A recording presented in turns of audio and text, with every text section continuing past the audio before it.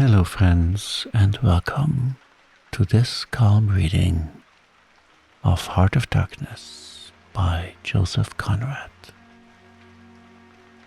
This special edition recording contains all 3 chapters of the book, followed by 3 hours of gentle rain sound, for a total of 8 hours of comforting audio that will accompany you through the night. If you prefer to listen to one chapter at a time, those recordings are also available, and the links to the individual chapters are in the description below. Now, before we begin, let us find a comfortable place to relax. Perhaps recline on your sofa, find a comfortable spot in bed, unwind, and let us begin. Heart of Darkness, Chapter 1.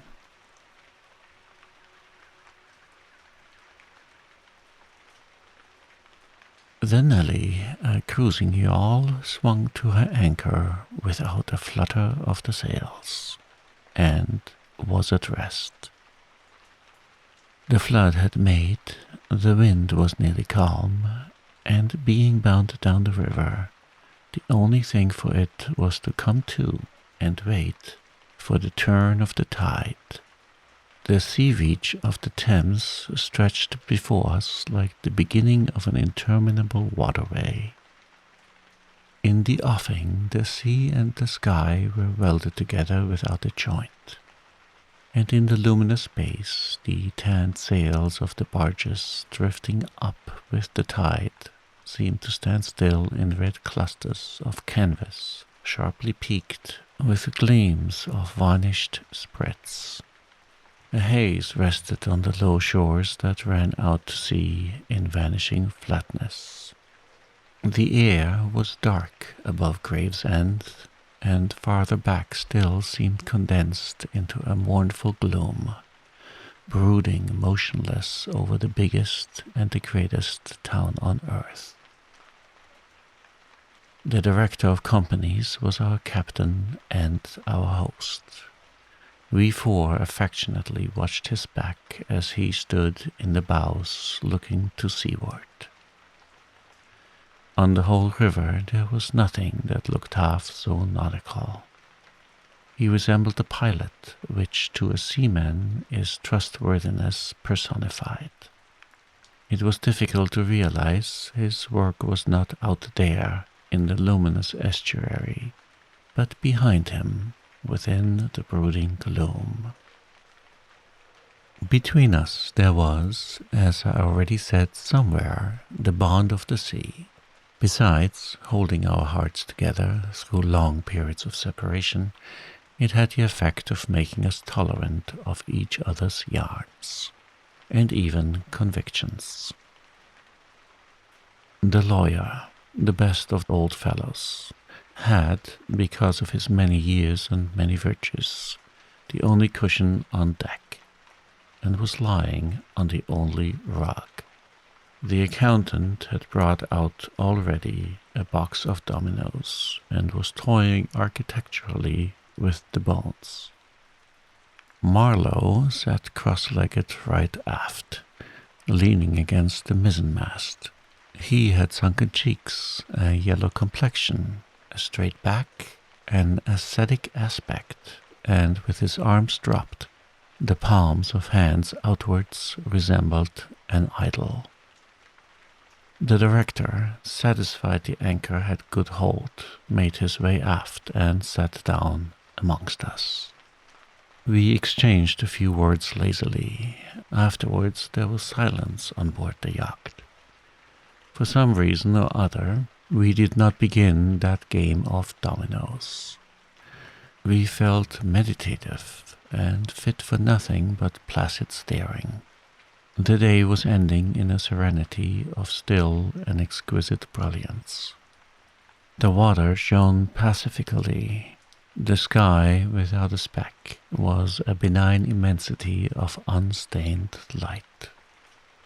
The very mist on the Essex marsh was like a gauzy and radiant fabric, hung from the wooded rises inland, draping the low shores in diaphanous folds. Only the gloom to the west, brooding over the upper reaches, became more somber every minute, as if angered by the approach of the sun.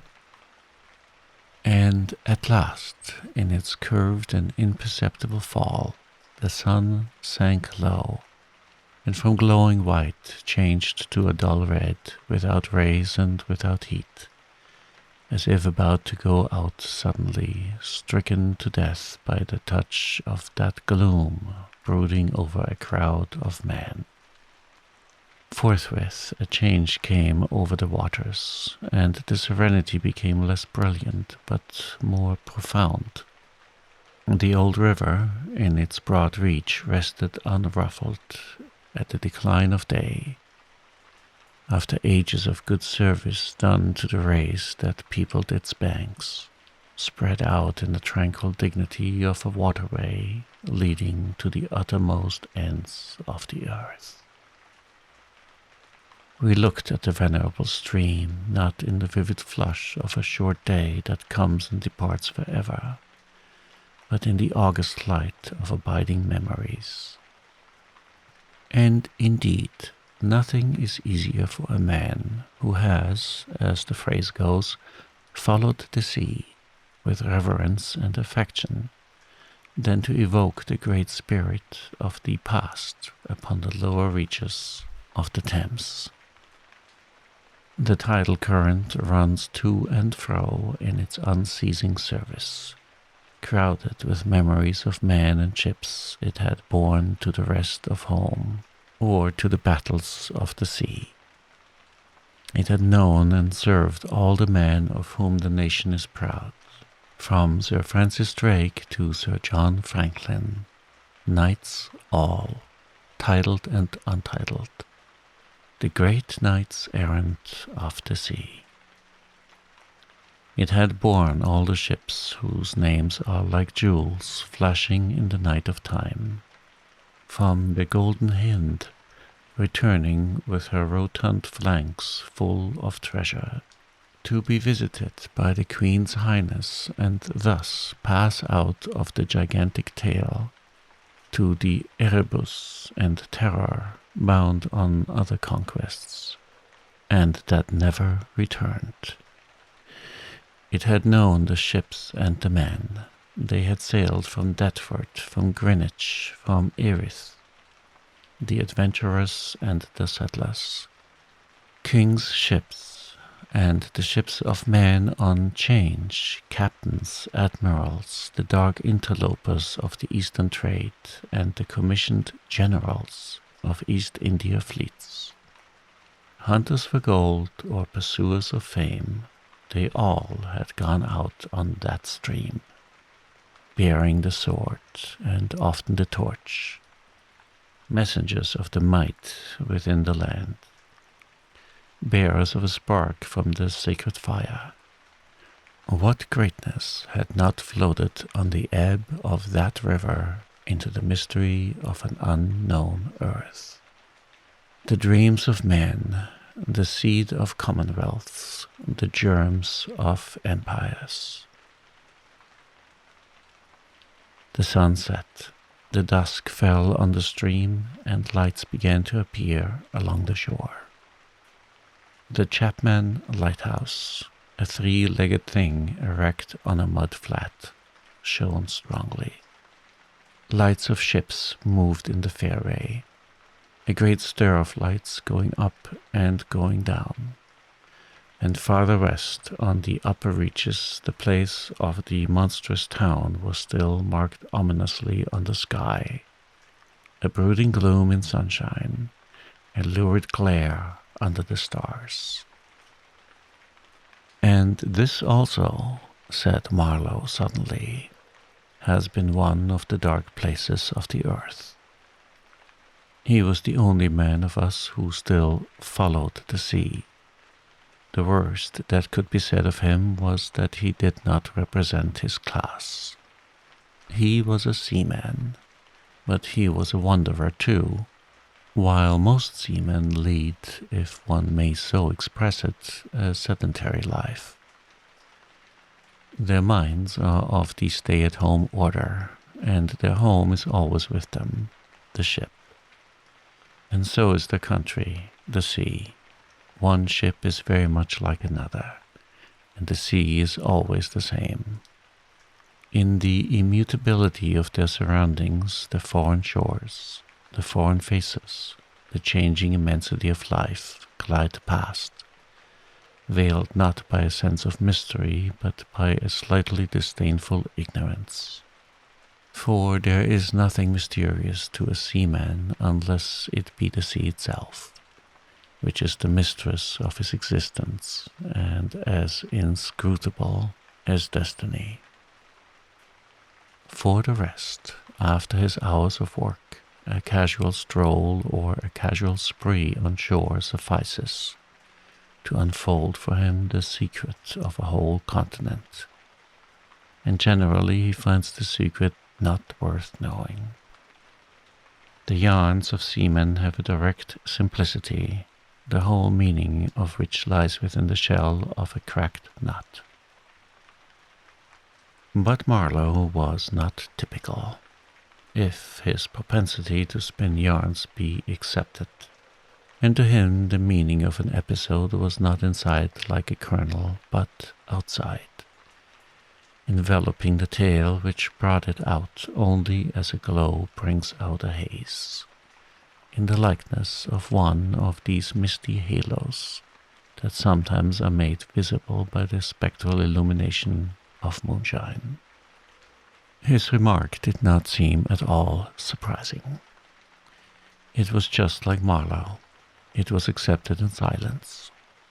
No one took the trouble to grunt even. And presently he said, very slow, "I was thinking of a very old times, when the Romans first came here, 1900 years ago. The other day, light came out of this river since. You say nights? Yes, but it is like a running blaze on a plain, like a flash of lightning in the clouds. We live in the flicker. May it last as long as the old earth keeps rolling. But darkness was here yesterday. Imagine the feelings of a commander of a fine, trireme in the Mediterranean, ordered suddenly to the north, run overland across the Gauls in a hurry, put in charge of one of these craft the legionaries, a wonderful lot of handy men they must have been too, used to build, apparently by the hundred, in a month or two, if we may believe what we read. Imagine him here, the very end of the world, a sea the color of lead, a sky the color of smoke. A kind of ship about as rigid as a concertina, and going up this river with stores, or orders, or what you like. Sandbanks, marshes, forests, savages. Precious little to eat, fit for a civilized man. No Falernian wine here, no going ashore. Here and there a military camp lost in a wilderness, like a needle in a bundle of hay. Cold, fog, tempest, disease, exile, and death. Death skulking in the air, in the water, in the bush. They must have been dying like flies here. Oh yes, he did it. Did it very well too, no doubt, and without thinking much about it either, except afterwards to brag of what he had gone through in his time, perhaps. They were men enough to face the darkness, and perhaps he was cheered by keeping his eye on a chance of promotion to the fleet at Ravenna by and by, if he had good friends in Rome and survived the awful climate. Or think of a decent young citizen in a toga.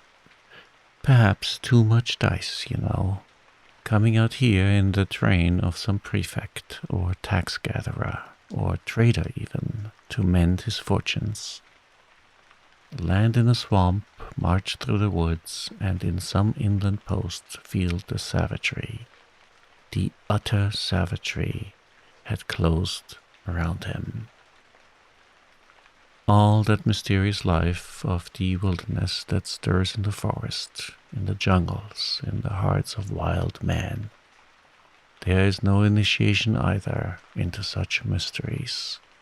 He has to live in the midst of the incomprehensible, which is also detestable. And it has a fascination, too, that goes to work upon him. The fascination of the abomination. Imagine the growing regrets, the longing to escape, the powerless disgust, the surrender, the hate. He paused. Mind, he began again, lifting one arm from the elbow, the palm of the hand outwards, so that with his leg folded before him he had the pose of a Buddha preaching in European clothes and without a lotus flower. Mind, none of us would feel exactly like this. What saves us is efficiency, the devotion to efficiency. But these chaps were not much account, really. They were no colonists. Their administration was merely a squeeze, and nothing more, a suspect. They were conquerors, and for that you want only brute force. Nothing to boast of when you have it, since your strength is just an accident arising from the weakness of others. They grabbed what they could get for the sake of what was to be got. It was just robbery with violence, aggravated murder on a great scale, and men going at it blind, as is very proper for those who tackle a darkness. The conquest of the earth, which mostly means the taking it away from those who have a different complexion or slightly flatter noses than ourselves, is not a pretty thing when you look into it too much. What redeems it is the idea only. An idea at the back of it. Not a sentimental pretense, but an idea. And an unselfish belief in the idea. Something you can set up and bow down before and offer a sacrifice to. He broke off. Flames glided in the river, small green flames, red flames, white flames, pursuing, overtaking, joining, crossing each other. Then separating slowly or hastily. The traffic of the great city went on in the deepening night. Upon the sleepless river, we looked on, waiting patiently. There was nothing else to do till the end of the flood. But it was only after a long silence when he said, in a hesitating voice, "I suppose you fellows remember I did once turn freshwater sailor for a bit. That we knew we were fated before the ebb began to run, to hear about one of Marlowe's inconclusive experiences. I don't want to bother you much with what happened to me personally," he began, showing in this remark the weakness of many tellers of tales who seem so often unaware of what their audience would like best to hear. Yet, to understand the effect of it on me, you ought to know how I got out there, what I saw, how I went up that river to the place where I first met the poor chap. It was the farthest point of navigation at the culminating point of my experience. It seemed somehow to throw a kind of light on everything about me and into my thoughts. It was somber enough, too, and pitiful. Not extraordinary in any way, not very clear either.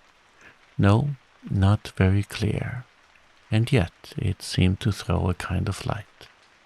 I had then, as you remember, just returned to London after a lot of Indian Ocean, Pacific, China seas. A regular dose of the East, 6 years or so, and I was loafing about, hindering you fellows in your work and invading your homes, just as though I had got a heavenly mission to civilize you. It was very fine for a time, but after a bit I did get tired of resting. Then I began to look for a ship. I should think the hardest work on earth.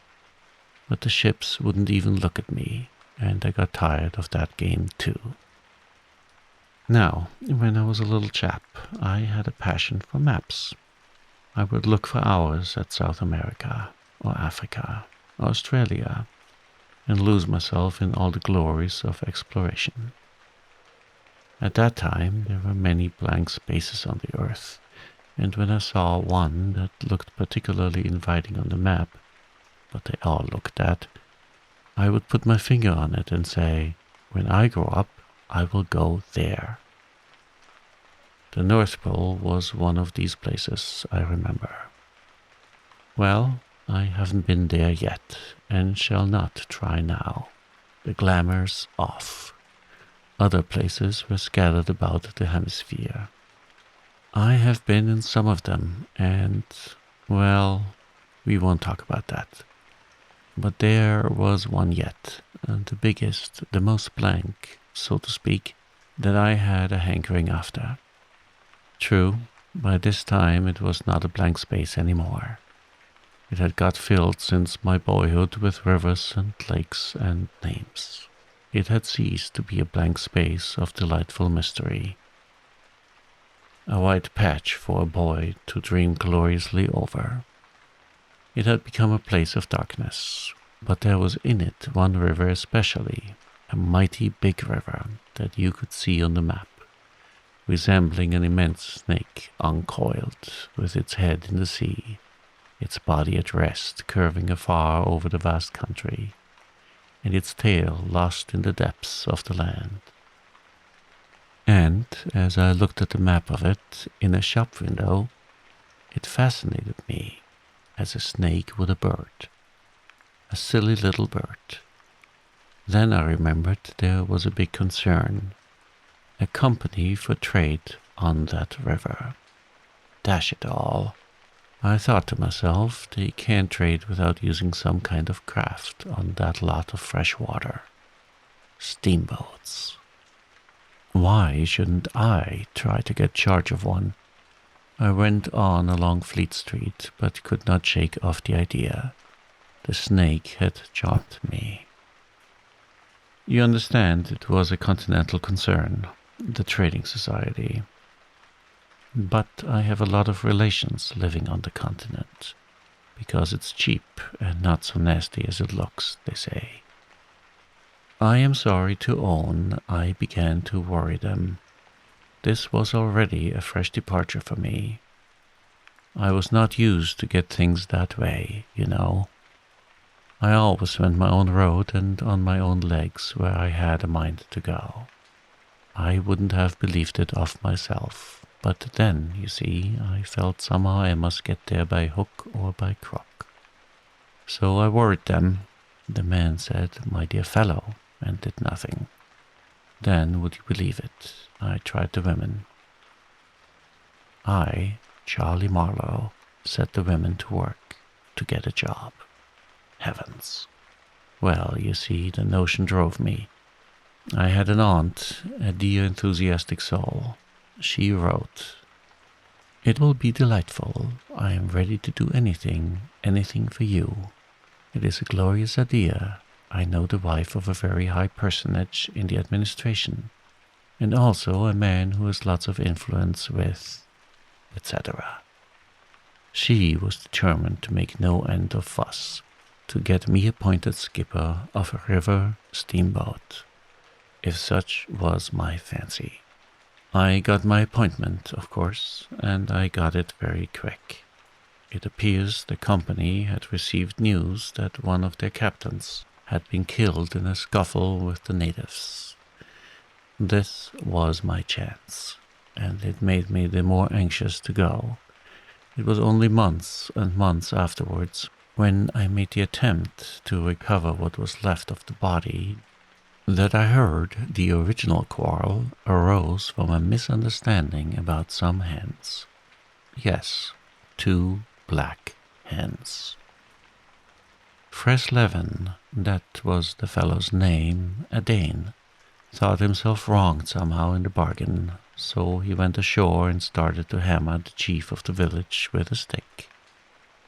Oh, it didn't surprise me in the least to hear this, and at the same time to be told that Freslevin was the gentlest, quietest creature that ever walked on 2 legs.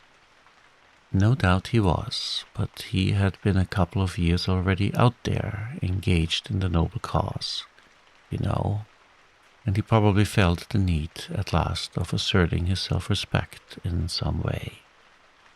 Therefore he whacked the old native mercilessly, while a big crowd of his people watched him thunderstruck, till some man, I was told the chief's son, in desperation at hearing the old chap yell, made a tentative jab with a spear at the white man, and of course it went quite easily between the shoulder blades. Then the whole population cleared into the forest, expecting all kinds of calamities to happen, while on the other hand, the steamer Freslevin commanded left also in a bad panic, in charge of the engineer, I believe. Afterwards, nobody seemed to trouble much about Freslevin's remains, till I got out and stepped into his shoes.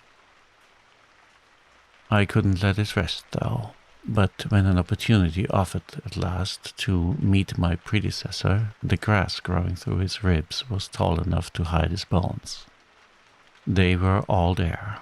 The supernatural being had not been touched after he fell, and the village was deserted, the huts gaped black, rotting, all askew within the fallen enclosures. A calamity had come to it, sure enough. The people had vanished. Mad terror had scattered them, men, women, and children, through the bush, and they had never returned. I should think the cause of progress got them, anyhow. However, through this glorious affair, I got my appointment before I had fairly begun to hope for it. I flew around like mad to get ready, and before 48 hours I was crossing the channel to show myself to my employers and sign the contract. In a very few hours I arrived in a city that always makes me think of a whited sepulchre. Prejudice, no doubt. I had no difficulty in finding the company's offices. It was the biggest thing in the town, and everybody I met was full of it. They were going to run an oversea empire and make no end of coin by trade. A narrow and deserted street in deep shadow, high houses, innumerable windows with Venetian blinds, a dead silence, grass sprouting between the stones, imposing carriage archways right and left, immense double doors standing ponderously ajar. I slipped through one of these cracks, went up a swept and ungarnished staircase, as arid as a desert, and opened the first door I came to. 2 women, one fat and the other slim, sat on straw-bottomed chairs, knitting black wool. The slim one got up and walked straight at me, still knitting with downcast eyes, and only just as I began to think of getting out of her way, as you would for a somnambulist, stood still and looked up. Her dress was as plain as an umbrella cover, and she turned round without a word and preceded me into a waiting room. I gave my name and looked about. Deal table in the middle, plain chairs all around the walls. On one end a large shining map, marked with all the colors of a rainbow. There was a vast amount of red. Good to see at any time, because one knows that some real work is done in there. A deuce of a lot of blue, a little green, smears of orange, and, on the east coast, a purple patch, to show where the jolly pioneers of progress drink the jolly lager beer. However, I wasn't going into any of these. I was going into the yellow, dead in the center. And the river was there, fascinating, deadly, like a snake. Ach! A door opened, a white-haired secretarial head, but wearing a compassionate expression, appeared, and a skinny forefinger beckoned me into the sanctuary. Its light was dim, and a heavy writing desk squatted in the middle. From behind that structure came out an impression of pale plumpness in a frock coat. The great man himself. He was 5'6", I should judge, and his grip on the handle end of ever so many millions. He shook hands, I fancy, murmured vaguely, was satisfied with my French. Bon voyage. In about 45 seconds I found myself again in the waiting room with the compassionate secretary, who, full of desolation and sympathy, made me sign some document. I believe I undertook, amongst other things, not to disclose any trade secrets. Well, I'm not going to. I began to feel slightly uneasy. You know, I am not used to such ceremonies. And there was something ominous in the atmosphere. It was just as though I had been let into some conspiracy. I don't know. Something not quite right. And I was glad to get out. In the outer room, the two women knitted black wool feverishly. People were arriving, and the younger one was walking back and forth, introducing them. The old one sat on her chair. Her flat cloth slippers were propped up on a foot warmer, and a cat reposed on her lap. She wore a starched white affair on her head, had a wart on one cheek, and silver-rimmed spectacles hung on the tip of her nose. She glanced at me above the glasses. The swift and indifferent placidity of that look troubled me. Two youths with foolish and cheery countenances were being piloted over, and she threw at them the same quick glance of unconcerned wisdom. She seemed to know all about them and about me too. An eerie feeling came over me. She seemed uncanny and fateful. Often far away there I thought of these two, guarding the door of darkness, knitting black wool as for a warm pall, one introducing continuously to the unknown, the other scrutinizing the cheery and foolish faces with unconcerned old eyes. Ave, old knitter of black wool, morituri te salutant. Not many of those she looked at ever saw her again, not half, by a long way. And there was yet a visit to the doctor. A simple formality, assured me the secretary, with an air of taking an immense part in all my sorrows. Accordingly, a young chap wearing his hat over the left eyebrow, some clerk, I suppose, there must have been clerks in the business, though the house was as still as a house in the city of the dead, came from somewhere upstairs and led me forth. He was shabby and careless, with ink stains on the sleeves of his jacket, and his cravat was large and billowy, under a chin shaped like the toe of an old boot.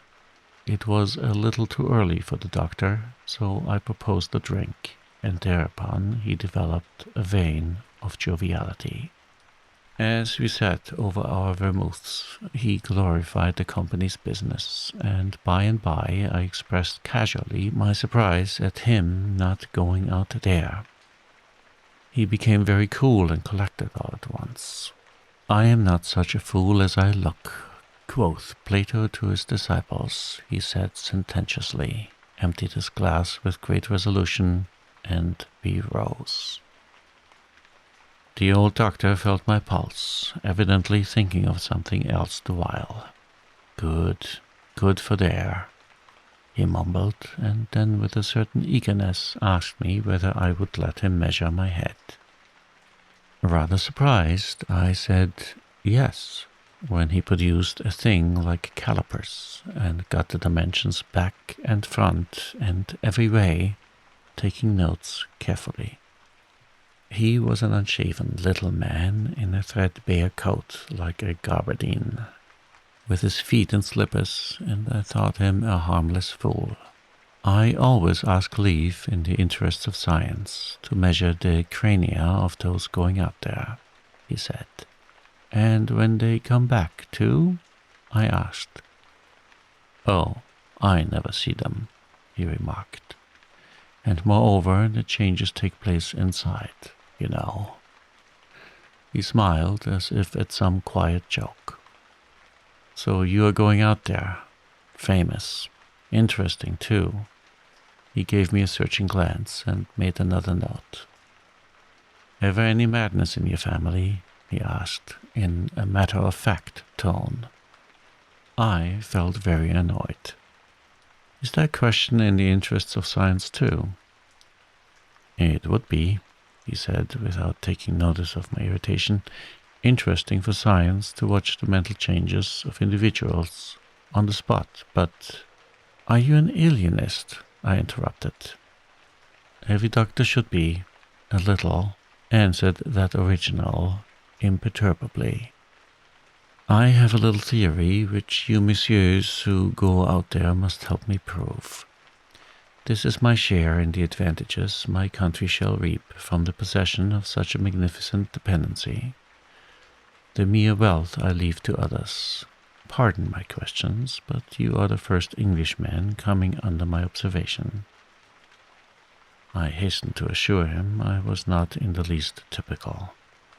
"If I were," said I wouldn't be talking like this with you." "What you say is rather profound and probably erroneous," he said with a laugh. "Avoid irritation more than exposure to the sun. Adieu. How do you English say, eh? Goodbye. Goodbye. Adieu. In the tropics, one must before everything keep calm." He lifted a warning forefinger. "Du calm. Du calm." One thing more remained to do. Say goodbye to my excellent aunt. I found her triumphant. I had a cup of tea, the last decent cup of tea for many days, and in a room that most soothingly looked just as you would expect a lady's drawing room to look. We had a long, quiet chat by the fireside. In the course of these confidences, it became quite plain to me I had been represented to the wife of the high dignitary, and goodness knows to how many more people besides, as an exceptional and gifted creature, a piece of good fortune for the company, a man you don't get hold of every day. Good heavens! And I was going to take charge of a 2-penny halfpenny river steamboat with a penny whistle attached. It appeared, however, I was also one of the workers with a capital, you know, something like an emissary of light, something like a lower sort of apostle. There had been a lot of such rot let loose in print and talk just about that time, and the excellent woman, living right in the rush of all that humbug, got carried off her feet. She talked about weaning those ignorant millions from the horrid ways, till upon my word she made me quite uncomfortable. I ventured to hint that the company was run for profit. "Well, you forget, dear Charlie, that the laborer is worthy of his hire," she said, brightly. It's queer how out of touch with truth women are. They live in a world of their own, and there has never been anything like it and never can be. It is too beautiful altogether, and if they were to set it up, it would go to pieces before the first sunset. Some confounded fact we men have been living contently with ever since the day of creation would start up and knock the whole thing over. After this I got embraced, told to wear flannel, be sure to write often, and so on, and I left. In the street, I don't know why, a queer feeling came to me that I was an imposter. Odd thing that I, who used to clear out for any part of the world at 24 hours notice, with less thought than most men give to the crossing of a street, had a moment, I won't say of hesitation, but of startled pause before this commonplace affair. The best way I can explain it to you is by saying that, for a second or two, I felt as though, instead of going to the center of the continent, I were about to set off for the center of the earth. I left in a French steamer, and she called in every blamed port that they have out there, for, as far as I could see, the sole purpose of landing soldiers and custom houses officers. I watched the coast. Watching a coast as it slips by the ship is like thinking about an enigma. There it is before you, smiling, frowning, inviting, grand, mean, insipid, or savage, and always mute with an air of whispering, "Come and find out." This one was almost featureless, as if still in the making, with an aspect of monotonous grimness. The edge of a colossal jungle, so dark green as to be almost black, fringed with white surf, ran straight like a ruled line, far, far away along a blue sea, whose glitter was blurred by a creeping mist. The sun was fierce, the land seemed to glisten and drip with steam. Here and there, grayish, whitish specks showed up clustered inside the white surf, with a flag flying above them, perhaps.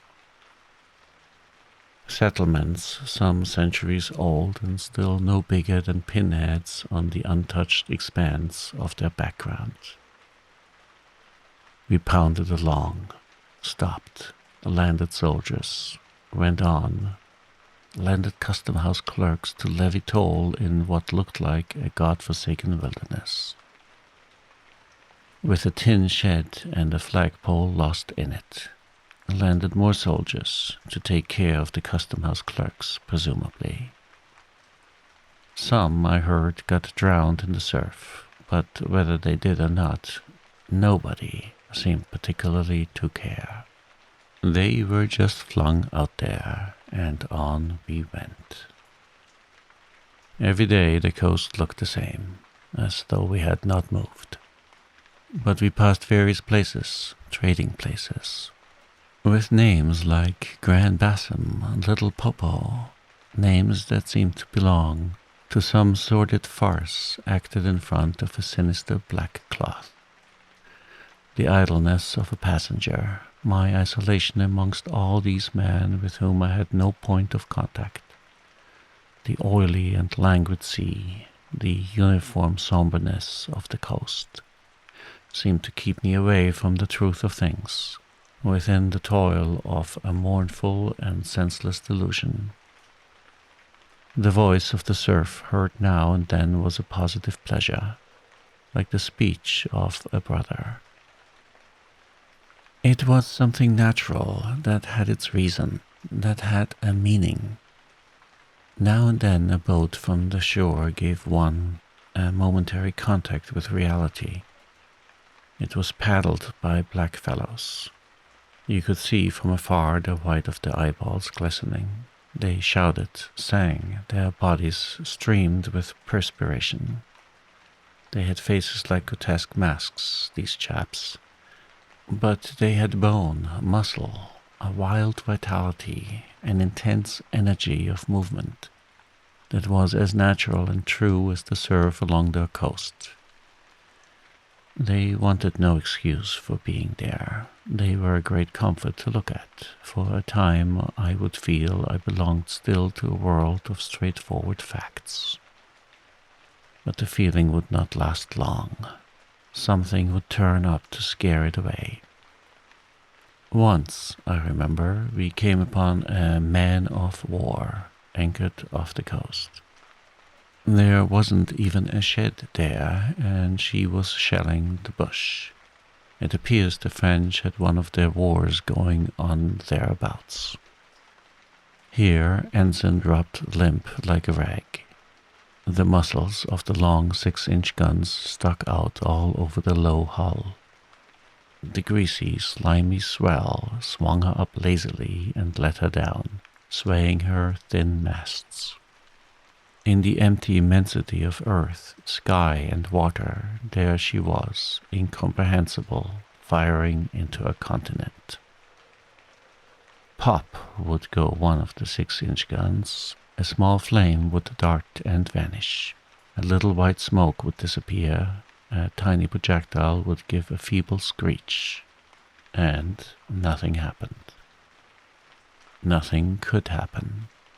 There was a touch of insanity in the proceeding, a sense of lugubrious drollery in the sight, and it was not dissipated by somebody on board assuring me earnest there was a camp of natives.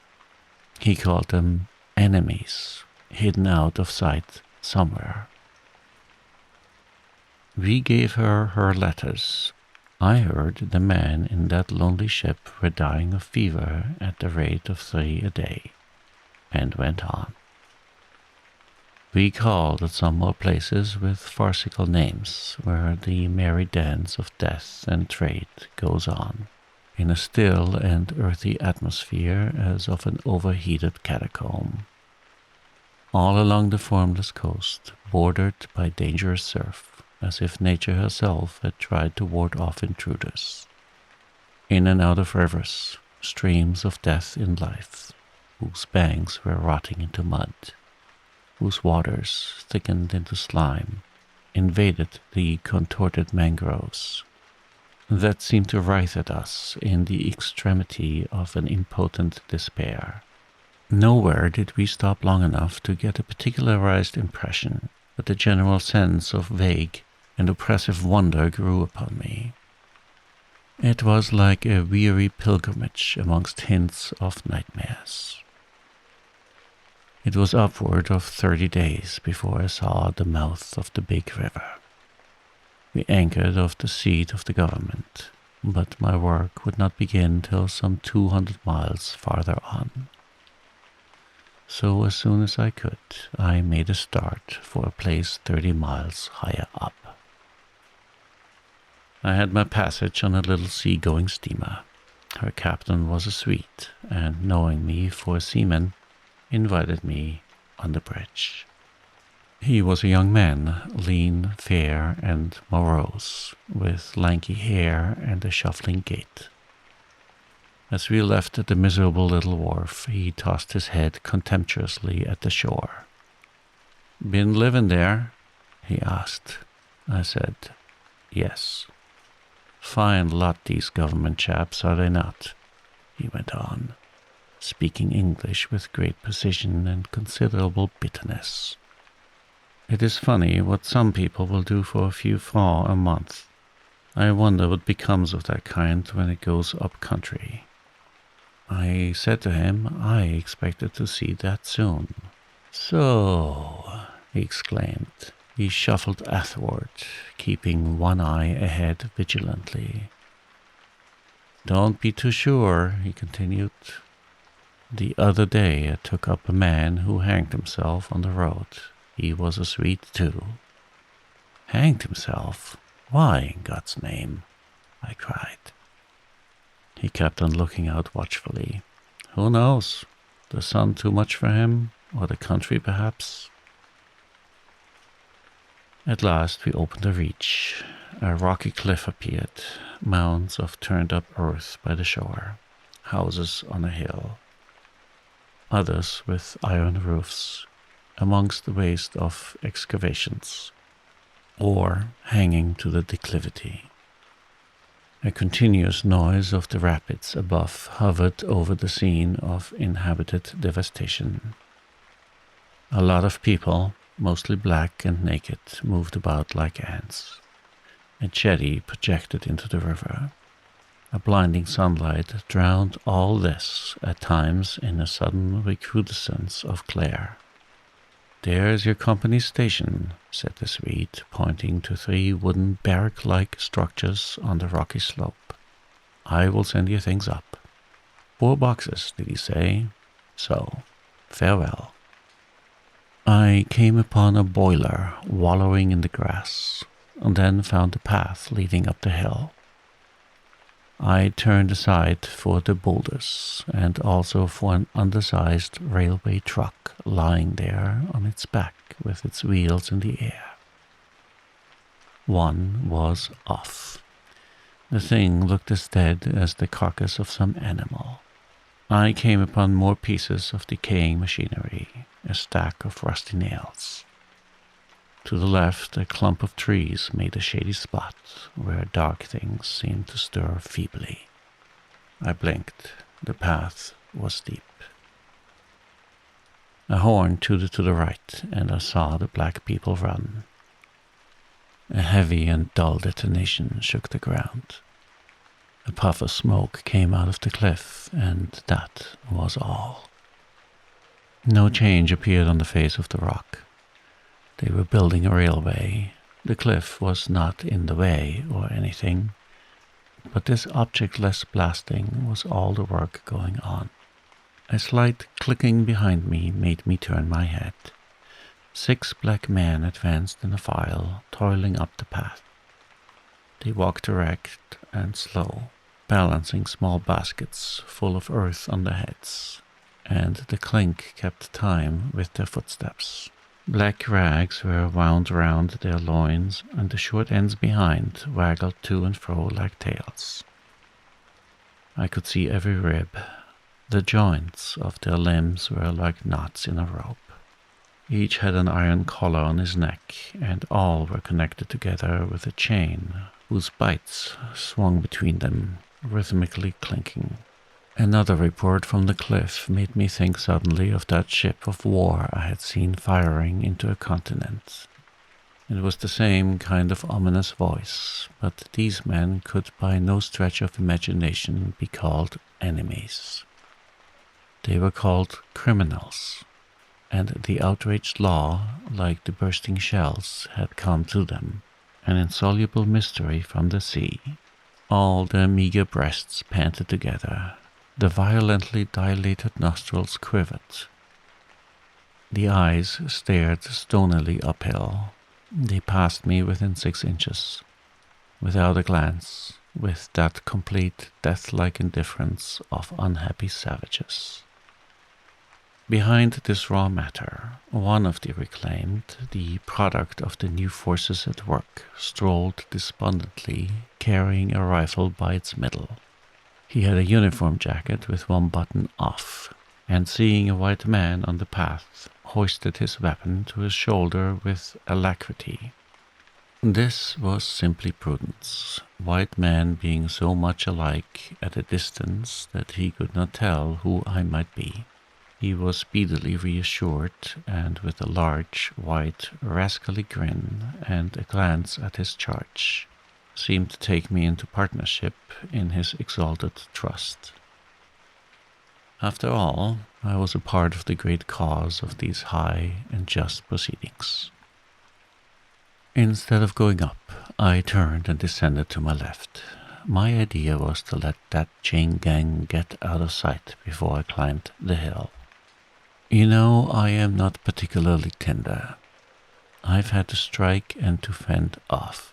I've had to resist and to attack sometimes. That's only one way of resisting, without counting the exact cost, according to the demands of such sort of life as I had blundered into. I have seen the devil of violence, and the devil of greed, and the devil of hot desire, but, by all the stars, these were strong, lusty, red-eyed devils that swayed and drove men. Men, I tell you. But as I stood on this hillside, I foresaw that in the blinding sunshine of that land I would become acquainted with a flabby, pretending, weak-eyed devil of a rapacious and pitiless folly. How insidious he could be, too, I was only to find out several months later and 1,000 miles farther. For a moment I stood appalled, as though by a warning. Finally I descended the hill, obliquely towards the trees I had seen. I avoided a vast artificial hole somebody had been digging on the slope, the purpose of which I found it impossible to divine. It wasn't a quarry or a sandpit anyhow. It was just a hole. It might have been connected with the philanthropic desire of giving the criminals something to do. I don't know. Then I nearly fell into a very narrow ravine, almost no more than a scar in the hillside. I discovered that a lot of imported drainage pipes for the settlement had been tumbled in there. There wasn't one that was not broken. It was a wanton smash-up. At last I got under the trees. My purpose was to stroll into the shade for a moment, but no sooner within than it seemed to me I had stepped into the gloomy circle of some inferno. The rapids were near, and an uninterrupted, uniform, headlong, rushing noise filled the mournful stillness of the grove, where not a breath stirred, not a leaf moved, with a mysterious sound, as though the tearing pace of the launched earth had suddenly become audible. Black shapes crouched, lay, sat between the trees, leaning against the trunks, clinging to the earth, half coming out, half effaced within the dim light, in all the attitudes of pain, abandonment, and despair.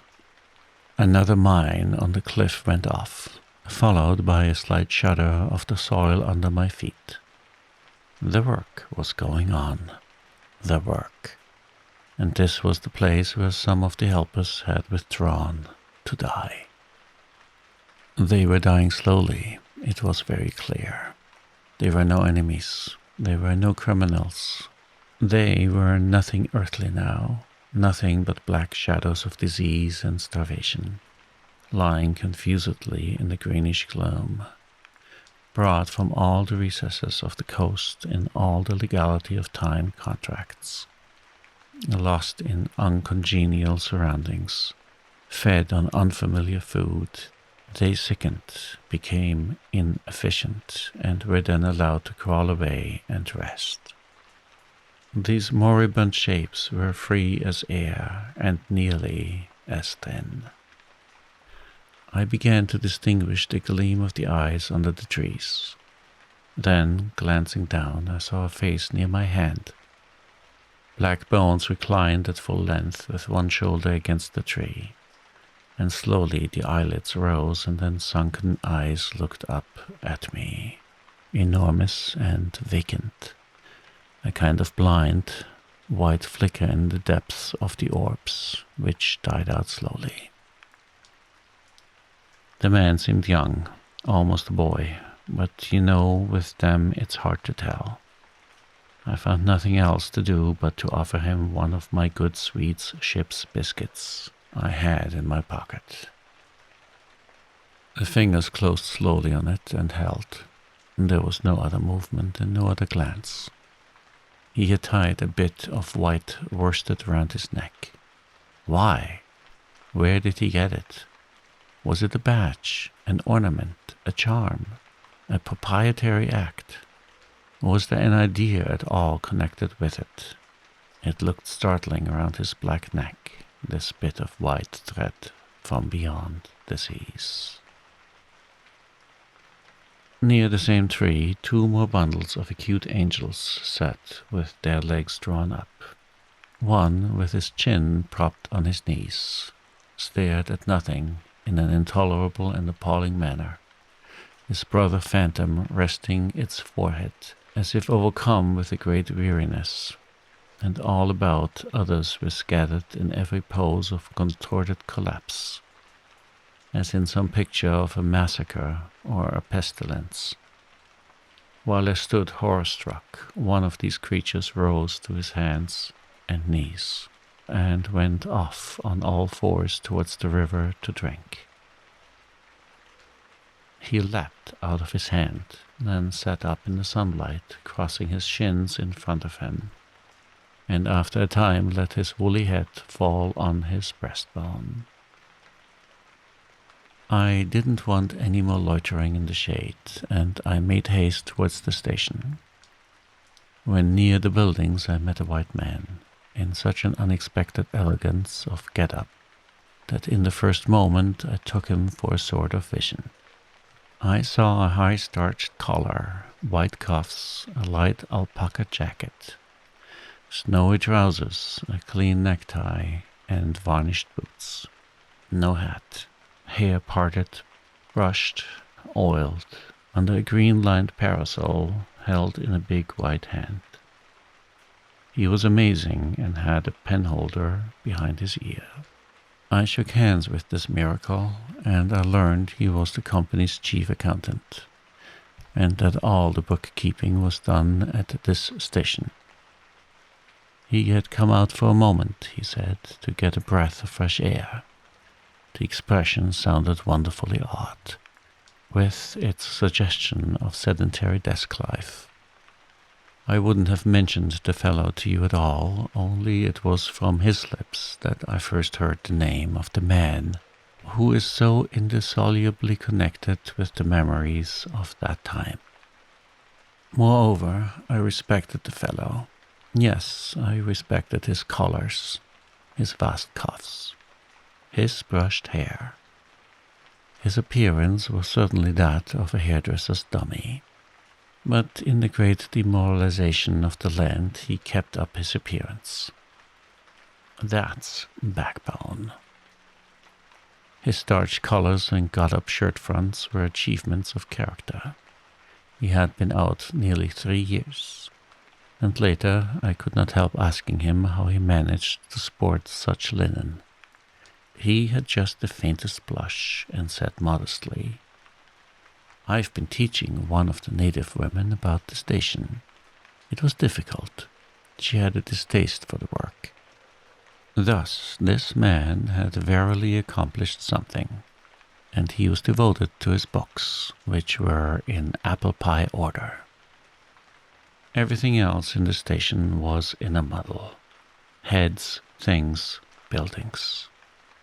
Strings of dusty natives with splay feet arrived and departed. A stream of manufactured goods, rubbishy cottons, beads, and brass wire sent into the depths of darkness, and in return came a precious trickle of ivory. I had to wait in the station for 10 days, an eternity. I lived in a hut in the yard, but to be out of the chaos, I would sometimes get into the accountant's office. It was built of horizontal planks, and so badly put together that, as he bent over his high desk, he was barred from neck to heels with narrow strips of sunlight. There was no need to open the big shutter to see. It was hot there, too. Big flies buzzed fiendishly, and did not sting, but stabbed. I sat generally on the floor, while of faultless appearance, and even slightly scented, perching on a high stool, he wrote. Sometimes he stood up for exercise, when a truckle bed with a sick man, some invalid agent from up country, was put in there. He exhibited a gentle annoyance. "The groans of this sick person," he said, "distract my attention, and without that it is extremely difficult to guard against clerical errors in this climate." One day he remarked, without lifting his head, "In the interior you will no doubt meet Mr. Kurtz." On my asking who Mr. Kurtz was, he said he was a first-class agent. And seeing my disappointment at this information, he added slowly, laying down his pen, "He is a very remarkable person." Further questions elicited from him that Mr. Kurtz was at present in charge of a trading post, a very important one, in the true ivory country, at the very bottom of there, sends in as much ivory as all the others put together. He began to write again. The sick man who was too ill to groan. The flies buzzed in a great peace. Suddenly there was a growing murmur of voices and a great tramping of feet. A caravan had come in. A violent babble of uncouth sounds burst out on the other side of the planks. All the carriers were speaking together, and in the midst of the uproar the lamentable voice of the chief agent was heard giving it up tearfully for the 20th time that day. He rose slowly. "What a frightful row," he said. He crossed the room gently to look at the sick man, and returning said to me, "He does not hear." "What, dead?" I asked, startled. "No, not yet," he answered with great composure. Then, alluding with a toss of the head to the tumult in the station yard, "When one has got to make correct entries, one comes to hate those savages. Hate them to the death." He remained thoughtful for a moment. "When you see Mr. Kurtz," he went on, "tell him from me that everything here," he glanced at the deck, "is very satisfactory. I don't like to write to him. With those messengers of ours, you never know who may get hold of your letter at that central station." He stared at me for a moment with his mild, bulging eyes. "Oh, he will go far, very far," he began again. "He will be a somebody in the administration before long. They, above, the Council in Europe, you know, mean him to be." He turned to his work. The noise outside had ceased, and presently, in going out, I stopped at the door. In the steady buzz of flies, the homeward-bound agent was lying finished and insensible. The other, bent over his books, was making correct entries of perfectly correct transactions. And 50 feet below the doorstep, I could see the still treetops of the Grove of Death.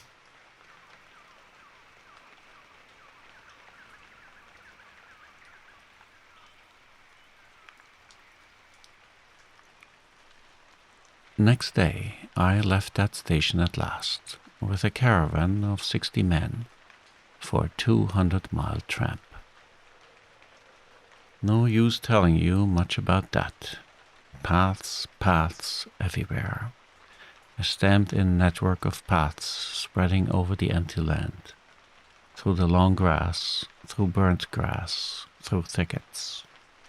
Down and up chilly ravines, up and down stony hills ablaze with heat, and a solitude, nobody, not a hut. The population had cleared out a long time ago. Well, if a lot of mysterious natives, armed with all kinds of fearful weapons, suddenly took to traveling on the road between Deal and Gravesend, catching the yokels right and left to carry heavy loads for them, I fancy every farm and cottage thereabouts would get empty very soon. Only here the dwellings were gone too. Still, I passed through several abandoned villages. There is something pathetically childish in the ruins of grass walls. Day after day, with the stamp and shuffle of 60 pair of bare feet behind me, each pair under a 60-pound load. Camp, cook, sleep, strike camp, march. Now and then a carrier dead in harness, at rest in the long grass near the path, with an empty water gourd and his long staff lying by his side. A great silence around and above, perhaps on some quiet night the tremor of far-off drums, sinking, swelling, a tremor vast, faint, a sound weird, appealing, suggestive, and wild, and perhaps with as profound a meaning as the sound of bells in a Christian country. Once a white man in an unbuttoned uniform, camping on the path with an armed escort of lank Zanzibaris, very hospitable and festive, not to say drunk, was looking after the upkeep of the road, he declared. Can't say I saw any road or any upkeep, unless the body of a middle-aged Negro with a bullet hole in the forehead, upon which I absolutely stumbled 3 miles further on, may be considered as a permanent improvement. I had a white companion too, not a bad chap, but rather too fleshy and with the exasperating habit of fainting on the hot hillsides, miles away from the least bit of shade and water. Annoying, you know, to hold your own coat like a parasol over a man's head while he is coming to. I couldn't help asking him once what he meant by coming there at all.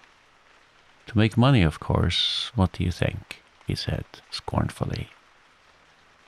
Then he got fever and had to be carried in a hammock slung under a pole.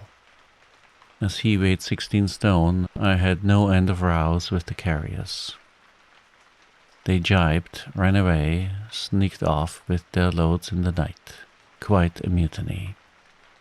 So one evening I made a speech in English with gestures, not one of which was lost to the 60 pairs of eyes before me. The next morning I started the hammock off in front all right. An hour afterwards I came upon the whole concern wrecked in a bush. Man, hammock, groans, blankets, horrors. The heavy pole had skinned his poor nose. He was very anxious for me to kill somebody, but there wasn't the shadow of a carrier near. I remembered the odd doctor. It would be interesting for science to watch the mental changes of individuals on the spot. I felt I was becoming scientifically interesting. However, all that is to no purpose. On the 15th day, I came inside of the big river again and hobbled into the central station. It was on a black water, surrounded by shrub and forest, with a pretty border of smelly mud on one side, and on the 3 others enclosed by a crazy fence of rushes. A neglected gap was all the gate it had, and the first glance at the place was enough to let you see the flabby devil was running that show. White men with long staves in their hands appeared languidly from amongst buildings, strolling up to take a look at me and then retired out of sight somewhere. One of them, a stout, excitable chap with black moustaches, informed me with great volubility and many digressions, as soon as I told him who I was, that my steamer was at the bottom of the river. I was thunderstruck. What? How? Why? Oh, it was all right. The manager himself was there, all quite correct. Everybody had behaved splendidly. Splendidly. You must, he said in agitation, go and see the general manager at once. He is waiting. I did not see the real significance of that wreck at once. I fancy I see it now, but I am not sure. Not at all. Certainly the affair was too stupid, when I think of it, to be altogether natural. Still, but at the moment it presented itself simply as a confounded nuisance. The steamer was sunk. They had started 2 days before in a sudden hurry up the river with the manager on board, in charge of some volunteer skipper. and before they had been out 3 hours, they tore the bottom out of her on stones, and she sank near the south bank. I asked myself what I was to do there, now my boat was lost. As a matter of fact, I had plenty to do in fishing my command out of the river. I had to set about it the very next day. That and the repairs when I brought the pieces to the station took some months. My first interview with the manager was curious. He did not ask me to sit down after my 20-mile walk that morning. He was commonplace in complexion, in features, in manners, and in voice. He was of middle size and of ordinary build. His eyes, of the usual blue, were perhaps remarkably cold, and he certainly could make his glance fall on one as trenchant and heavy as an axe. But even at these times, the rest of his person seemed to disclaim the intention. Otherwise, there was only an indefinable, faint expression of his lips, something stealthy, a smile, not a smile. I remember it, but I can't explain. It was unconscious, this smile was, though just after he had said something it got intensified for an instant. It came at the end of his speeches like a seal applied on the words to make the meaning of the commonest phrase appear absolutely inscrutable. He was a common trader, from his youth up employed in these parts, nothing more. He was obeyed, yet he inspired neither love nor fear, nor even respect. He inspired uneasiness. That was it, uneasiness. Not a definite mistrust, just uneasiness, nothing more.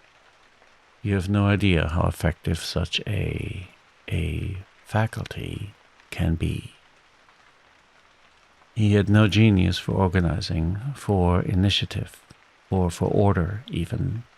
That was evident in such things as the deplorable state of the station. He had no learning and no intelligence. His position had come to him. Why? Perhaps because he was never ill. He had served 3 terms of 3 years out there. Because triumphant health in the general rout of constitutions is a kind of power in itself. When he went home on leave, he rioted on a large scale, pompously. Jack ashore, with a difference, in externals only. This one could gather from his casual talk. He originated nothing. He could keep the routine going, that's all. But he was great. He was great by this little thing that it was impossible to tell what could control such a man. He never gave that secret away. Perhaps there was nothing within him. Such a suspicion made one pause. For out there were no external checks. Once, when various tropical diseases had laid low almost every agent in the station, he was heard to say, "Men who come out here should have no entrails." He sealed the utterance with that smile of his, as though it had been a door opening into a darkness he had in his keeping.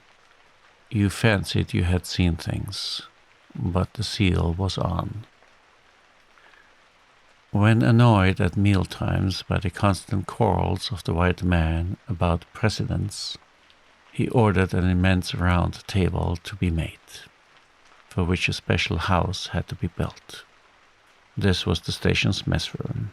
Where he sat was first place, the rest were nowhere.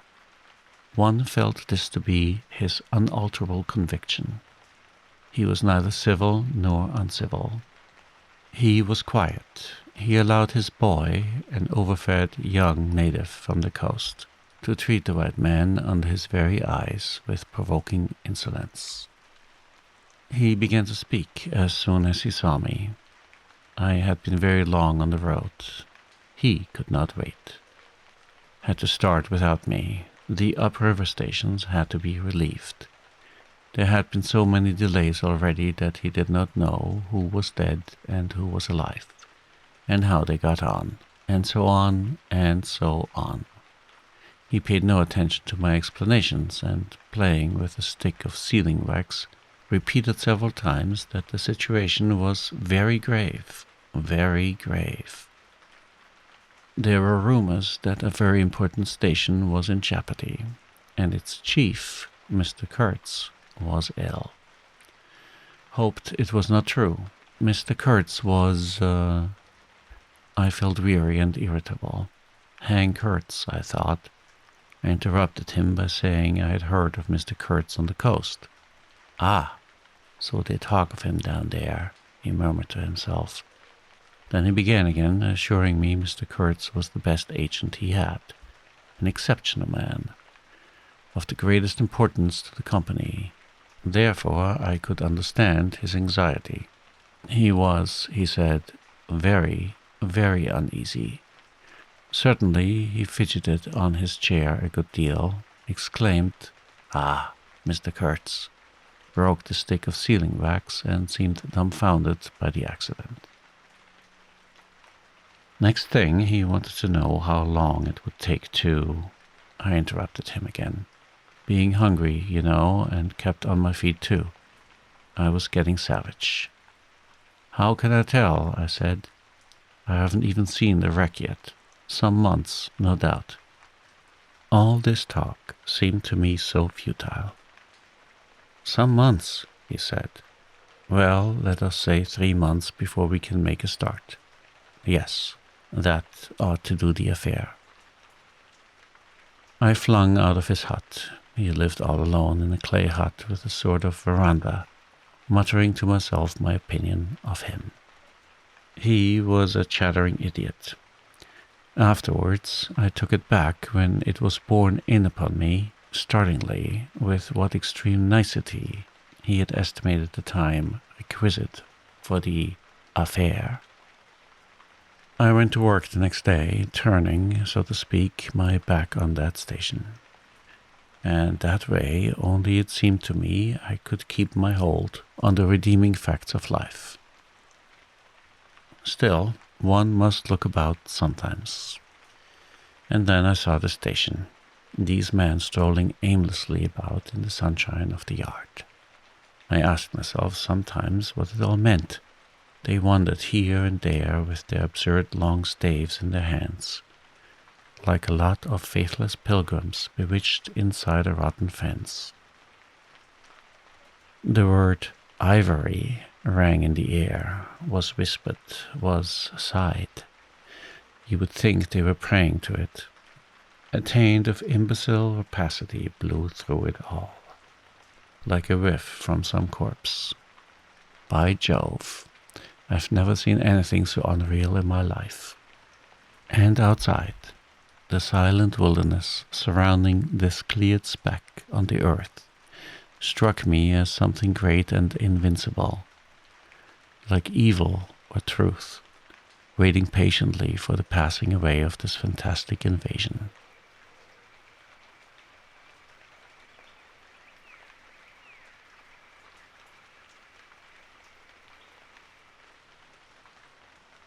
Oh, these months. Well, never mind. Various things happened. One evening, a grass shed full of calico, cotton prints, beads, and I don't know what else, burst into a blaze so suddenly that you would have thought the earth had opened to let an avenging fire consume all that trash. I was smoking my pipe quietly by my dismantled steamer, and saw them all cutting capers in the light, with their arms lifted high, when the stout man with moustaches came tearing down to the river. A tin pail in his hand assured me that everybody was behaving splendidly, dipped about a quarter of water, and tore back again. I noticed there was a hole in the bottom of his pail.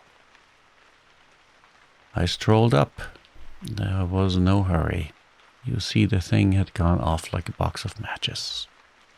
It had been hopeless from the very first. The flame had leaped high, driven everybody back, lighted up everything, and collapsed. The shed was already a heap of embers glowing fiercely. A native was being beaten nearby. They said he caused the fire in some way. Be that as it may, he was screeching most horribly. I saw him later for several days, sitting in a bit of shade, looking very sick and trying to recover himself. Afterwards he arose and went out, and the wilderness, without a sound, took him into its bosom again. As I approached the glow from the dark, I found myself at the back of two men talking. I heard the name of Kurtz pronounced, and then the words, "Take advantage of this unfortunate accident." One of the men was the manager. I wished him a good evening. "Did you ever see anything like it, eh? It is incredible," he said, and walked off. The other man remained. He was a first-class agent, young, gentlemanly, a bit reserved, with a frocked little beard and a hooked nose. He was standoffish with the other agents, and they, on their side, said he was the manager's spy upon them. As to me, I had hardly ever spoken to him before. We got into talk, and by we strolled away from the hissing ruins. Then he asked me to his room, which was in the main building of the station. He struck a match, and I perceived that this young aristocrat had not only a silver-mounted dressing case, but also a whole candle, all to himself. Just at that time, the manager was the only man supposed to have any right to candles. Native mats covered the clay walls, a collection of spears, assegais, shields, knives was hung up in trophies. The business entrusted to this fellow was the making of bricks. So I had been informed. But there wasn't a fragment of a brick anywhere in the station, and he had been there more than a year, waiting. It seems he could not make bricks without something. I don't know what. Straw, maybe. Anyway, it could not be found there, and as it was not likely to be sent from Europe, it did not appear clear to me what he was waiting for. An act of special creation, perhaps. However, they were all waiting, all the 16 or 20 pilgrims of them, for something. And upon my word, it did not seem an uncongenial occupation, from the way they took it, though the only thing that ever came to them was disease, as far as I could see.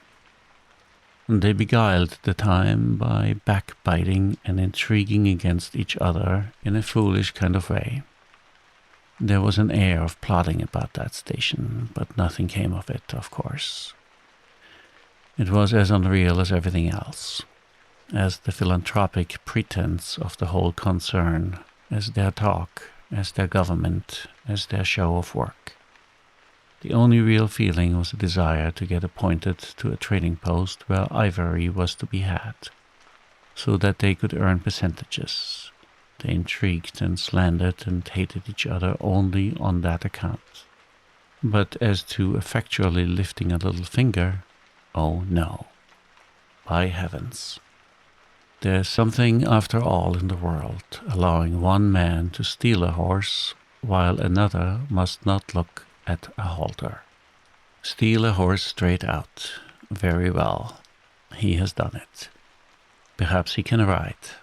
But there is a way of looking at a halter that would provoke the most charitable of saints into a kick. I had no idea why he wanted to be sociable, but as we chatted in there, it suddenly occurred to me the fellow was trying to get at something. In fact, pumping me. He alluded constantly to Europe, to the people I was supposed to know there, putting leading questions as to my acquaintances in the sepulchral city, and so on. His little eyes glittered like mica discs with curiosity, though he tried to keep up a bit of superciliousness. At first I was astonished, but very soon I became awfully curious to see what he would find out from me. I couldn't possibly imagine what I had in me to make it worth his while. It was very pretty to see how he baffled himself, for in truth my body was full only of chills. And my head had nothing in it but that wretched steamboat business. It was evident he took me for a perfectly shameless prevaricator. At last he got angry, and to conceal a movement of furious annoyance, he yawned. I rose. Then I noticed a small sketch in oils on a panel representing a woman, draped and blindfolded, carrying a lighted torch. The background was somber, almost black. The movement of the woman was stately, and the effect of the torchlight on the face was sinister.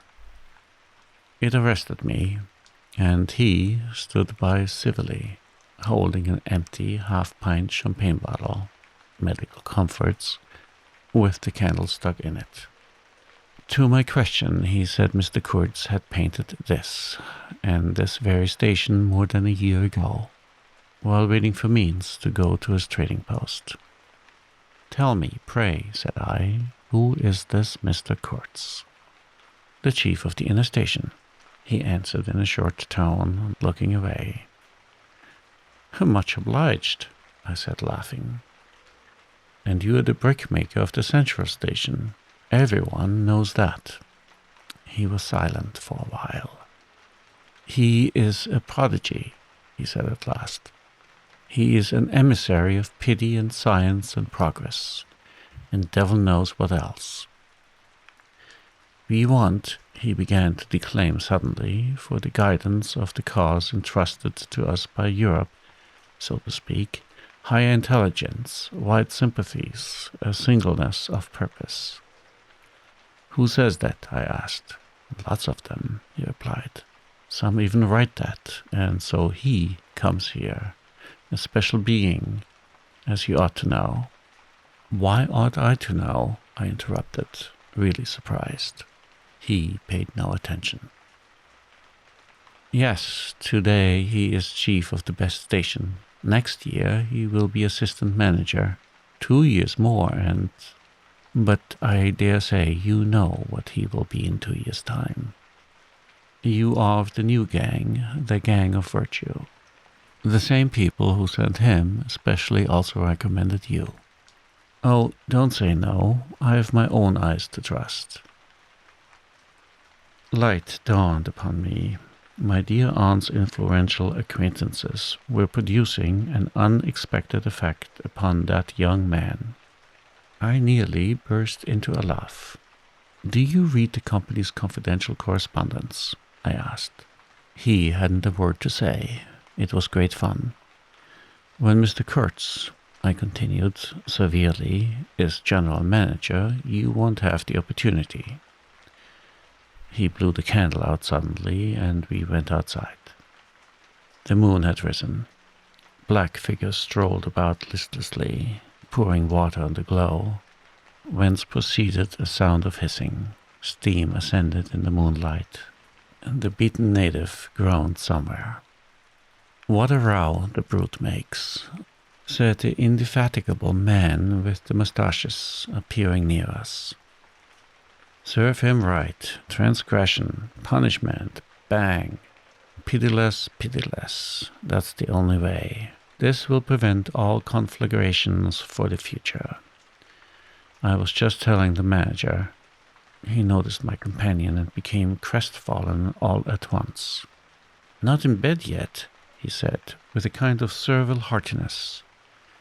"It's so natural. Ha! Danger. Agitation." He vanished.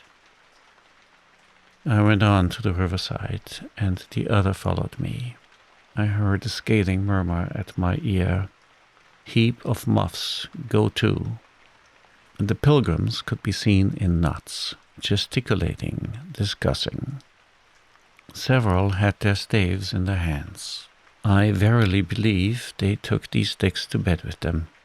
Beyond the fence the forest stood up spectrally in the moonlight, and through that dim stir, through the faint sounds of that lamentable courtyard, The silence of the land went home to one's very heart. Its mystery, its greatness, the amazing reality of its concealed life. The herd native moaned feebly somewhere nearby, and then fetched a deep sigh that made me mend my pace away from there. I felt a hand introducing itself under my arm. "My dear sir," said the fellow, "I don't want to be misunderstood, and especially by you, who will see Mr. Kurtz long before I can have that pleasure. I wouldn't like him to get a false idea of my disposition." I let him run on, this papier mâche Mephistopheles, and it seemed to me that if I tried I could poke my forefinger through him, and would find nothing inside but a little loose dirt, maybe. He, don't you see, had been planning to be assistant manager by and by under the present man, and I could see that the coming of that Kurtz had upset them both not a little. He talked precipitately, and I did not try to stop him. I had my shoulders against the wreck of my steamer, hauled up on the slope like a carcass of some big river animal. The smell of mud, the primeval mud, by Jove, was in my nostrils. The high stillness of primeval forest was before my eyes. There were shiny patches on the black creek. The moon had spread over everything in a thin layer of silver. Over the rank grass, over the mud, upon the wall of matted vegetation standing higher than the wall of a temple. Over the great river I could see through a somber gap, glittering as it flowed broadly by without a murmur. All this was great, expectant, mute, while the man jabbered about himself.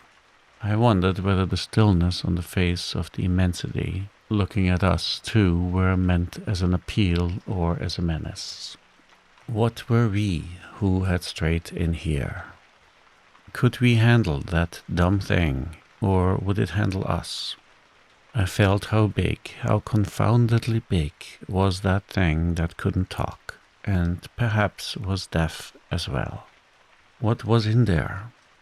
I could see a little ivory coming out from there, and I heard Mr. Kurtz was in there.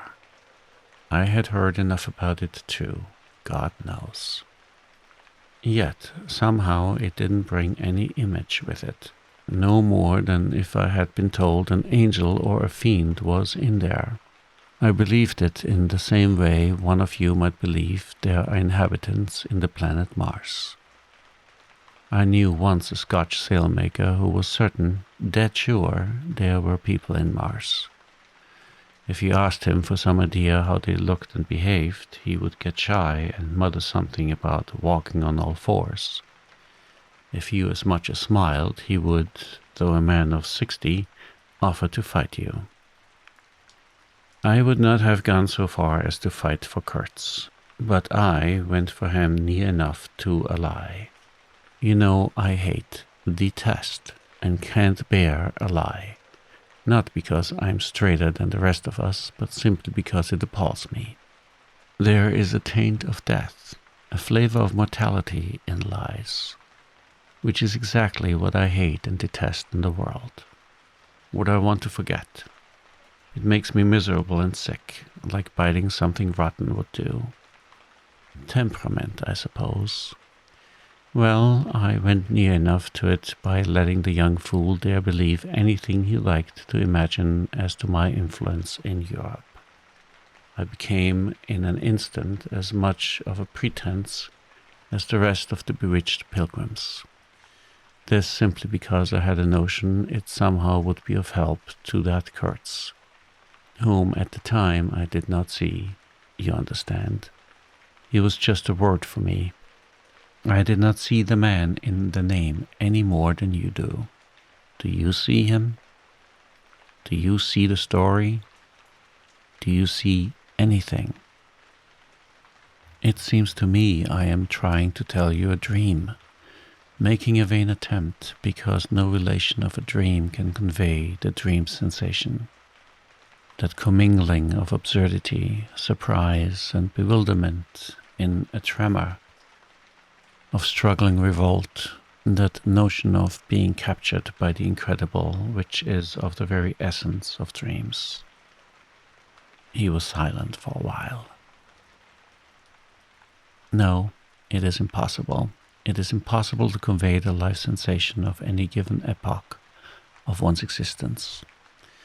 That which makes its truth, its meaning, its subtle and penetrating essence. It is impossible. We live as we dream, alone.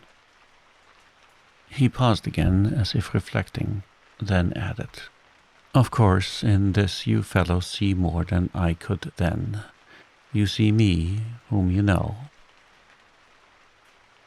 It had become so pitch dark that we listeners could hardly see one another. For a long time already, he, sitting apart, had been no more to us than a voice.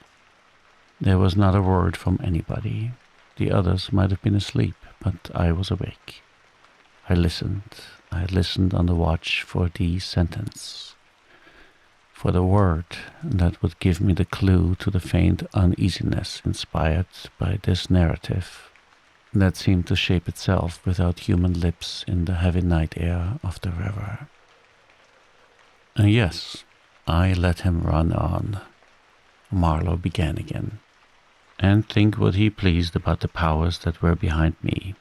I did. And there was nothing behind me. There was nothing but that wretched old mangled steamboat I was leaning against, while he talked fluently about the necessity for every man to get on. And when one comes out here, you conceive, it is not to gaze at the moon. Mr. Kurtz was a universal genius. But even a genius would find it easier to work with adequate tools, intelligent men. He did not make bricks. Why, there was a physical impossibility in the way, as I was well aware. And if he did secretarial work for the manager, it was because no sensible man rejects wantonly the confidence of his superiors. Did I see it? I saw it. What more did I want? What I really wanted was rivets, by heaven, rivets, to get on with the work, to stop the hole. Rivets I wanted. There were cases of them down at the coast, cases piled up, burst, split. You kicked a loose rivet every second step in that station yard on the hillside. Rivets had rolled into the grove of death. You could fill your pockets with rivets for the trouble of stooping down, and there wasn't one rivet to be found where it was wanted. We had plates that would do, but nothing to fasten them with, and every week the messenger, a long native, letter bag on shoulder and staff in hand, left our station for the coast. And several times a week a coast caravan came with trade goods, ghastly glazed calico that made you shudder only to look at it, glass beads value about a penny a quart, confounded spotted cotton handkerchiefs, and no rivets. 3 carriers could have brought all that was wanted to set that steamboat afloat. He was becoming confidential now, but I fancy my unresponsive attitude must have exasperated him at last. For he judged it necessary to inform me he feared neither God nor devil, let alone any mere man.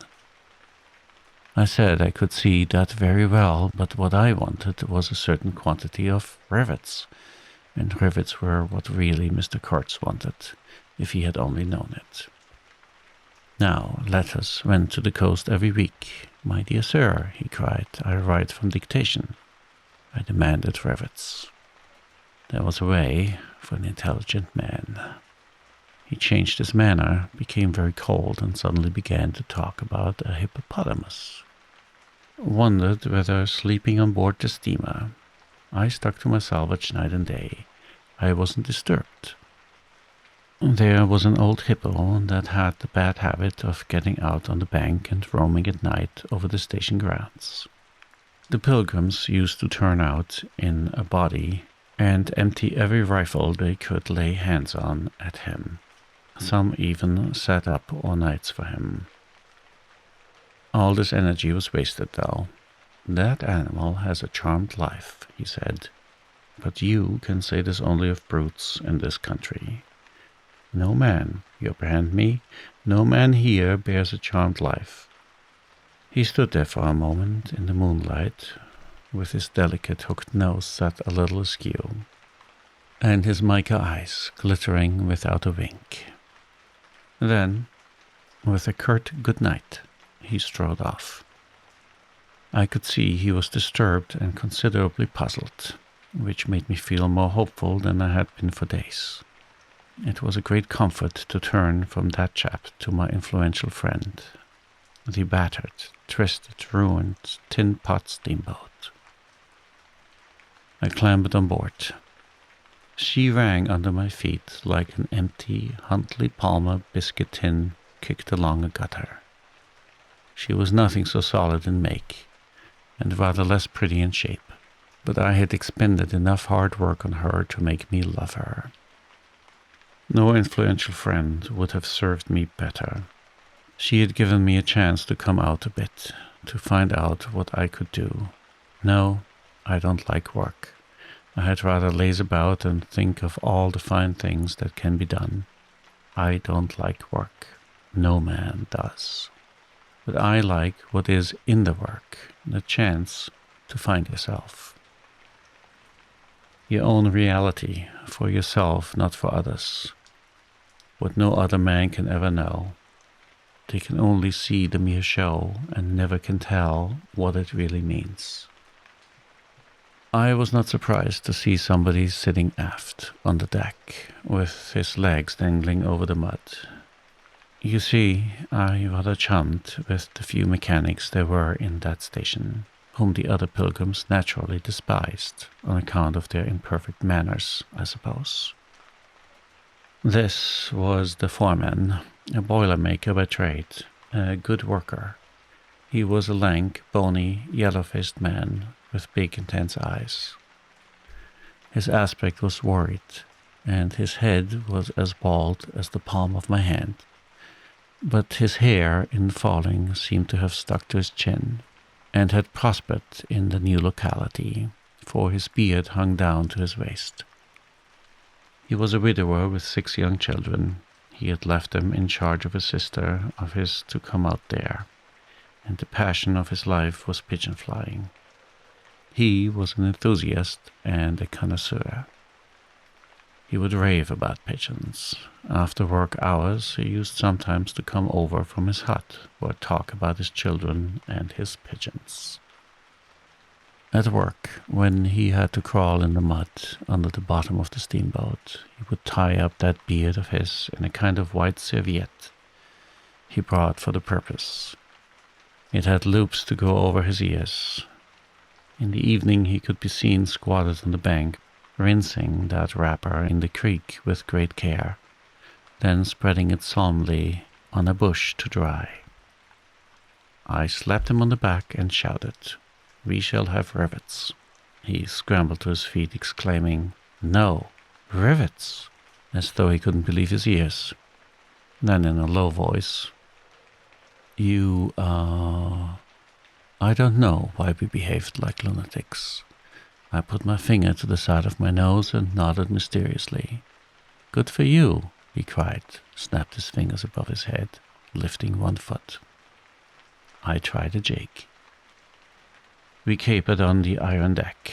A frightful clatter came out of that hulk, and the virgin forest on the other bank of the creek sent it back in a thundering roll upon the sleeping station. It must have made some of the pilgrims sit up in their hovels. A dark figure obscured the lightened doorway of the manager's hut. Vanished, then, a second or so after, the doorway itself vanished, too. We stopped, and the silence driven away by the stamping of our feet flowed back again from the recesses of the land.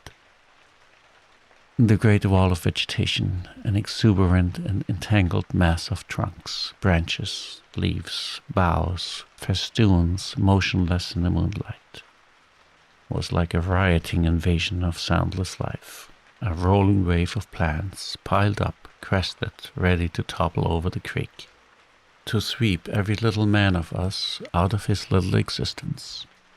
And it moved not.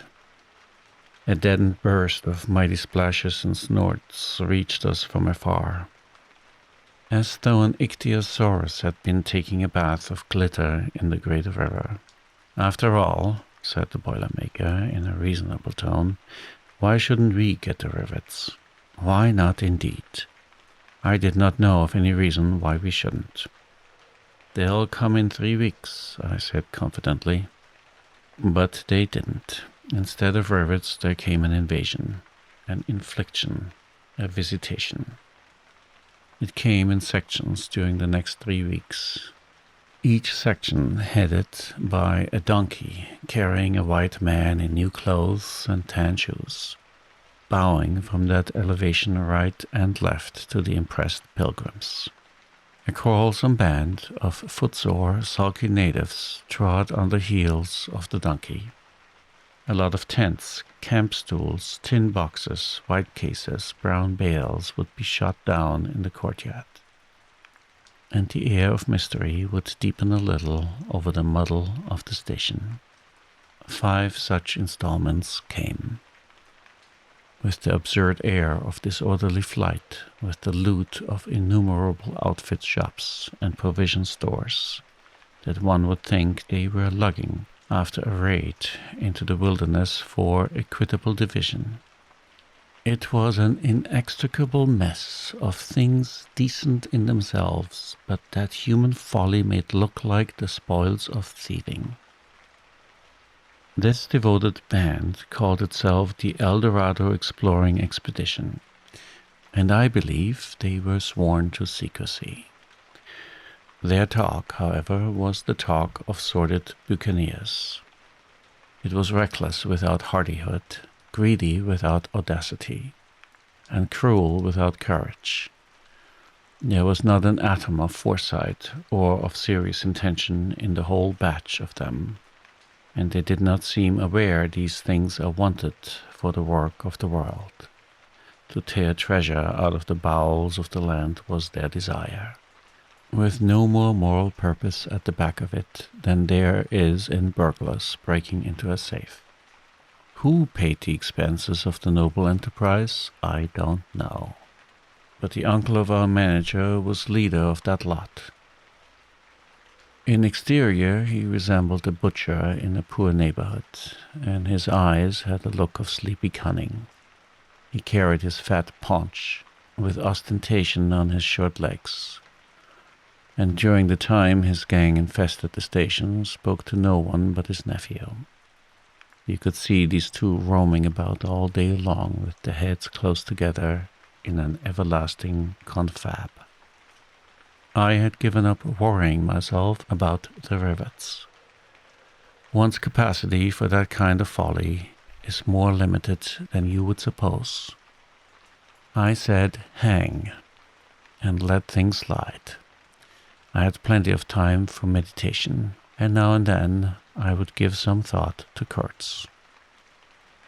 I wasn't very interested in him, no. Still, I was curious to see whether this man, who had come out equipped with moral ideas of some sort, would climb to the top after all, and how he would set about his work when there.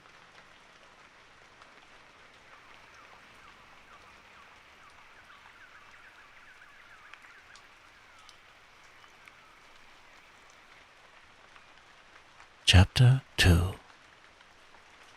One evening, as I was lying flat on the deck of my steamboat, I heard voices approaching, and they were the nephew and the uncle strolling along the bank.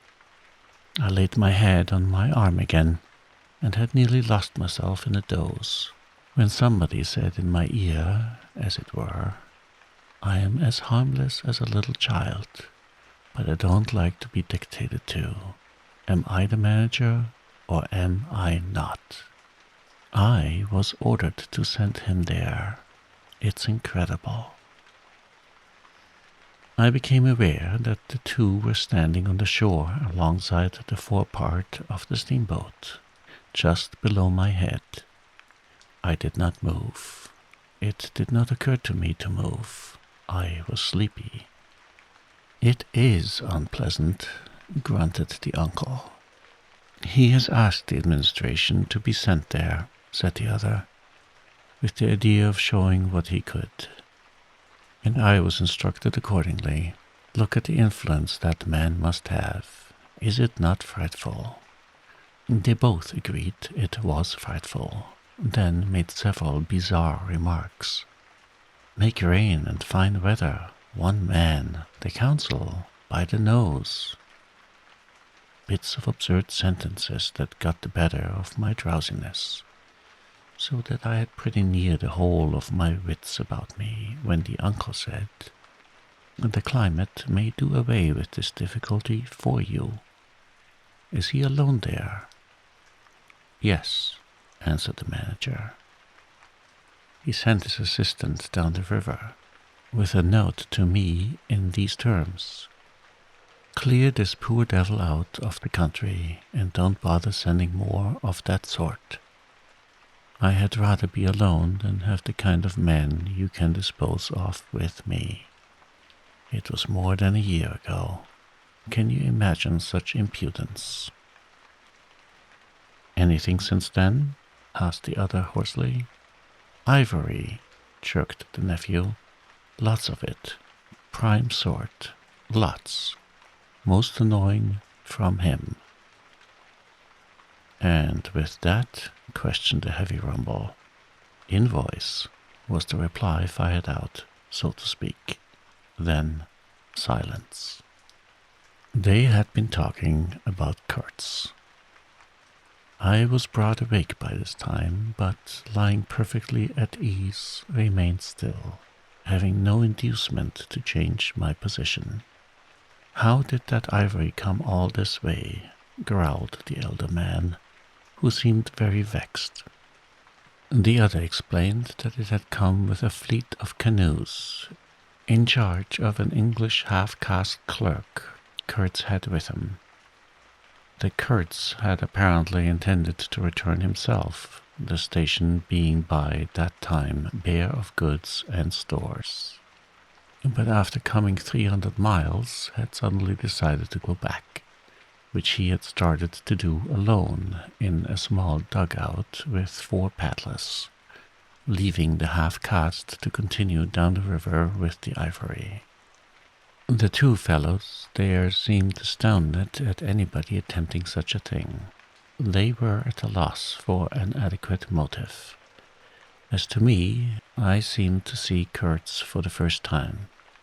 It was a distinct glimpse, the dugout, 4 paddling savages, and the lone white man turning his back suddenly on the headquarters, on relief, on thoughts of home, perhaps setting his face towards the depths of the wilderness, towards his empty and desolate station.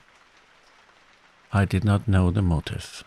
Perhaps he was just simply a fine fellow who stuck to his work for its own sake.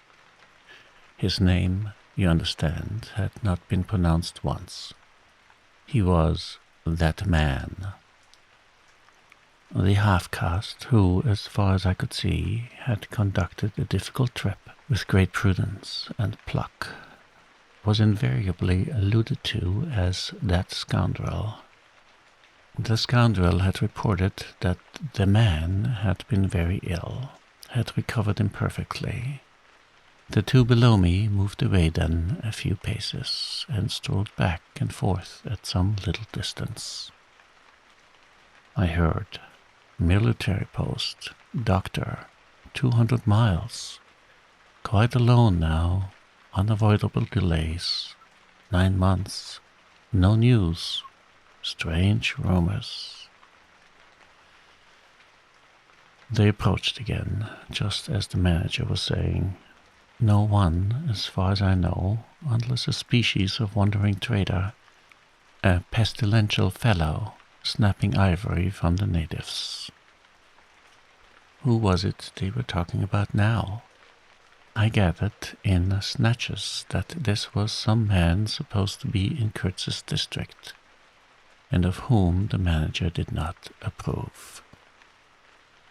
We will not be free from unfair competition till one of these fellows is hanged for an example, he said. Certainly, grunted the other. Get him hanged, why not? Anything can be done in this country. That's what I say. Nobody here, you understand, here can endanger your position.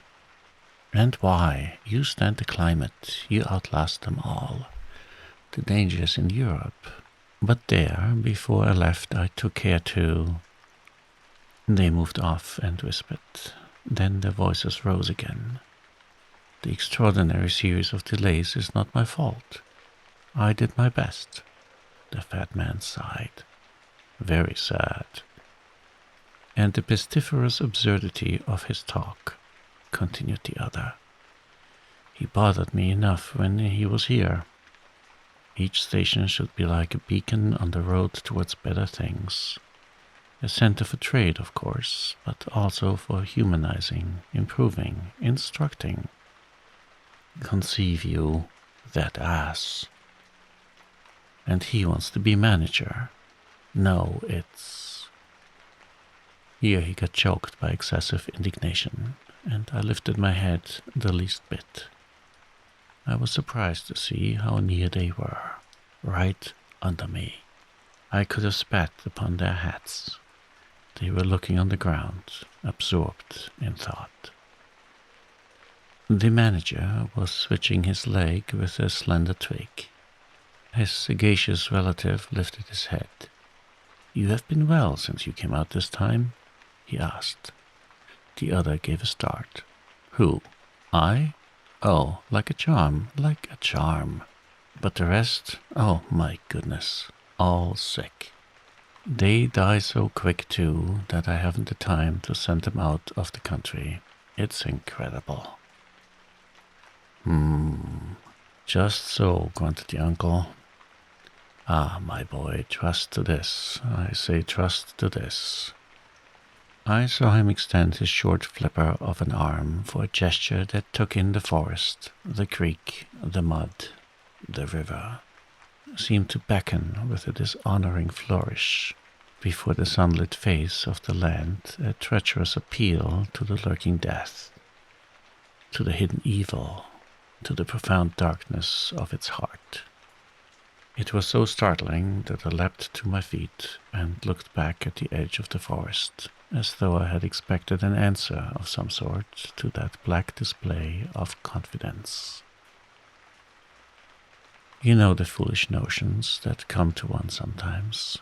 The high stillness confronted these two figures with its ominous patience, waiting for the passing away of a fantastic invasion. They swore aloud together, out of sheer fright, I believe, then, pretending not to know anything of my existence, turned back to the station. The sun was low, and leaning forward side by side, they seemed to be tugging painfully uphill the two ridiculous shadows of unequal length that trailed behind them slowly over the tall grass without bending a single blade. In a few days, the El Dorado expedition went into the patient wilderness that closed upon it as the sea closes over a diver. Long afterwards, the news came that all the donkeys were dead. I know nothing as to the fate of the less valuable animals. They, no doubt, like the rest of us, found what they deserved. I did not inquire. I was then rather excited at the prospect of meeting Kurtz very soon. When I say very soon, I meant it comparatively. It was just 2 months from the day we left the creek when we came to the bank below Kurtz's station. Going up that river was like traveling back to the earliest beginnings of the world. when vegetation rioted on the earth and the big trees were kings. An empty stream, a great silence, an impenetrable forest. The air was warm, thick, heavy, sluggish. There was no joy in the brilliance of sunshine. The long stretches of the waterway ran on, deserted, into the gloom of overshadowed distances. On silvery sandbanks, hippos and alligators sunned themselves side by side. The broadening waters flowed through a mob of wooded islands.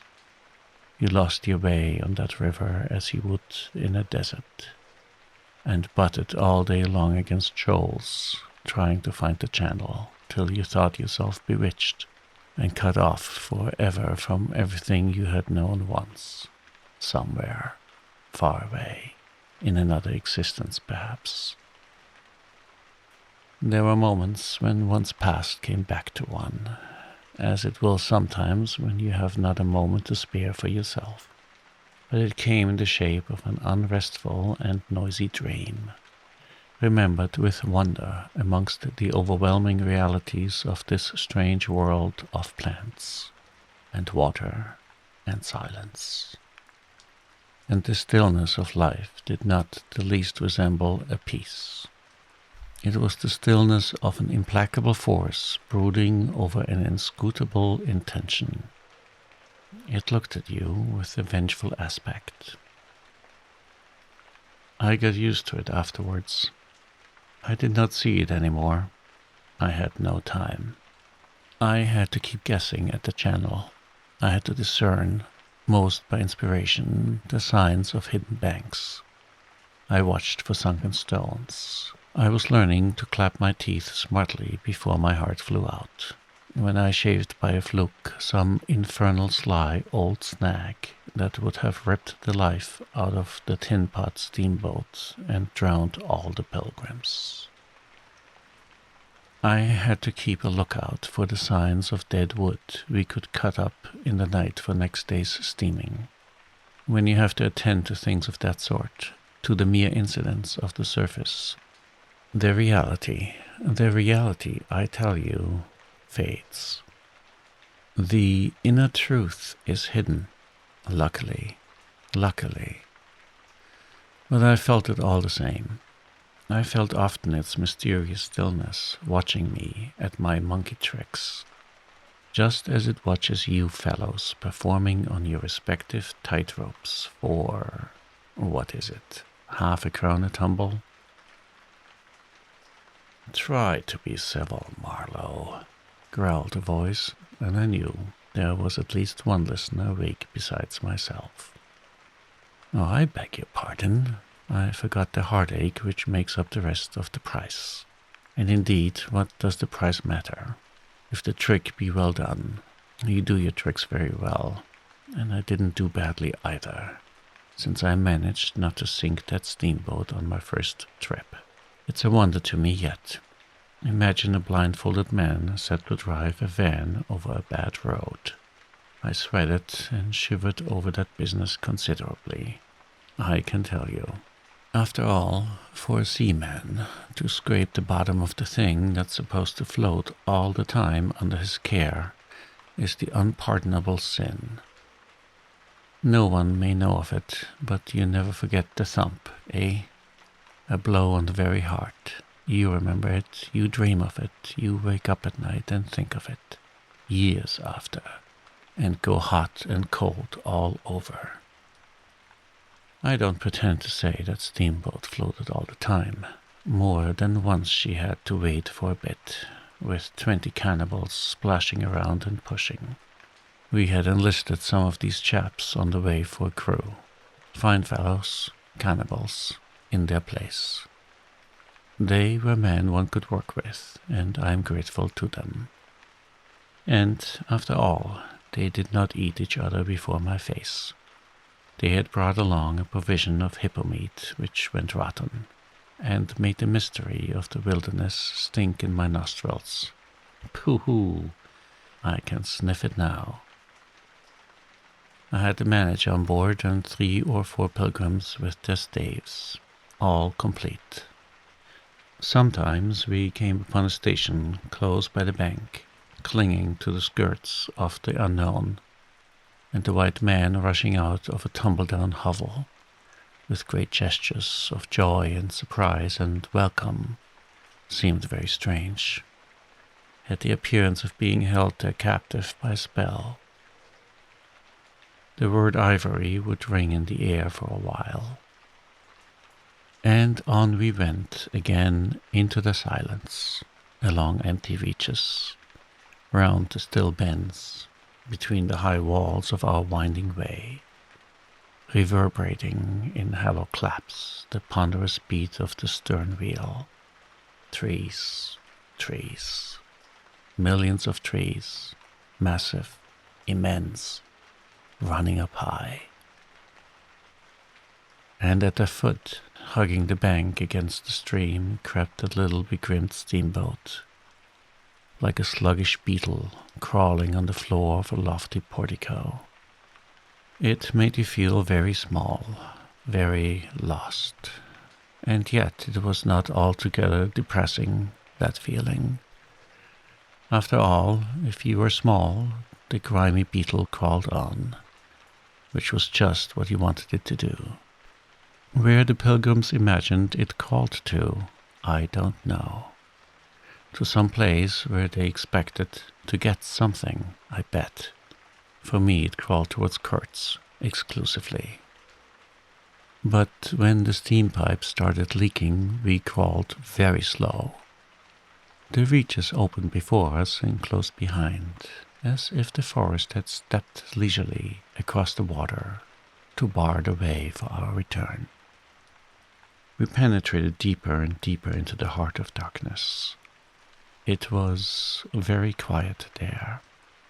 At night, sometimes, the roll of drums behind the curtain of trees would roll up the river and remain sustained faintly, as if hovering in the air, high over our heads, till the first break of day. Whether it meant war, peace, or prayer, we could not tell. The dawns were heralded by the descent of a chill stillness. The woodcutters slept, their fires burned low. The snapping of a twig would make you start.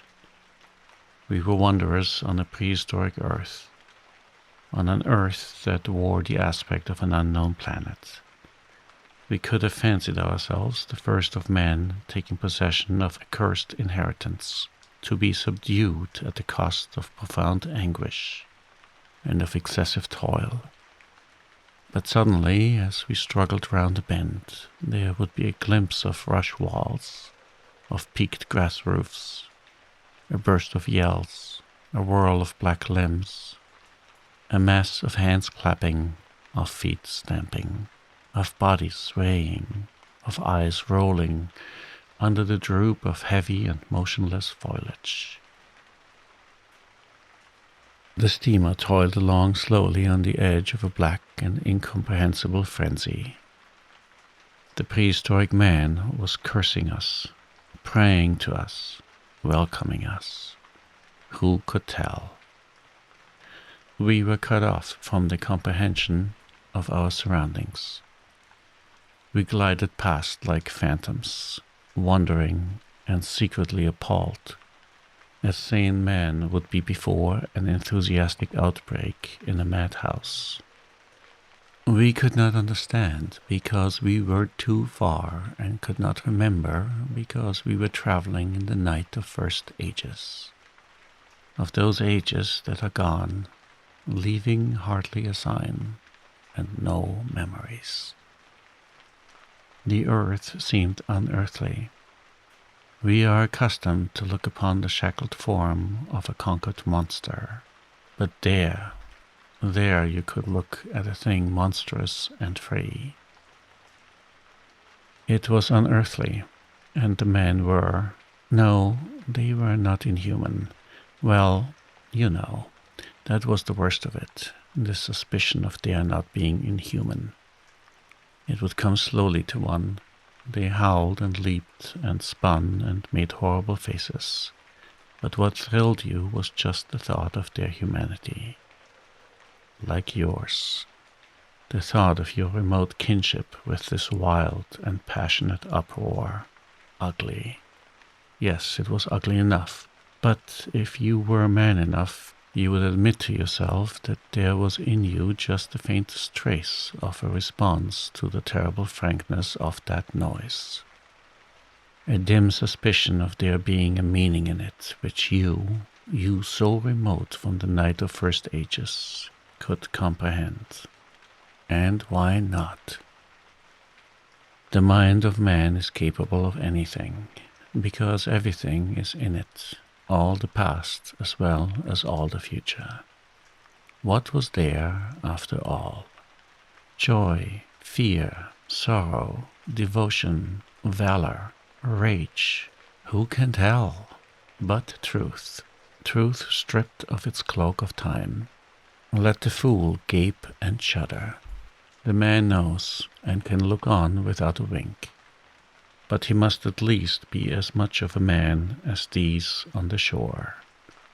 He must meet the truth with his own true stuff, with his own inborn strength. Principles won't do.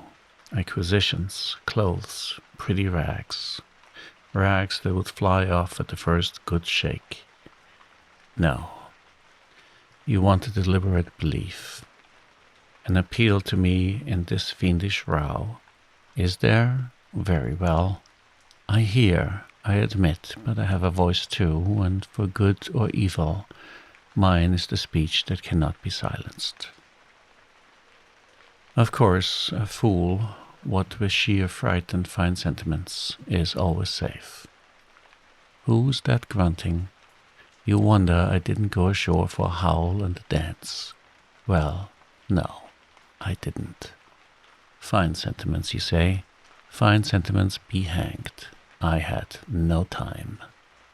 I had to mess about with white lead and strips of woolen blanket, helping to put bandages on those leaky steam pipes, I tell you.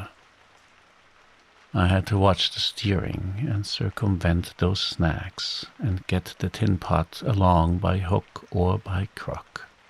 There was surface truth enough in these things to save a wiser man. And between whiles I had to look after the savage who was fireman. He was an improved specimen. He could fire up a vertical boiler. He was there below me, and upon my word, to look at him was as edifying as seeing a dog in a parody of breeches and a feather hat, walking on his hind legs. A few months of training had done for that really fine chap. He squinted at the steam gauge and at the water gauge with an evident effort of intrepidity, and he had filed teeth too, the poor devil, and the wool of his pate shaved into queer patterns, and 3 ornamental scars on each of his cheeks. He ought to have been clapping his hands and stamping his feet on the bank, instead of which he was hard at work, a thrall to strange witchcraft, full of improving knowledge.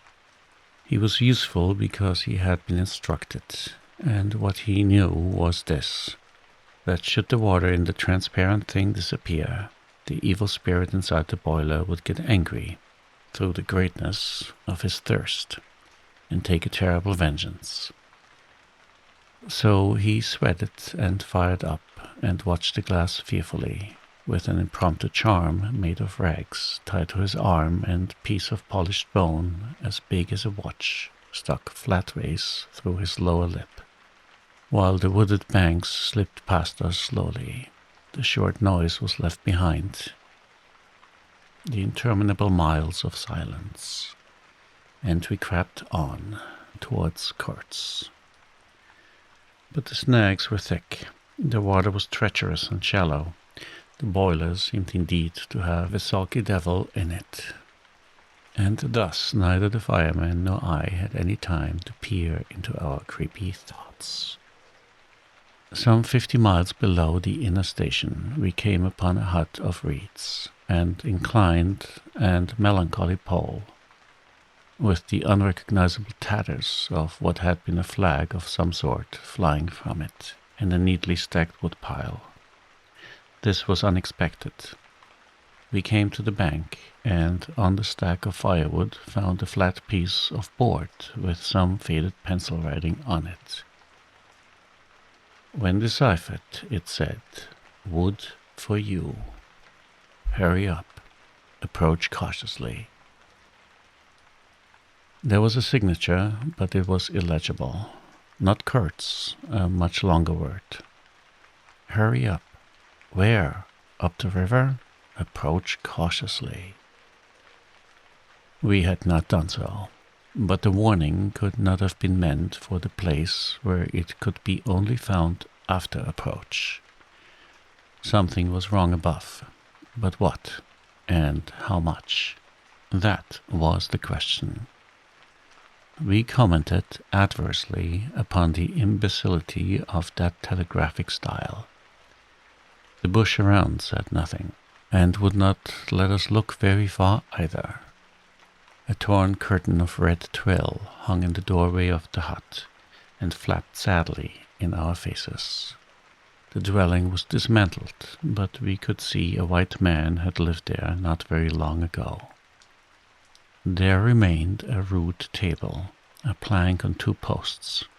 A heap of rubbish reposed in a dark corner, and by the door I picked up a book. It had lost its covers, and the pages had been thumbed into a state of extreme dirty softness. But the back had been lovingly stitched afresh with white cotton thread, which looked clean yet. It was an extraordinary find. Its title was An Inquiry into Some Points of Seamanship, by a man Tauzon, some such name, master in His Majesty's Navy. The matter looked dreary reading enough, with illustrative diagrams and repulsive tables of figures, and the copy was 60 years old. I handled this amazing antiquity with the greatest possible tenderness, lest it should dissolve in my hands. Within, Towson or Towser was inquiring earnestly into the breaking strain of ships' chains and tackles, and other such matters. Not a very enthralling book, but at the first glance you could see there a singleness of intention, an honest concern for the right way of going to work, which made these humble pages, thought out so many years ago, luminous with another than a professional light. The simple old sailor, with his talk of chains and purchases, made me forget the jungle and the pilgrims in a delicious sensation of having come upon something unmistakably real. Such a book being there was wonderful enough, but still more astounding were the notes penciled in the margin, and plainly referring to the text. I couldn't believe my eyes. They were in cipher. Yes, it looked like cipher. Fancy a man lugging with him a book of that description into this nowhere, and studying it, and making notes, in cipher at that. It was an extravagant mystery. I had been dimly aware for some time of a worrying noise, and when I lifted my eyes I saw the woodpile was gone, and the manager, aided by all the pilgrims, was shouting at me from the riverside. I slipped the book into my pocket.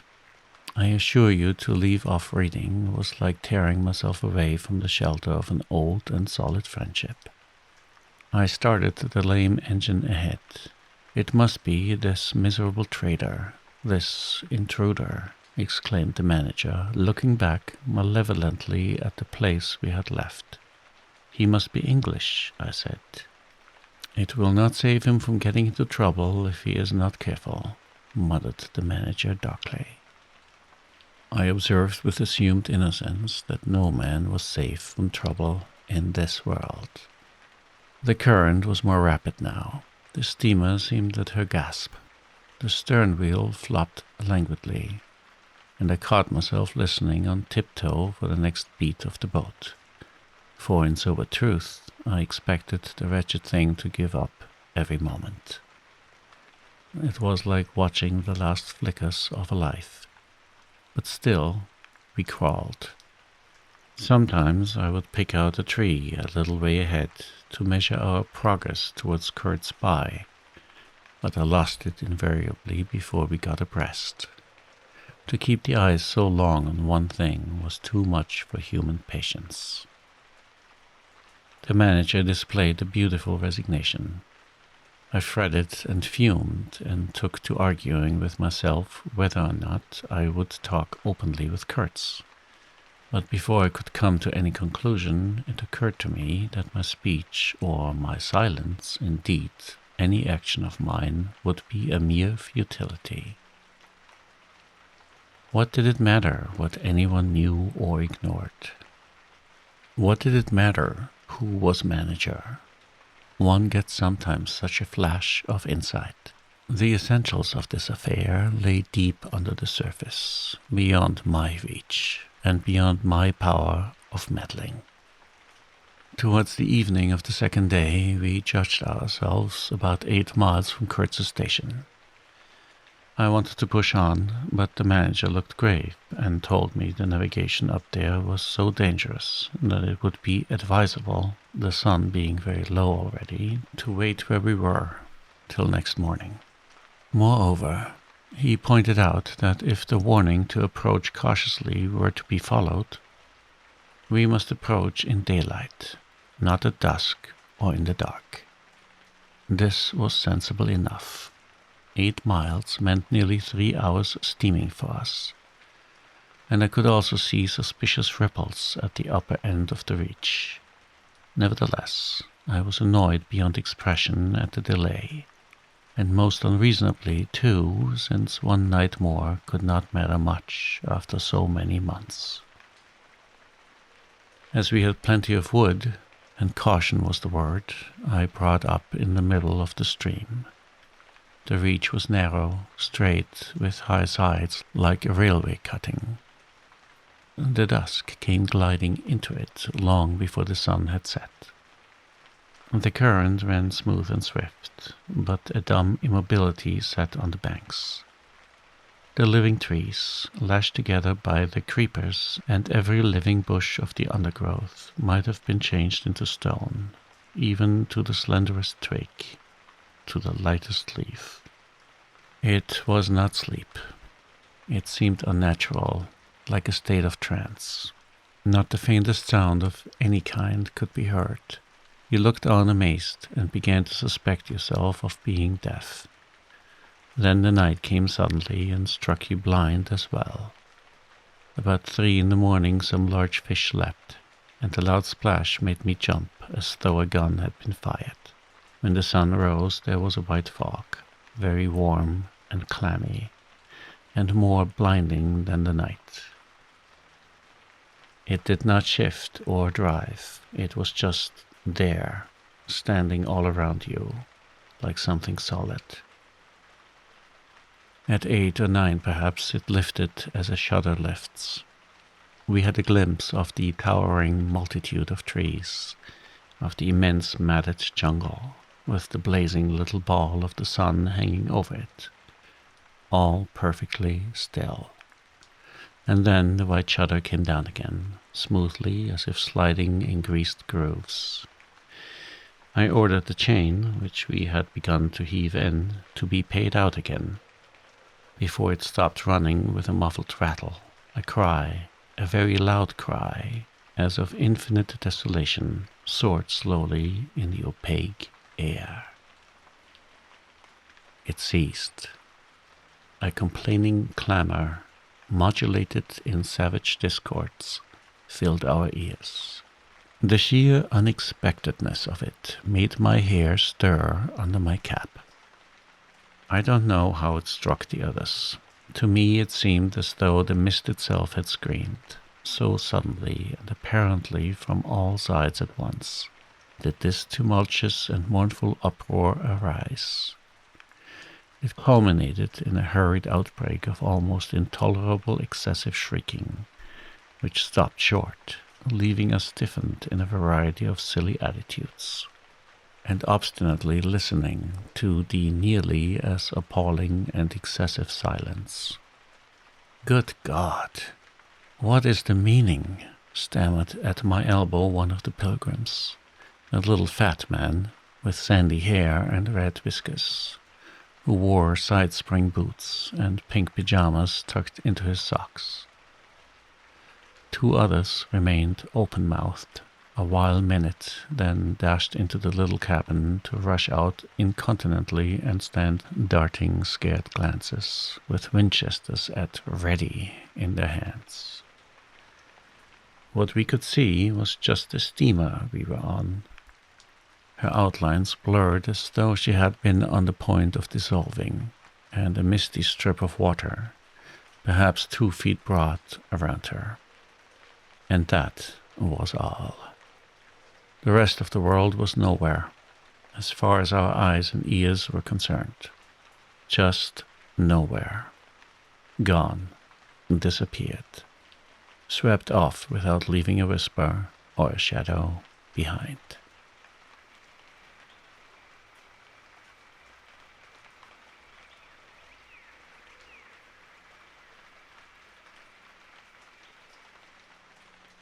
I went forward and ordered the chain to be hauled in short, so as to be ready to trip the anchor and move the steamboat at once, if necessary. "Will they attack?" whispered an odd voice. "We will be all butchered in this fog," murmured another. The faces twitched with the strain, the hands trembled slightly, the eyes forgot to wink. It was very curious to see the contrast of expressions of the white men and of the black fellows of our crew, who were as much strangers to that part of the river as we, though their homes were only 800 miles away. The whites, of course greatly discomposed, had besides a curious look of being painfully shocked by such an outrageous row. The others had an alert, naturally interested expression, but their faces were essentially quiet, even those of the one or two who grinned as they hauled at the chain. Several exchanged short, grunting phrases, which seemed to settle the matter to their satisfaction. The head man, a young, broad-chested black, severely draped in dark blue French cloths, with fierce nostrils and his hair all done up artfully in oily ringlets, stood near me. "Aha," I said, just for good fellowship's sake. "Catch 'em," he snapped, with a bloodshot widening of his eyes and a flash of sharp teeth. "Catch 'em. Give 'em to us." "To you, eh?" I asked. "What would you do with them?" "Eat 'em," he said curtly, and leaning his elbow on the rail, looking out into the fog in a dignified and profoundly pensive attitude. I would no doubt have been properly horrified had it not occurred to me that he and his chaps must be very hungry, that they must have been growing increasingly hungry for at least this month past. They had been engaged for 6 months. I don't think a single one of them had any clear idea of time, as we at the end of countless ages have. They still belonged to the beginnings of time, had no inherent experience to teach them, as it were, and, of course, as long as there was a piece of paper written over in accordance with some farcical law or other made down the river, it didn't enter anybody's head to trouble how they would live.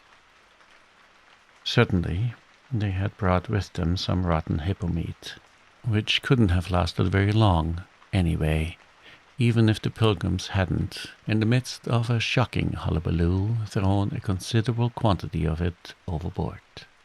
It looked like a high-handed proceeding, but it was really a case of legitimate self-defense. You couldn't breathe dead hippo, waking, sleeping, and eating, and at the same time keeping your precarious grip on existence. Besides that, they had given them every week 3 pieces of brass wire, each about 9 inches long, and the theory was They were to buy their provisions with that currency in riverside villages. You can see how that worked. There were either no villages, or the people were hostile, or the director, who like the rest of us fed out of tins with an occasional old he-goat thrown in, didn't want to stop the steamer for some more or less recondite reason. So, unless they swallowed the wire itself, or made loops of it to snare the fish with, I don't see what good their extravagant salary could be to them. I must say, it was paid with regularity worthy of a large and honorable trading company.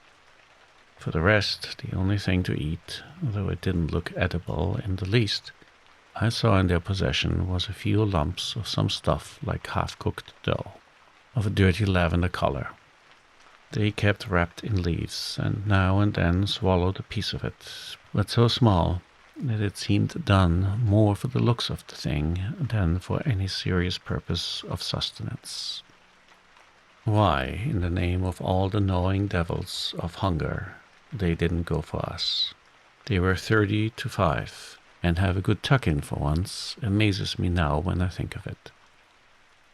They were big, powerful men, with not much capacity to weigh the consequences, with courage, with strength. Even yet, though their skins were no longer glossy and the muscles no longer hard. And I saw that something restraining, one of those human secrets that baffle probability, had come into play there. I looked at them with a swift quickening of interest. Not because it occurred to me I might be eaten by them before very long, though I own to you that just then I perceived, in a new light as it were, how unwholesome the pilgrims looked. And I hoped, yes, I positively hoped, that my aspect was not so, what shall I say, so unappetizing, a touch of fanatic vanity which fitted well with the dream sensation that pervaded all my days at that time. Perhaps I had a little fever too. One can't live with one's finger everlastingly on one's pulse. I had often a little fever, or a little touch of other things. The playful paw-strokes of the wilderness, the preliminary trifling before the more serious onslaught which came in due course. Yes, I looked at them as you would on any human being, with the curiosity of their impulses, motives, capacities, weaknesses, when brought to the test of an inexorable physical necessity. Restraint. What possible restraint? Was it superstition, disgust, patience, fear, or some kind of primitive honor? No, no fear can stand up to hunger. No patience can wear it out. Disgust simply does not exist where hunger is. And as to superstition, beliefs, and what you may call principles, they are less than chaff in a breeze. Don't you know the devilry of lingering starvation, its exasperating torment, its black thoughts, its somber and brooding ferocity? Well, I do. It takes a man all his inborn strength to fight hunger properly. It's really easier to face bereavement, dishonor, and the perdition of one's soul than this kind of prolonged hunger. Sad, but true. And these chaps, too, had no earthly reason for any kind of scruple. Restraint. I would just as soon have expected restraint from a hyena prowling amongst the corpses of a battlefield. But there was the fact facing me, the fact dazzling, to be seen, like the foam on the depths of the sea, like a ripple on an unfathomable enigma.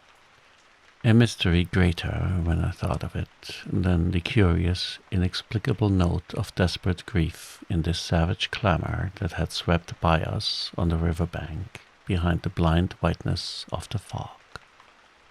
Two pilgrims were quarreling in hurried whispers as to which bank. Left. No, no, how can you? Right, right, of course. "It is very serious," said the manager's voice behind me. "I would be desolate if anything should happen to Mr. Kurtz before we came up." I looked at him and had not the slightest doubt he was sincere. He was just the kind of man who would wish to preserve appearances. That was his restraint. But when he muttered something about going on at once, I did not even take the trouble to answer him. I knew, and he knew, that it was impossible. Were we to let go our hold of the bottom, we would be absolutely in the air, in space. We wouldn't be able to tell where we were going to, whether up or downstream, or across, till we fetched against one bank or the other, and then we wouldn't know at first which it was. Of course, I made no move. I had no mind for a smash-up. You couldn't imagine a more deadly place for a shipwreck. Whether we drowned at once or not, we were sure to perish speedily in one way or another. "I authorize you to take all the risks," he said, after a short silence. "I refuse to take any," I said shortly, which was just the answer he expected, though its tone might have surprised him. "Well, I must defer to your judgment. You are captain," he said with marked civility. I turned my shoulder to him in sign of my appreciation and looked into the fog. How long would it last? It was the most hopeless lookout. The approach to this Kurtz, grubbing for ivory in the wretched bush, was beset by as many dangers as though he had been an enchanted princess sleeping in a fabulous castle. "Will they attack, do you think?" asked the manager, in a confidential tone. I did not think they would attack, for several obvious reasons. The thick fog was one. If they left the bank in their canoes, they would get lost in it, as we would be if we attempted to move. Still, I had also judged the jungle of both banks quite impenetrable, and yet eyes were in it, eyes that had seen us. The riverside bushes were certainly very thick, but the undergrowth behind was evidently penetrable. However, during the short lift I had seen no canoes anywhere in the reach, certainly not abreast of the steamer. But what made the idea of attack inconceivable to me was the nature of the noise, of the cries we had heard. They had not their fierce character boding immediate hostile intention. Unexpected, wild, and violent as they had been, they had given me an irresistible impression of sorrow. The glimpse of the steamboat had for some reason filled those savages with unrestrained grief. The danger, if any, I expounded, was from our proximity to a great human passion let loose. Even extreme grief may ultimately vent itself in violence, but more generally takes the form of apathy. You should have seen the pilgrims stare. They had no heart to grin, or even to revile me, but I believe they thought me gone mad. With fright, maybe, I delivered a regular lecture. My dear boys, it was no good bothering. Keep a lookout. Well, you may guess I watched the fog for the signs of lifting as a cat watches a mouse. But for anything else, our eyes were of no more use to us than if we had been buried miles deep in a heap of cotton wool. It felt like it too, choking, warm, stifling. Besides, all I said, though it sounded extravagant, was absolutely true to fact. What we afterwards alluded to as an attack was really an attempt at repulse. The action was very far from being aggressive. It was not even defensive, in the usual sense. It was undertaken under the stress of desperation, and its essence was purely protective. It developed itself, I should say, 2 hours after the fog lifted, and its commencement was at a spot, roughly speaking, about 1.5 miles below Kurtz's station. We had just floundered and flopped around a bend. We saw an islet, a mere grassy hammock of bright green, in the middle of the stream. It was the only thing of the kind, but as we opened to reach more, I perceived it was the head of a long sandbank, or rather of a chain of shallow patches stretching down the middle of the river. They were discolored, just awash, and the whole lot was seen just under the water, exactly as a man's backbone is seen running down the middle of his back under the skin. Now, as far as I did see, I could go to the right or to the left of this. I didn't know either channel, of course. The banks looked pretty well alike, and the depth appeared the same. But as I had been informed the station was on the west side, I naturally headed for the Western Passage. No sooner had we fairly entered it than I became aware it was much narrower than I had supposed. To the left of us there was a long uninterrupted shoal, and to the right a high, steep bank, heavily overgrown with bushes. Above the bush the trees stood in serried ranks. The twigs overhung the current thickly, and from distance to distance a large limb of some tree projected rigidly over the stream. It was then, well on in the afternoon, the face of the forest was gloomy, and a broad strip of shadow had already fallen on the water. In this shadow we steamed up, very slowly, as you may imagine. I sheered her well inshore, the water being deepest near the bank, as the sounding pole informed me. One of my hungry and forbearing friends was sounding in the bows just below me. This steamboat was exactly like a decked scow. On the deck there were two little teak-wood houses, with doors and windows. The boiler was in the fore-end, and the machinery right astern. Over the whole there was a light roof, supported on stanchions. The funnel projected through that roof, and in front of the funnel a small cabin built of light planks served for a pilot house. It contained a couch, two camp stools, a loaded Martini Henry leaning in one corner, a tiny table, and the steering wheel. It had a wide door in front and a broad shutter at each side. All these were always thrown open, of course. I spent my days perched up there on the extreme fore-end of that roof, before the door. At night I slept, or tried to, on the couch. An athletic black, belonging to some coast tribe and educated by my poor predecessor, was the helmsman. He sported a pair of brass earrings, wore a blue cloth wrapped from the waist to the ankles, and thought all the world of himself. He was the most unstable kind of fool I had ever seen. He steered with no end of swagger while you were by, but if he lost sight of you, he became instantly the prey of an abject funk, and would let that cripple of a steamboat get the upper hand of him in a minute. I was looking down at the sounding pole and feeling much annoyed to see at each try a little more of it stick out of that river, when I saw my poleman give up on the business suddenly and stretch himself flat on the deck, without even taking the trouble to haul his pole in. He kept hold on it, though, and it trailed in the water. At the same time the fireman, whom I could also see below me, sat down abruptly before his furnace and ducked his head. I was amazed. Then I had to look at the river mighty quick, because there was a snag in the fairway. Sticks, little sticks, were flying about, thick.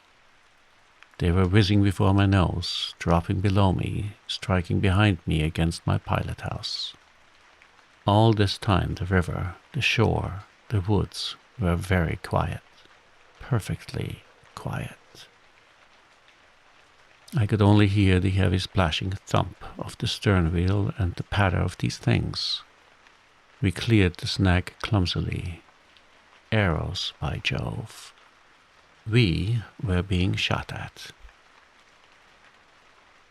I stepped in quickly to close the shutter on the land side.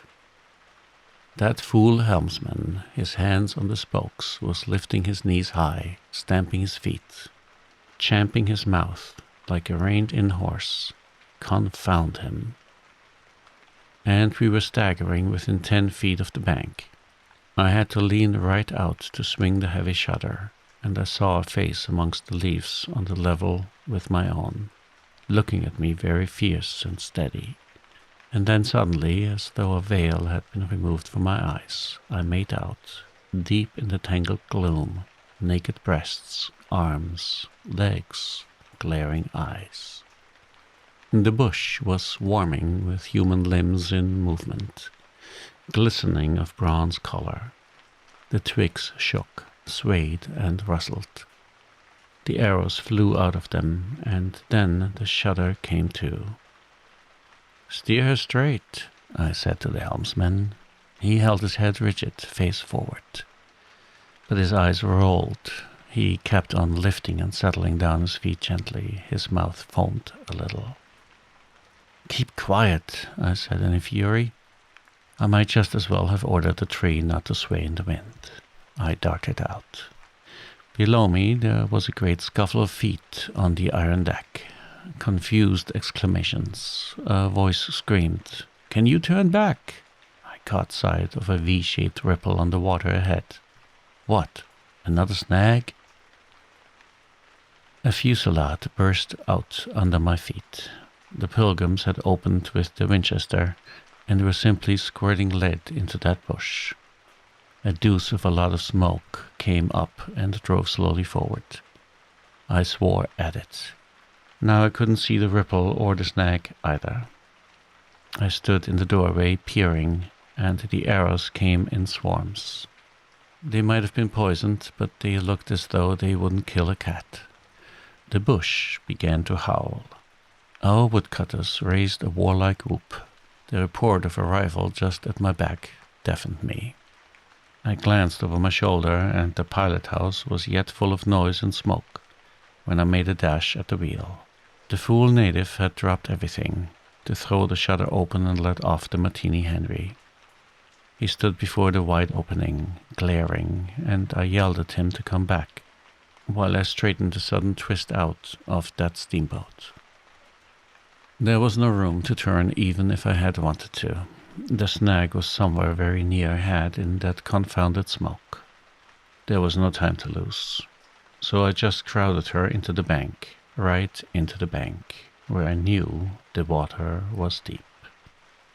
We tore slowly along the overhanging bushes in a whirl of broken twigs and flying leaves. The fusillade below stopped short, as I had foreseen it would when the squirts got empty. I threw my head back to a glinting whiz that traversed the pilot house, in at one shutter hole and out at the other. Looking past that mad helmsman, who was shaking the empty rifle and yelling at the shore, I saw vague forms of men running bent double, leaping, gliding, distinct, incomplete, evanescent. Something big appeared in the air before the shutter. The rifle went overboard, and the man stepped back swiftly, looked at me over his shoulder in an extraordinary, profound, familiar manner, and fell upon my feet. The side of his head hit the wheel twice, and the end of what appeared a long cane clattered round and knocked over a little camp stool. It looked as though, after wrenching that thing from somebody ashore, he had lost his balance in the effort. The thin smoke had blown away. We were clear of the snag, and looking ahead, I could see that in another 100 yards or so, I would be free to sheer off, away from the bank. But my feet felt so very warm and wet that I had to look down. The man had rolled on his back and stared straight up at me. Both his hands clutched that cane. It was the shaft of a spear that, either thrown or lunged through the opening, had caught him in the side, just below the ribs. The blade had gone out of sight. After making a frightful gash, my shoes were full. A pool of blood lay very still, gleaming dark red under the wheel. His eyes shone with an amazing luster. The fusillade burst out again. He looked at me anxiously, gripping the spear like something precious, with an air of being afraid I would try to take it away from him. I had to make an effort to free my eyes from his gaze and attend to the steering. With one hand I felt above my head for the line of the steam whistle, and jerked out screech after screech hurriedly. The tumult of angry and warlike yells was checked instantly. And then, from the depths of the woods went out such a tremulous and prolonged wail of mournful fear and utter despair as may be imagined to follow the flight of the last hope from earth. There was a great commotion in the bush. The shower of arrows stopped. A few dropping shots rang out sharply. Then silence, in which the languid beat of the stern wheel came plainly to my ears. I put the helm hard a starboard at the moment when the pilgrim in pink pajamas, very hot and agitated, appeared in the doorway. "The manager sends me," he began in an official tone and stopped short.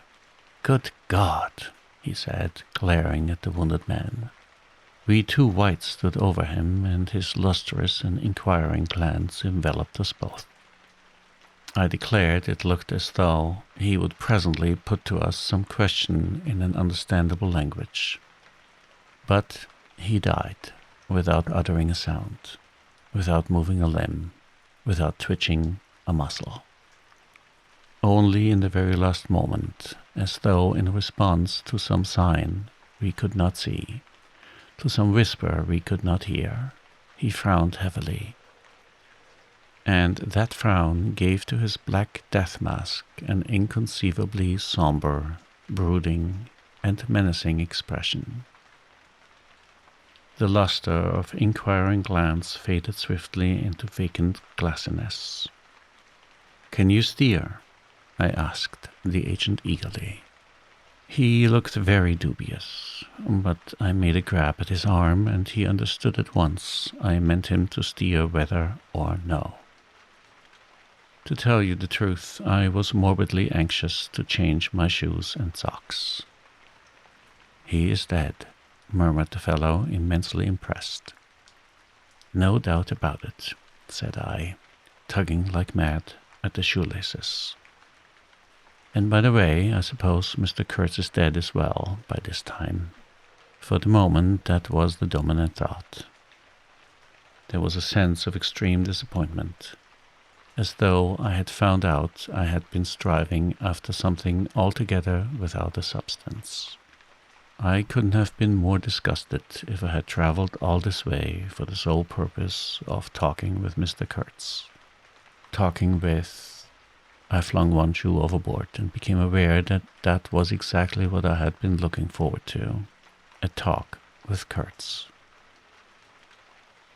I made the strange discovery that I had never imagined him as doing, but as discoursing.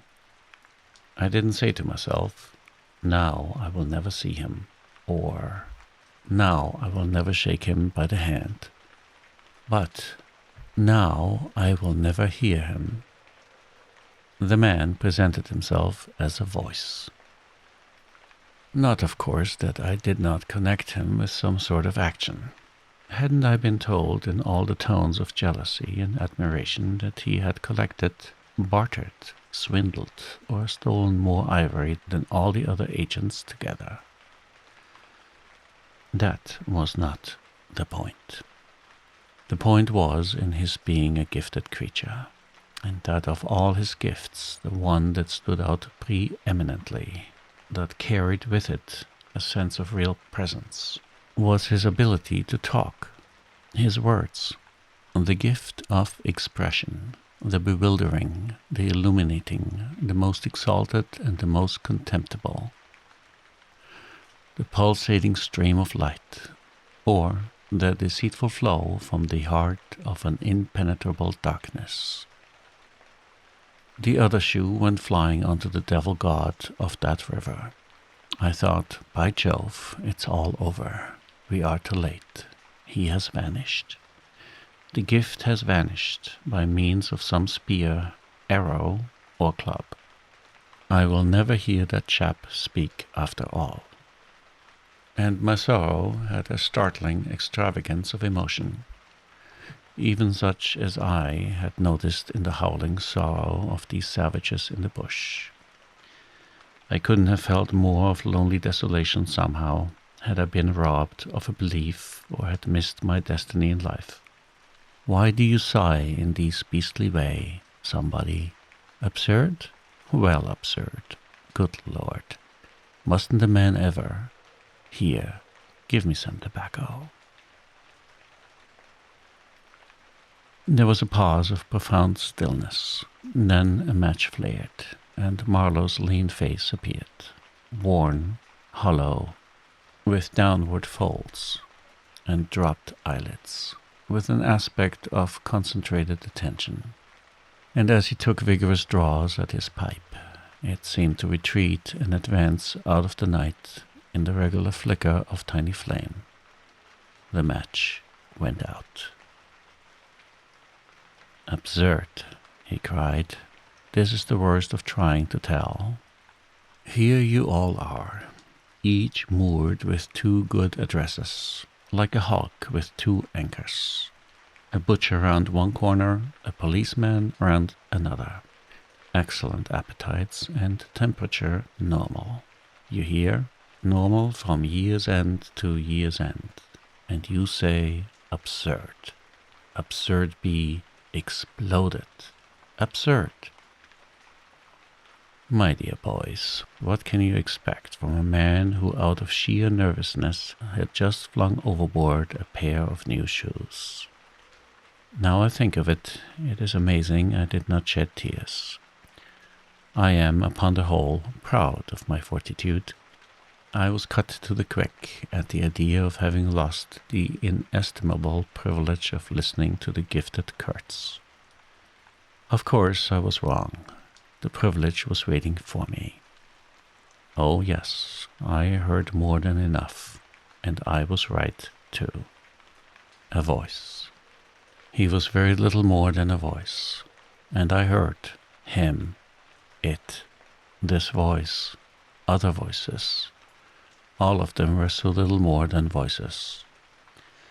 And the memory of that time itself lingers around me, impalpable, like a dying vibration of one immense jabber, silly, atrocious, sordid, savage, or simply mean without any kind of sense. Voices, voices. Even the girl herself, now. He was silent for a long time. I laid the ghost of his gifts at last with a lie. He began suddenly. Girl? What? Did I mention a girl? Oh, she's out of it, completely. They, the women I mean, are out of it. Should be out of it. We must help them to stay in that beautiful world of their own, lest ours gets worse. You should have heard the disinterred body of Mr. Kurtz saying, my intended. You would have perceived directly then how completely she was out of it. And the lofty frontal bone of Mr. Kurtz. They say the hair goes on growing sometimes, but this, specimen was impressively bald. The wilderness had patted him on the head, and behold, it was like a ball, an ivory ball. It had caressed him, and lo, he had withered. It had taken him, loved him, embraced him, got into his veins, consumed his flesh, and sealed his soul to its own by the inconceivable ceremonies of some devilish initiation. He was its spoiled and pampered favorite. Ivory? I should think so. Heaps of it, stacks of it. The old mud shanty was bursting with it. You would think there was not a single tusk left, either above or below the ground in the whole country. Mostly fossil, the manager had remarked, disparagingly. It was no more fossil than I am, but they call it fossil when it is dug up. It appears these natives do bury the tusks sometimes, but evidently they couldn't bury this parcel deep enough to save the gifted Mr. Kurtz from his fate.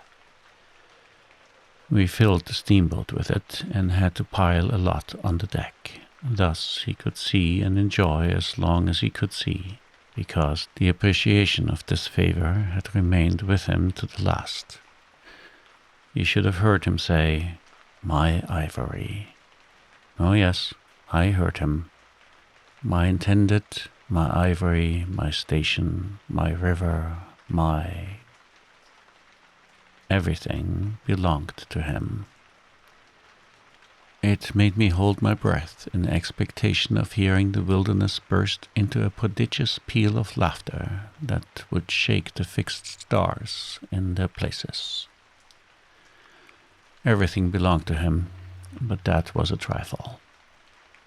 The thing was to know what he belonged to, how many powers of darkness claimed him for their own.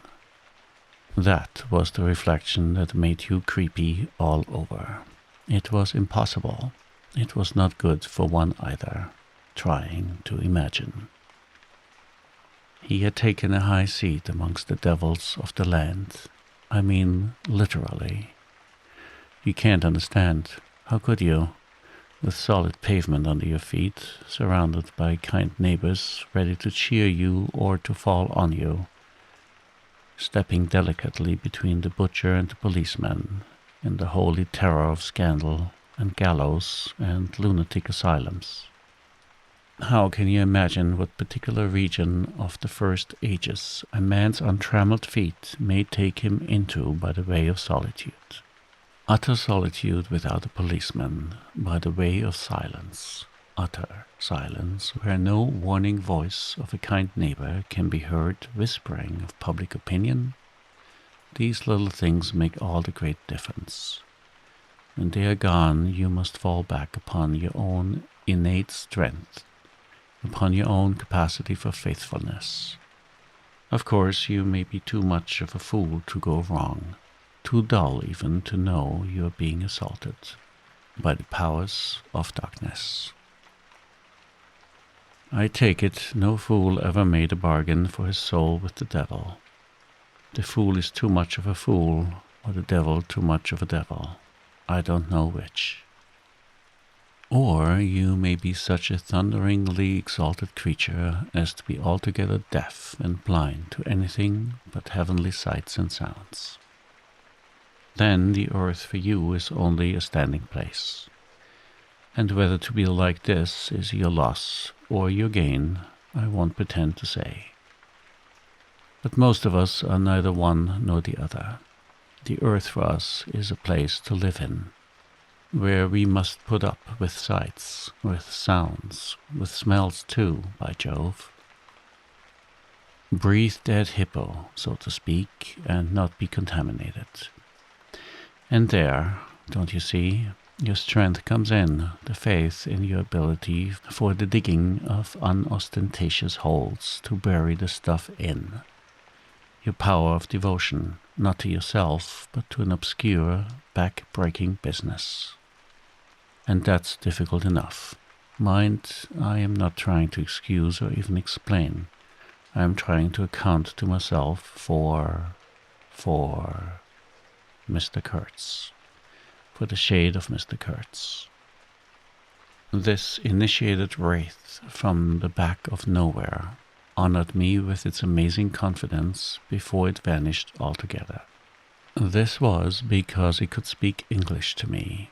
The original Kurtz had been educated partly in England, and as he was good enough to say himself, his sympathies were in the right place.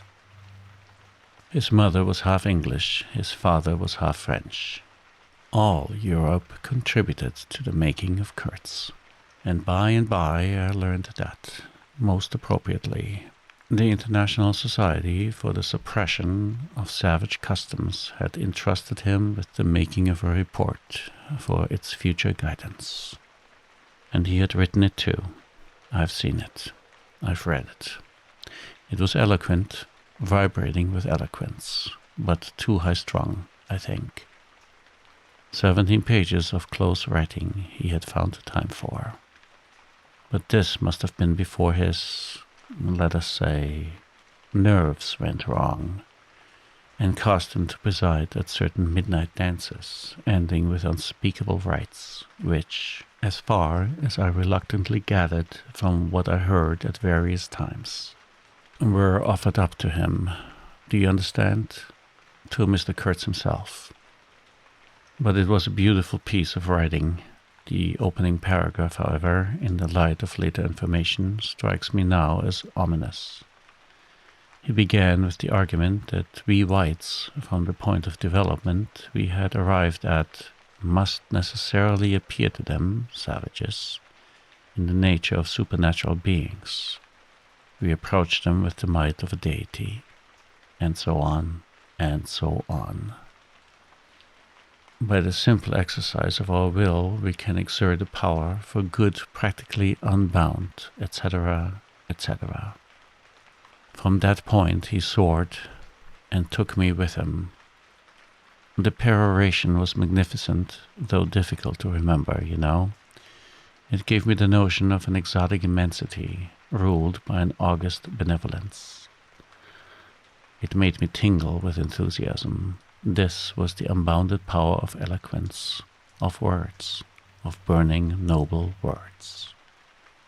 There were no practical hints to interrupt the magic current of phrases, unless a kind of note at the foot of the last page, scrawled evidently much later in an unsteady hand, may be regarded as the exposition of a method.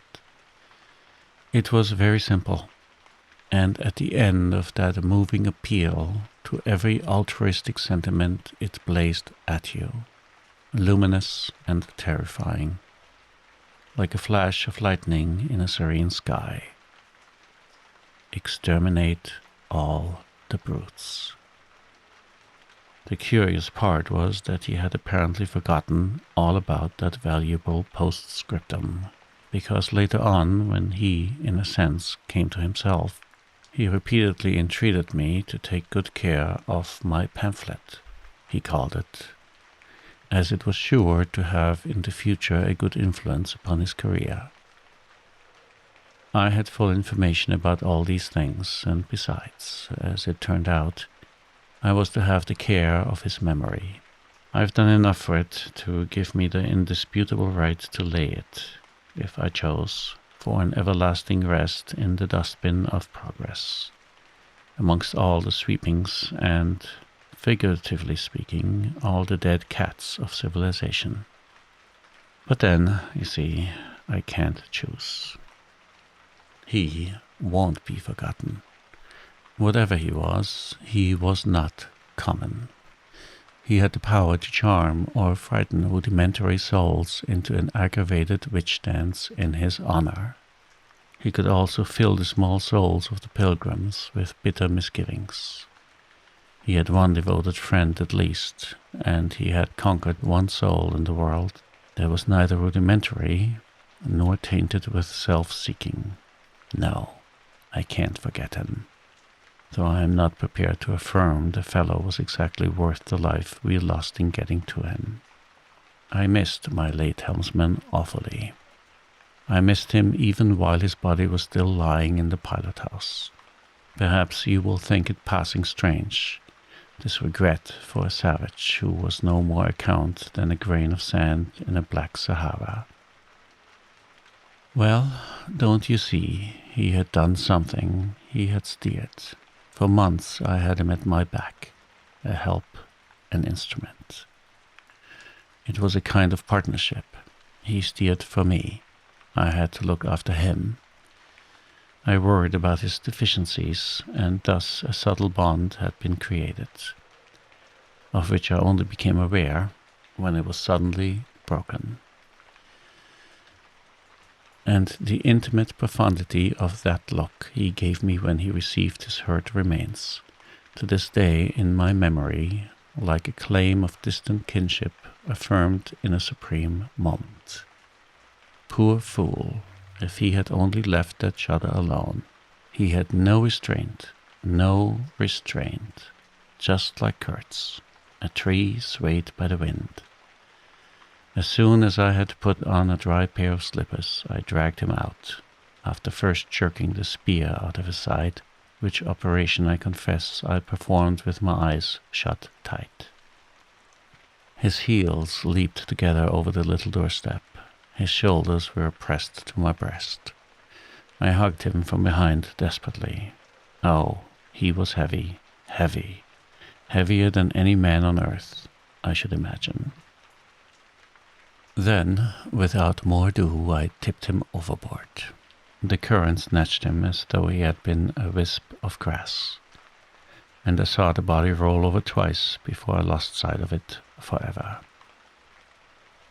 All the pilgrims and the manager were then congregated on the awning deck about the pilot house, chattering at each other like a flock of excited magpies, and there was a scandalizing murmur at my heartless promptitude. What they wanted to keep that body hanging about for I can't guess. Embalm it, maybe, but I had also heard another, and a very ominous murmur on the deck below. My friends, the woodcutters, were likewise scandalized, and with a better show of reason, though I admit that the reason itself was quite inadmissible. Oh, quite. I had made up my mind that if my late helmsman was to be eaten, the fishes alone should have him. He had been a very second-rate helmsman while alive, but now he was dead he might have become a first-class temptation, and possibly cause some startling trouble. Besides, I was anxious to take the wheel, the man in pink pajamas showing himself a hopeless duffer at the business. This I did directly the simple funeral was over. We were going half-speed, keeping right in the middle of the stream, and I listened to the talk about me. They had given up Kurtz. They had given up the station. Kurtz was dead, and the station had been burnt, and so on, and so on. The red-haired pilgrim was beside himself with the thought that at least this poor Kurtz had been properly avenged. Say, we must have made a glorious slaughter of them in the bush, eh? What do you think? Say? He positively danced, the bloodthirsty little ginger beggar, and he had nearly fainted when he saw the wounded man. I could not help saying, "You made a glorious lot of smoke, anyhow." I had seen, from the way the tops of the bushes rustled and flew, that almost all the shots had gone too high. You can't hit anything unless you take aim and fire from the shoulder. But these chaps fired from the hip with their eyes shut. The retreat, I maintained, and I was right, was caused by the screeching of the steam whistle. Upon this they forgot Kurtz and began to howl at me with indignant protests.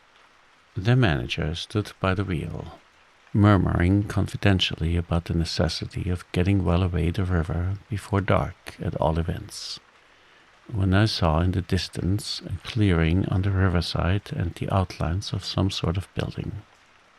"What's this?" I asked. He clapped his hands in wonder. "The station," he cried. I edged in at once, still going half-speed. Through my glasses I saw the slope of a hill interspersed with rare trees and perfectly free from undergrowth. A long, decaying building on the summit was half buried in the high grass. The large holes in the peaked roof gaped black from afar. The jungle and the woods made a background. There was no enclosure or fence of any kind, but there had been one apparently, for near the house 6 slim posts remained in a row, roughly trimmed, and with their upper ends ornamented with round carved balls. The rails, or whatever there had been between, had disappeared. Of course, the forest surrounded all that.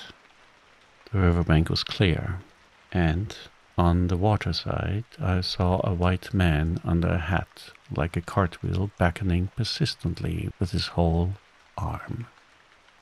Examining the edge of the forest above and below, I was almost certain I could see movements, human forms gliding here and there. I steamed past prudently, then stopped the engines and let her drift down. The man on the shore began to shout, urging us to land. "We have been attacked," screamed the manager. I know, it's all right," yelled back the other, as cheerful as you please. "Come along, it's all right. I am glad." His aspect reminded me of something I had seen, something funny I had seen somewhere. As I maneuvered to get alongside, I was asking myself, what does this fellow look like? Suddenly I got it. He looked like a harlequin. His clothes had been made of some stuff that was brown holland, probably, but it was covered with patches all over, with bright patches, blue, red, and yellow. Patches on the back, patches on the front, patches on elbows, on knees.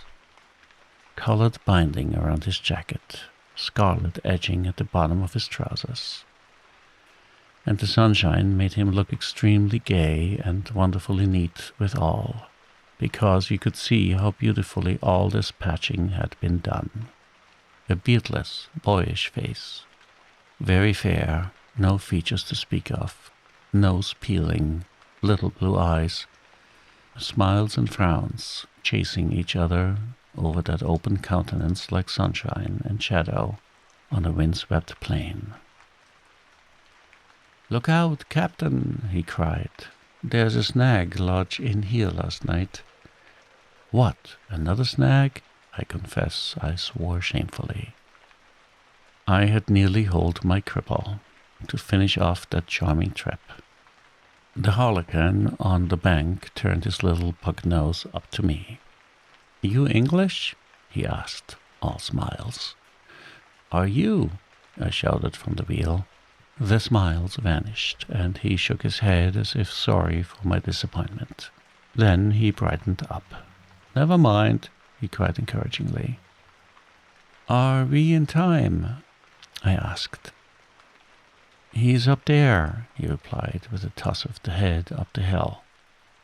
And becoming gloomy all of a sudden, his face was like the autumn sky, overcast one moment and bright the next.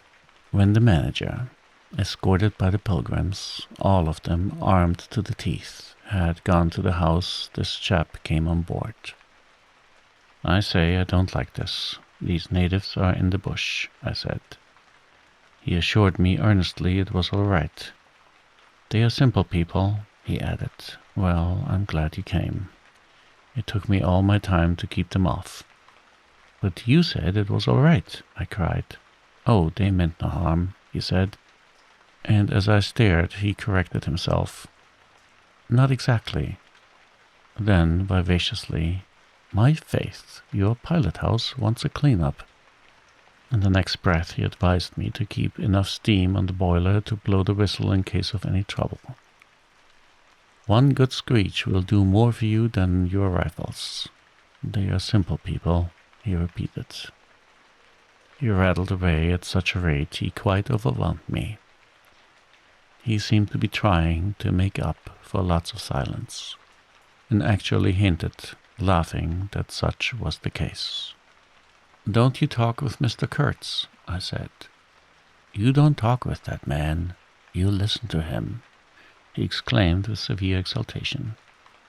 "But now," he waved his arm, and in the twinkle of an eye was in the uttermost depths of despondency. In a moment he came up again with a jump, possessed himself of both my hands, shook them continuously, while he gabbled, "Brother sailor, honor, pleasure, delight, introduce myself, Russian, son of an archpriest, government of Tambov. What? Tobacco. English tobacco. The excellent English tobacco. Now, that's brotherly. Smoke? Where is a sailor that does not smoke? The pipe soothed him, and gradually I made out he had run away from school, had gone to sea in a Russian ship, ran away again, served some time in English ships, was now reconciled with the archpriest. He made a point of that. But when one is young, one must see things, gather experience, ideas, enlarge the mind. Here, I interrupted, you can never tell. Here I met Mr. Kurtz, he said, youthfully solemn and reproachful. I held my tongue after that. It appears he had persuaded a Dutch trading house on the coast to fit him out with stores and goods, and had started for the interior with a light heart and no more idea of what would happen to him than a baby. He had been wandering about that river for nearly 2 years alone, cut off from everybody and everything. I am not so young as I look. I am 25, he said. At first, old von Schütten would tell me to go to the devil. He narrated with keen enjoyment. But I stuck to him and talked, till at last he got afraid I would talk the hind leg off his favorite dog. So he gave me some cheap things and a few guns, and told me he hoped he would never see my face again. Good old Dutchman, von Schütten. I've sent him one small lot of ivory a year ago, so that he can't call me a little thief when I get back. I hope he got it, and for the rest I don't care. I had some wood stacked for you. That was my old house. Did you see? I gave him Towson's book. He made as though he would kiss me, but restrained himself. The only book I had left, and I thought I had lost it, he said, looking at it ecstatically. So many accidents happen to a man going about alone, you know. Canoes get upset sometimes, and sometimes you've got to clear out so quick when the people get angry. He tumbled the pages. You made notes in Russian? I asked. He nodded. I thought they were written in cipher, I said. He laughed, then became serious. I had lots of trouble to keep these people off, he said. Did they want to kill you? I asked. Oh no, he cried and checked himself. Why did they attack us? I pursued. He hesitated, then said shamefacedly, They don't want him to go. Don't they? I said curiously. He nodded a nod full of mystery and wisdom. I tell you, he cried, this man has enlarged my mind. He opened his arms wide, staring at me with his little blue eyes that were perfectly round.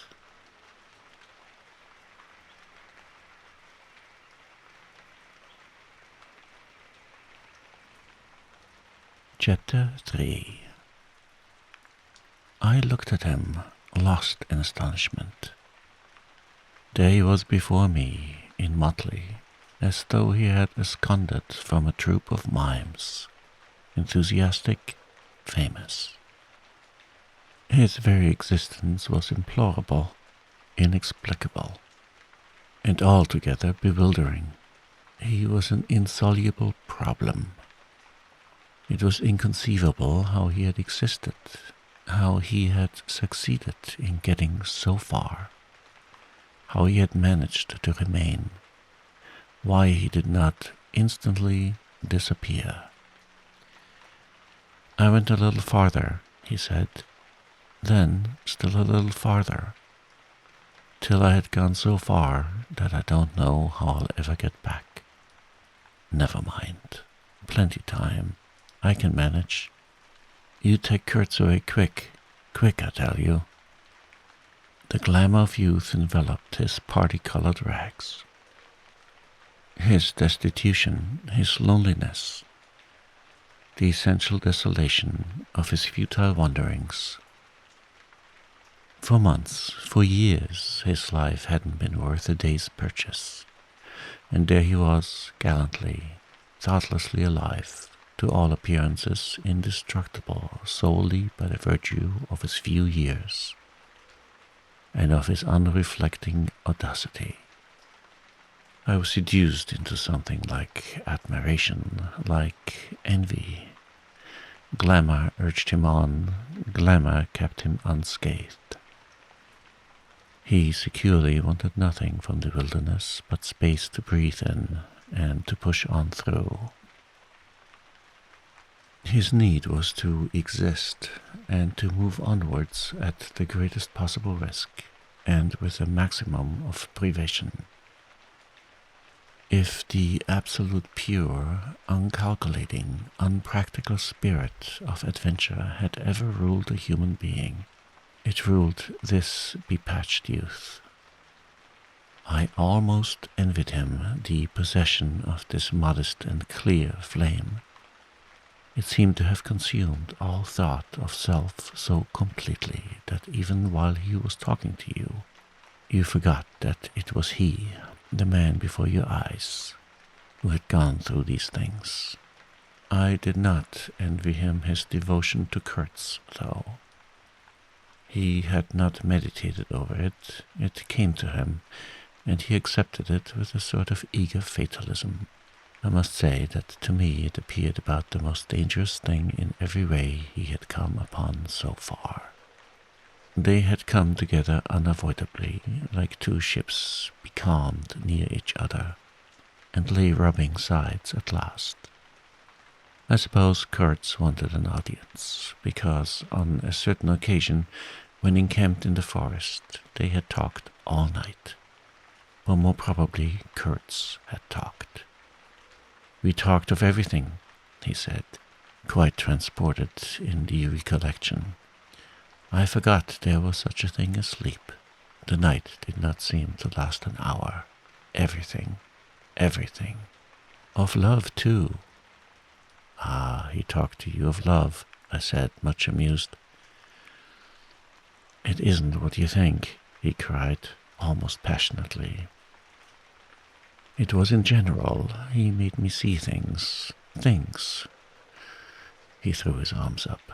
We were on deck at the time, and the headman of my woodcutters, lounging nearby, turned upon him his heavy and glittering eyes. I looked around, and I don't know why, but I assure you that never before did this land, this river, this jungle, the very arch of this blazing sky appear to me so hopeless and so dark, so impenetrable to human thought, so pitiless to human weakness. And ever since you have been with him, of course, I said. On the contrary, it appears their intercourse had been very much broken by various causes.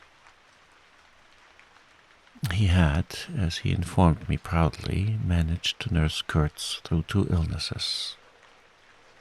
He alluded to it as you would to some risky feat. But as a rule, Kurtz wandered alone, far in the depths of the forest, very often coming to the station. I had to wait days and days before he would turn up, he said. Ah, it was worth waiting for, sometimes. What was he doing? Exploring or what? I asked. Oh, yes, of course. He had discovered lots of villages, a lake, too. He did not know exactly in what direction. It was dangerous to inquire too much. But mostly his expeditions had been for ivory. But he had no goods to trade with. By that time, I objected. There's a good lot of cartridges left even yet, he answered, looking away. To speak plainly, he raided the country, I said. He nodded. Not alone, surely, he muttered something about the villages round the lake. Kurtz got the tribe to follow him, did he? I suggested. He fidgeted a little. They adored him, he said. The tone of these words was so extraordinary that I looked at him searchingly. It was curious to see his mingled eagerness and reluctance to speak of Kurtz. The man filled his life, occupied his thoughts, swayed his emotions. "What can you expect?" he burst out. He came to them with thunder and lightning, you know, and they had never seen anything like it. And very terrible. He could be very terrible. You can't judge Mr. Kurtz as you would an ordinary man. No, no, no. Now, just to give you an idea, I don't mind telling you, he wanted to shoot me, too, one day. But I don't judge him. "Shoot you?" I cried. "What for?" "Well, I had a small lot of ivory the chief of that village near my house gave me. You see, I used to shoot game for them. Well, he wanted it, and wouldn't hear reason. He declared he would shoot me unless I gave him the ivory and then clear out of the country, because he could do so, and had a fancy for it. And there was nothing on earth to prevent him killing whom he jolly well pleased. And it was true too. I gave him the ivory. What did I care? But I didn't clear out. No, no, I couldn't leave him. I had to be careful, of course, till we got friendly again for a time. He had his second illness then. Afterwards, I had to keep out of the way. But I didn't mind. He was living for the most part in those villages on the lake. When he came down to the river, sometimes he would take to me, and sometimes it was better for me to be careful. This man suffered too much. He hated all this, and somehow he couldn't get away. When I had a chance, I begged him to try and leave while there was time. I offered to go back with him, and he would say yes, and then he would remain. Go off on another ivory hunt, disappear for weeks, forget himself amongst these people, forget himself, you know. "Why, he's mad," I said. He protested indignantly. Mr. Kurtz couldn't be mad. If I had heard him talk only 2 days ago, I wouldn't dare hint at such a thing. I had taken up my binoculars while he talked, and was looking at the shore, sweeping the limit of the forest at each side and at the back of the house. The consciousness of there being people in that bush, so silent, so quiet, as silent and quiet as the ruined house on the hill, made me uneasy. There was no sign on the face of nature of this amazing tale that was not so much told as suggested to me in desolate exclamations, completed by shrugs, in interrupted phrases, in hints ending in deep sighs. The woods were unmoved like a mask, heavy like the closed door of a prison. They looked with their air of hidden knowledge, of patient expectation, of unapproachable silence. The Russian was explaining to me that it was only lately that Mr. Kurtz had come down to the river, bringing along with him all the fighting men of that lake tribe. He had been absent for several months, getting himself adored, I suppose, and had come down unexpectedly, with the intention to all appearance of making a raid either across the river or downstream. Evidently the appetite for more ivory had got the better of the, what shall I say, less material aspirations. However, he had got much worse suddenly. I heard he was lying helpless, and so I came up, took my chance, said the Russian. "Oh, he's bad, very bad." I directed my glass to the house. There were no signs of life, but there was the ruined roof, the long mud wall peeping above the grass, with 3 little square window holes, no 2 of the same size. All this brought within reach of my hand, as it were. And then I made a brusque movement, and one of the remaining posts of that vanishing fence leaped up in the field of my glass. You remember I told you I had been struck at a distance by certain attempts of ornamentation. rather remarkable in the ruinous aspect of the place. Now I had suddenly a nearer view, and its first result was to make me throw my head back as if before a blow. Then I went carefully from post to post with my glass, and I saw my mistake. These round knobs were not ornamental but symbolic.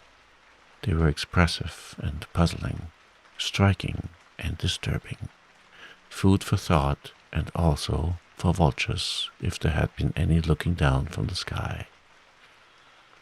But at all events, for such ants as were industrious enough to ascend the pole, they would have been even more impressive, those heads on the stakes, if the faces had not been turned to the house. Only one, the first I had made out, was facing my way. I was not so shocked as you may think. The start back I had given was really nothing but a movement of surprise. I had expected to see a knob of wood there, you know. I returned deliberately to the first I had seen, and there it was, black, dried, sunken, with closed eyelids. A head that seemed to sleep at the top of that pole, and, with the shrunken dry lips showing a narrow white line of the teeth, was smiling too, smiling continuously, at some endless and jocose dream of that eternal slumber. I am not disclosing any trade secrets. In fact, the manager said afterwards that Mr. Kurtz's methods had ruined the district. I have no opinion on that point, but I want you clearly to understand that there was nothing exactly profitable in these heads being there. They only showed that Mr. Kurtz lacked restraint in the gratification of his various lusts, that there was something wanting in him, some small matter, which, when the pressing need arose, could not be found under his magnificent eloquence. Whether he knew of this deficiency himself, I can't say. I think the knowledge came to him at last, only at the very last. But the wilderness had found him out early, and had taken on him a terrible vengeance for the fantastic invasion. I think it had whispered to him things about himself which he did not know, things of which he had no conception till he took counsel with this great solitude. And the whisper had proved irresistibly fascinating. It echoed loudly within him because he was hollow at the core. I put down the glass, and the head that had appeared near enough to be spoken to seemed at once to have leaped away from me into inaccessible distance. The admirer of Mr. Kurtz was a bit crestfallen. In a hurried, indistinct voice he began to assure me he had not dared to take these, say, symbols, down. He was not afraid of the natives. They would not stir till Mr. Kurtz gave the word. His ascendancy was extraordinary. The camps of these people surrounded the place, and the chiefs came every day to see him. They would crawl. I don't want to know anything of the ceremonies used when approaching Mr. Kurtz, I shouted. Curious, this feeling that came over me that such details would be more intolerable than those heads drying on the stakes under Mr. Kurtz's windows. After all, that was only a savage sight. While I seemed at one bound to have been transported into some lightless region of subtle horrors, where pure, uncomplicated savagery was a positive relief, being something that had a right to exist, obviously, in the sunshine. The young man looked at me with surprise. I suppose it did not occur to him that Mr. Kurtz was no idol of mine. He forgot I hadn't heard any of these splendid monologues on, what was it, on love, justice, conduct of life, or what not. If it had come to crawling before Mr. Kurtz, he crawled as much as the veriest savage of them all. I had no idea of the conditions, he said. These heads were the heads of rebels. I shocked him excessively by laughing. Rebels? What would be the next definition I was to hear? There had been enemies, criminals, workers, and these were rebels. Those rebellious heads looked very subdued to me on their sticks. You don't know how such a life tries a man like Kurtz, cried Kurtz's last disciple. Well, and you? I said. I am a simple man. I have no great thoughts. I want nothing from anybody. How can you compare me to? His feelings were too much for speech, and suddenly he broke down. I don't understand, he groaned. I've been doing my best to keep him alive, and that's enough. I had no hand in all this. There hasn't been a drop of medicine or a mouthful of invalid food for months here. He was shamefully abandoned. A man like this, with such ideas. Shamefully. I haven't slept for the last 10 nights. His voice lost itself in the calm of the evening. The long shadows of the forest had slipped downhill while we talked, had gone far beyond the ruined hovel, beyond the symbolic row of stakes. All this was in the gloom, while we down there were yet in the sunshine, and the stretch of the river abreast of the clearing glittered in a still and dazzling splendor, with a murky and overshadowed bend above and below. Not a living soul was seen on the shore. The bushes did not rustle.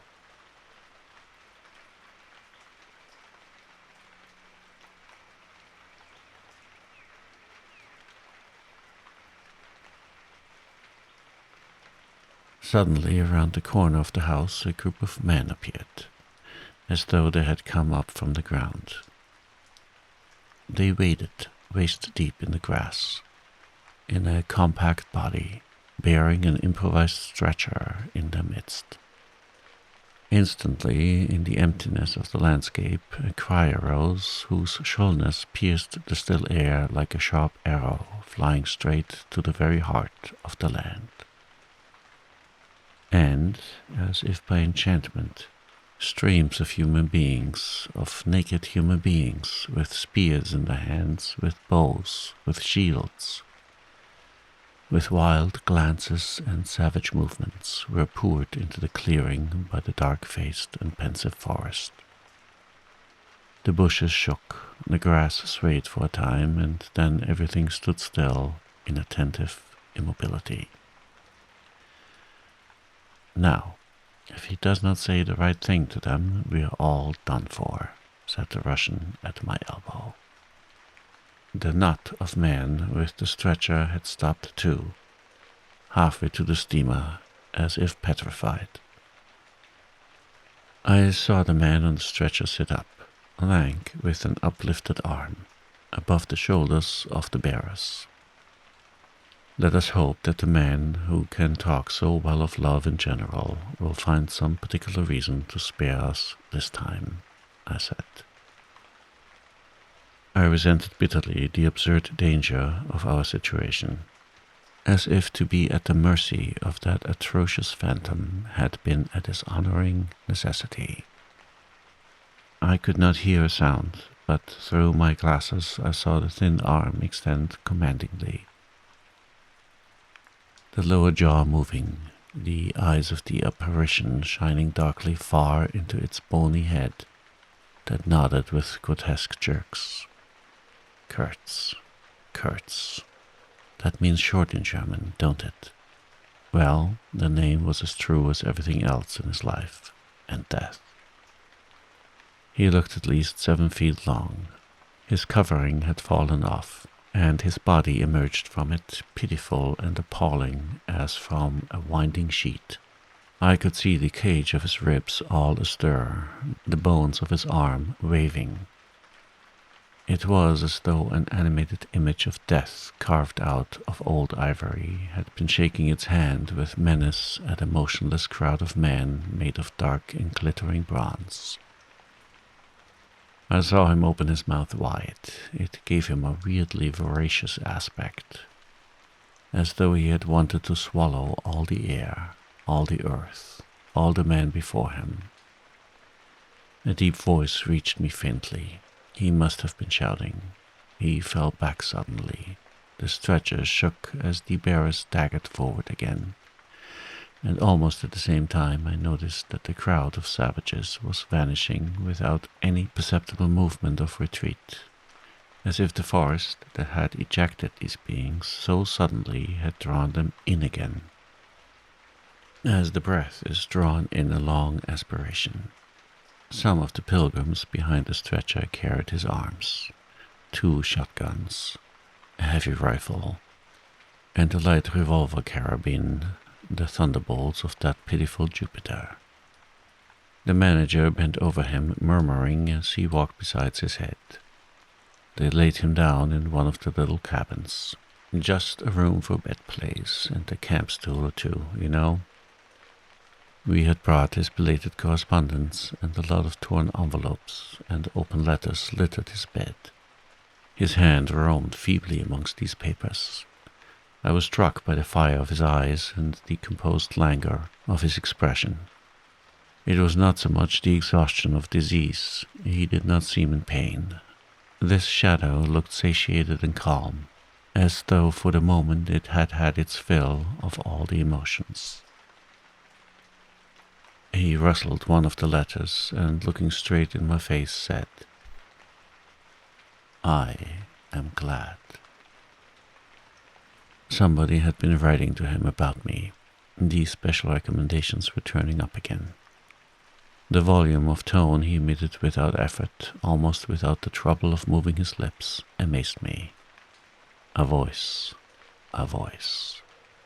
It was grave, profound, vibrating, while the man did not seem capable of a whisper. However, he had enough strength in him, factitious no doubt, to very nearly make an end of us, as you shall hear directly.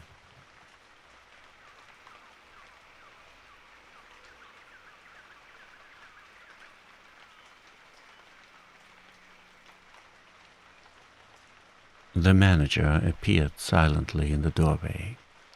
I stepped out at once, and he drew the curtain after me.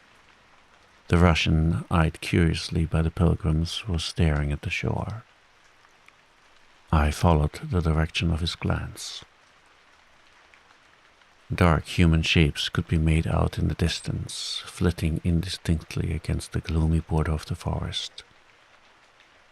And near the river 2 bronze figures, leaning on tall spears, stood in the sunlight under fantastic headdresses of spotted skins, warlike and still, in statuesque repose. And from right to left along the lighted shore moved the wild and gorgeous apparition of a woman. She walked with measured steps, draped in striped and fringed cloths, treading the earth proudly, with a slight jingle and flash of barbarous ornaments. She carried her head high. Her hair was done in the shape of a helmet. She had brass leggings to the knee, brass wire gauntlets to the elbow, a crimson spot on her tawny cheek, innumerable necklaces of glass beads on her neck. Bizarre things. Charms, gifts of rich men, that hung about her, glittered and trembled at every step. She must have had the value of several elephant tusks upon her. She was savage and superb, wild-eyed and magnificent. There was something ominous and stately in her deliberate progress, and in the hush that had fallen suddenly upon the whole sorrowful land. The immense wilderness, the colossal body of the fecund and mysterious life, seemed to look at her, pensive, as though it had been looking at the image of its own tenebrous and passionate soul. She came abreast of the steamer, stood still, and faced us. Her long shadow fell to the water's edge. Her face had a tragic and fierce aspect of wild sorrow, and of dumb pain, mingled with the fear of some struggling, half-shaped resolve. She stood looking at us without a stir, and like the wilderness itself, with an air of brooding over an inscrutable purpose. A whole minute passed, and then she made a step forward. There was a low jingle, a glint of yellow metal, a sway of fringed draperies, and she stopped as if her heart had failed her. The young fellow by my side growled. The pilgrims murmured at my back. She looked at us all, as if her life had depended upon the unswerving steadiness of her glance. Suddenly she opened her bared arms and threw them up rigid above her head, as though in uncontrollable desire to touch the sky. And at the same time the swift shadows darted out on the earth, swept around on the river, gathering the steamer into a shadowy embrace. A formidable silence hung over the scene. She turned away slowly, walked on, following the bank, and passed into the bushes to the left. Once only her eyes gleamed back at us in the dusk of the thickets before she disappeared. If she had offered to come aboard, I really think I would have tried to shoot her, said the man of patches, nervously. I have been risking my life every day for the last fortnight to keep her out of the house. She got in one day and kicked up a row about those miserable rags I picked up in the storeroom to mend my clothes with. I wasn't decent. At least it must have been that, for she talked like a fury to Kurtz for an hour, pointing at me now and then. I don't understand the dialect of this tribe. Luckily for me, I fancy Kurtz felt too ill that day to care, or there would have been mischief. I don't understand. No, it's too much for me. Ah well, it's all over now. At this moment, I heard Kurtz's deep voice behind the curtain. Save me. Save the ivory, you mean? Don't tell me. Save me. Why, I've had to save you. You're interrupting my plans now. Sick. Not so sick as you would like to believe. Never mind. I'll carry my ideas out yet. I will return. I'll show you what can be done. You with your little peddling notions. You are interfering with me. I will return. The manager came out. He did me the honor to take me under the arm and lead me aside. He's very low, he said. He considered it necessary to sigh, but neglected to be consistently sorrowful. We have done all we could for him, haven't we? But there is no disguising the fact. Mr. Kurtz has done more harm than good to the company. He did not see the time was not ripe for vigorous action. Cautiously, that's my principle. We must be cautious yet. The district is closed to us for a time. Deplorable. Upon the whole, the trade will suffer. I don't deny there is a remarkable quantity of ivory, mostly fossil. We must save it at all events. But look how precarious the position is, and why? Because the method is unsound. Do you, said I, looking at the shore, call it unsound method? Without doubt, he exclaimed hotly. Don't you? No method at all, I murmured after a while. Exactly, he exulted. I anticipated this. Shows complete want of judgment. It is my duty to point it out in the proper quarter. Oh, said I, that fellow, what's his name? The brickmaker. We'll make a readable report for you." He appeared confounded for a moment. It seemed to me I had never breathed an atmosphere so vile, and I turned mentally to Kurtz for relief. Positively for relief. "Nevertheless, I think Mr. Kurtz is a remarkable man," I said with emphasis. He started, dropped on me a heavy glance, said very quietly, "He was," and turned his back on me. My hour of favor was over. I found myself lumped along with Kurtz as a partisan of methods, for which the time was not ripe. I was unsound. But it was something to have at least a choice of nightmares. I had turned to the wilderness, really, not to Mr. Kurtz, who I was ready to admit was as good as buried. And for a moment it seemed to me as if I also were buried in a vast grave full of unspeakable secrets. I felt an intolerable weight oppressing my breast, the smell of the damp earth, the unseen presence of victorious corruption, the darkness of an impenetrable night. The Russian tapped me on the shoulder. I heard him mumbling and stammering something about brothers seamen, couldn't conceal knowledge of matters that would affect Mr. Kurtz's reputation. I waited. For him, evidently, Mr. Kurtz was not in his grave.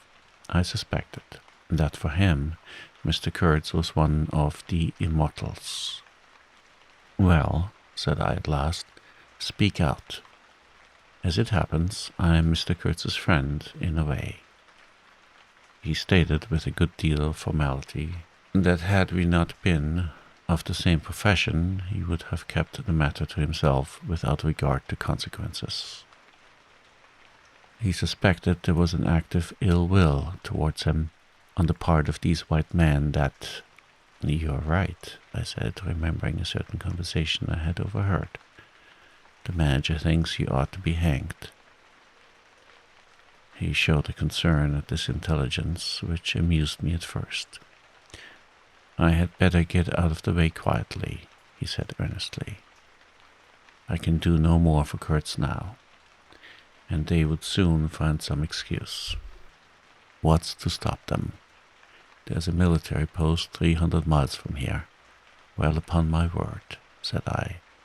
"Perhaps you had better go, if you have any friends amongst the savages nearby." "Plenty," he said. "They are simple people, and I want nothing, you know." He stood biting his lip. Then, "I don't want any harm to happen to these whites here, but of course I was thinking of Mr. Kurtz's reputation. But you are a brother seaman, and—" "All right," said I after a time. "Mr. Kurtz's reputation is safe with me." I did not know how truly I spoke. He informed me, lowering his voice, that it was Kurtz who had ordered the attack to be made on the steamer. He hated sometimes the idea of being taken away, and then again— "But I don't understand these matters. I'm a simple man. He thought it would scare you away, that you would give it up, thinking him dead. I could not stop him." "Oh, I had an awful time of this last month." "Very well," I said. "He's all right now." "Yes," he muttered, not very convinced apparently. "Thanks," said I. "I shall keep my eyes open. But quiet, eh?" he urged anxiously. "It would be awful for his reputation if anybody here—" I promised a complete discretion with great gravity. "I have a canoe and 3 black fellows waiting not very far. I'm off. Could you give me a few Martini Henry cartridges?" I could, and did, with proper secrecy. He helped himself, with a wink at me, to a handful of my tobacco. Between sailors, you know, good English tobacco. At the door of the pilot house he turned around. "I say, haven't you a pair of shoes you could spare?" He raised one leg. "Look." The soles were tied with knotted strings, sandal-wise, under his bare feet. I rooted out an old pair, at which he looked with admiration before tucking it under his left arm. One of his pockets, bright red, was bulging with cartridges. From the other, dark blue, peeped Towson's inquiry, etc., etc. He seemed to think himself excellently well equipped for a renewed encounter with the wilderness. Ah, I'll never meet such a man again. You ought to have heard him recite poetry.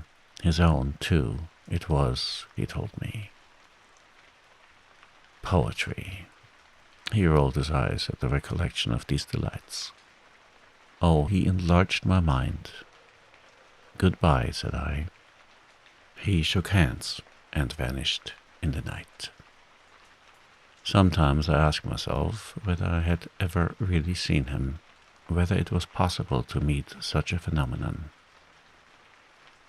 When I woke up, shortly after midnight, his warning came to my mind with its hint of danger that seemed, in the stark darkness, real enough to make me get up for the purpose of having a look around. On the hill, a big fire burned, illuminating fitfully a crooked corner of the station house. One of the agents, with a picket of a few of our blacks, armed for the purpose, was keeping guard over the ivory. But deep within the forest, red gleams that wavered, that seemed to sink and rise from the ground amongst confused columnar shapes of intense blackness, showed the exact position of the camp where Mr. Kurtz's adorers were keeping their uneasy vigil.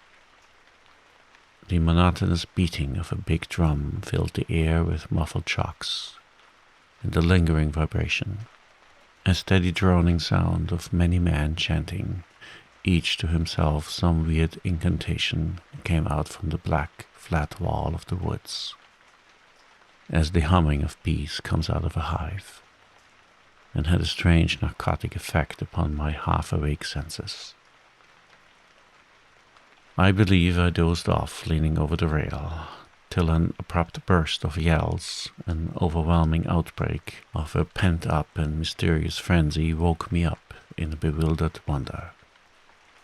It was cut short all at once, and the low droning went on with an effect of audible and soothing silence. I glanced casually into the little cabin. A light was burning within, but Mr. Kurtz was not there. I think I would have raised an outcry if I had believed my eyes, but I didn't believe them at first. The thing seemed so impossible. The fact is, I was completely unnerved by sheer blank fright, pure abstract terror, unconnected with any distinct shape of physical danger. What made this emotion so overpowering was, how shall I define it, the moral shock I received, as if something altogether monstrous, intolerable to thought and odious to the soul, had been thrust upon me unexpectedly. This lasted, of course, the merest fraction of a second, and then the usual sense of commonplace, deadly danger, the possibility of a sudden onslaught and massacre, was something of the kind which I saw impending, was positively welcome and composing. It pacified me, in fact, so much that I did not raise an alarm. There was an agent buttoned up inside an ulster and sleeping on a chair on deck within 3 feet of me. The yells had not awakened him. He snored very slightly. I left him to his slumbers and leaped ashore. I did not betray Mr. Kurtz. It was ordered I should never betray him. It was written I should be loyal to the nightmare of my choice. I was anxious to deal with this shadow by myself alone. And to this day, I don't know why I was so jealous of sharing with anyone the peculiar blackness of that experience. As soon as I got on the bank, I saw a trail, a broad trail through the grass. I remember the exultation with which I said to myself, "He can't walk, he's crawling on all fours. I've got him." The grass was wet with dew. I strode rapidly with clenched fists. I fancy I had some vague notion of falling upon him and giving him a drubbing. I don't know. I had some imbecile thoughts. The knitting old woman with the cat obtruded herself upon my memory as a most improper person to be sitting at the other end of such an affair. I saw a row of pilgrims squirting lead in the air out of the Winchesters held to the hip. I thought I would never get back to the steamer, and imagined myself living alone and unarmed in the woods to an advanced age. Such silly things, you know, and I remember I confounded the beat of the drum with the beating of my heart, and was pleased at its calm regularity. I kept to the track, though, then stopped to listen. The night was very clear, a dark blue space, sparkling with dew and starlight, in which black things stood very still. I thought I could see a kind of motion ahead of me. I was strangely cocksure of everything that night. I actually left the track and ran in a wide semicircle. I verily believe chuckling to myself, so as to get in front of that stir, of that motion I had seen, if indeed I had seen anything. I was circumventing Kurtz as though it had been a boyish game. I came upon him, and if he had not heard me coming, I would have fallen over him too, but he got up in time. He rose, unsteady, long, pale, indistinct, like a vapor exhaled by the earth, and swayed slightly, misty and silent before me, while at my back the fires loomed between the trees and the murmur of many voices issued from the forest. I had cut him off cleverly, but when actually confronting him, I seemed to come to my senses. I saw the danger in its right proportion. It was by no means over yet. Suppose he began to shout. Though he could hardly stand, there was still plenty of vigor in his voice. "Go away, hide yourself," he said in that profound tone. It was very awful. I glanced back. We were within 30 yards from the nearest fire. A black figure stood up, strode on long black legs, waving long black arms across the glow. It had horns, antelope horns, I think, on its head. Some sorcerer, some witchman, no doubt. It looked fiend-like enough. "Do you know what you are doing?" I whispered. "Perfectly," he answered, raising his voice for that single word. It sounded to me far off and yet loud, like a hail through a speaking trumpet. If he makes a row, we are lost, I thought to myself. This clearly was not a case for fisticuffs, even apart from the very natural aversion I had to beat that shadow, this wandering and tormented thing. "You will be lost," I said, "utterly lost." One gets sometimes such a flash of inspiration, you know. I did say the right thing, though indeed he could not have been more irretrievably lost than he was at this very moment, when the foundations of our intimacy were being laid, to endure, even to the end, even beyond. I had immense plans, he muttered irresolutely. "Yes," said I, "but if you try to shout, I'll smash your head with—" There was not a stick or a stone near. "I'll throttle you for good," I corrected myself.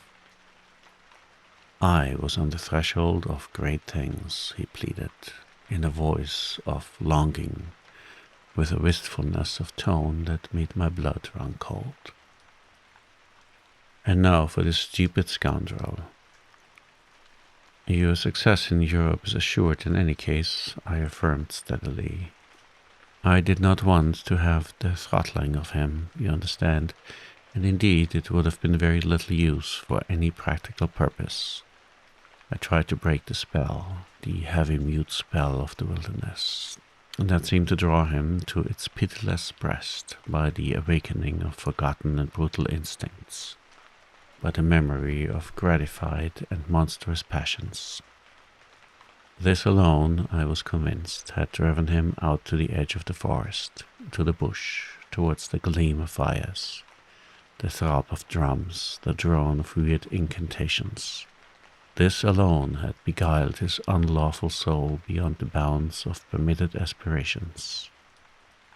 And, don't you see, the terror of the position was not in being knocked on the head, though I had a very lively sense of that danger, too, but in this, that I had to deal with a being to whom I could not appeal in the name of anything high or low.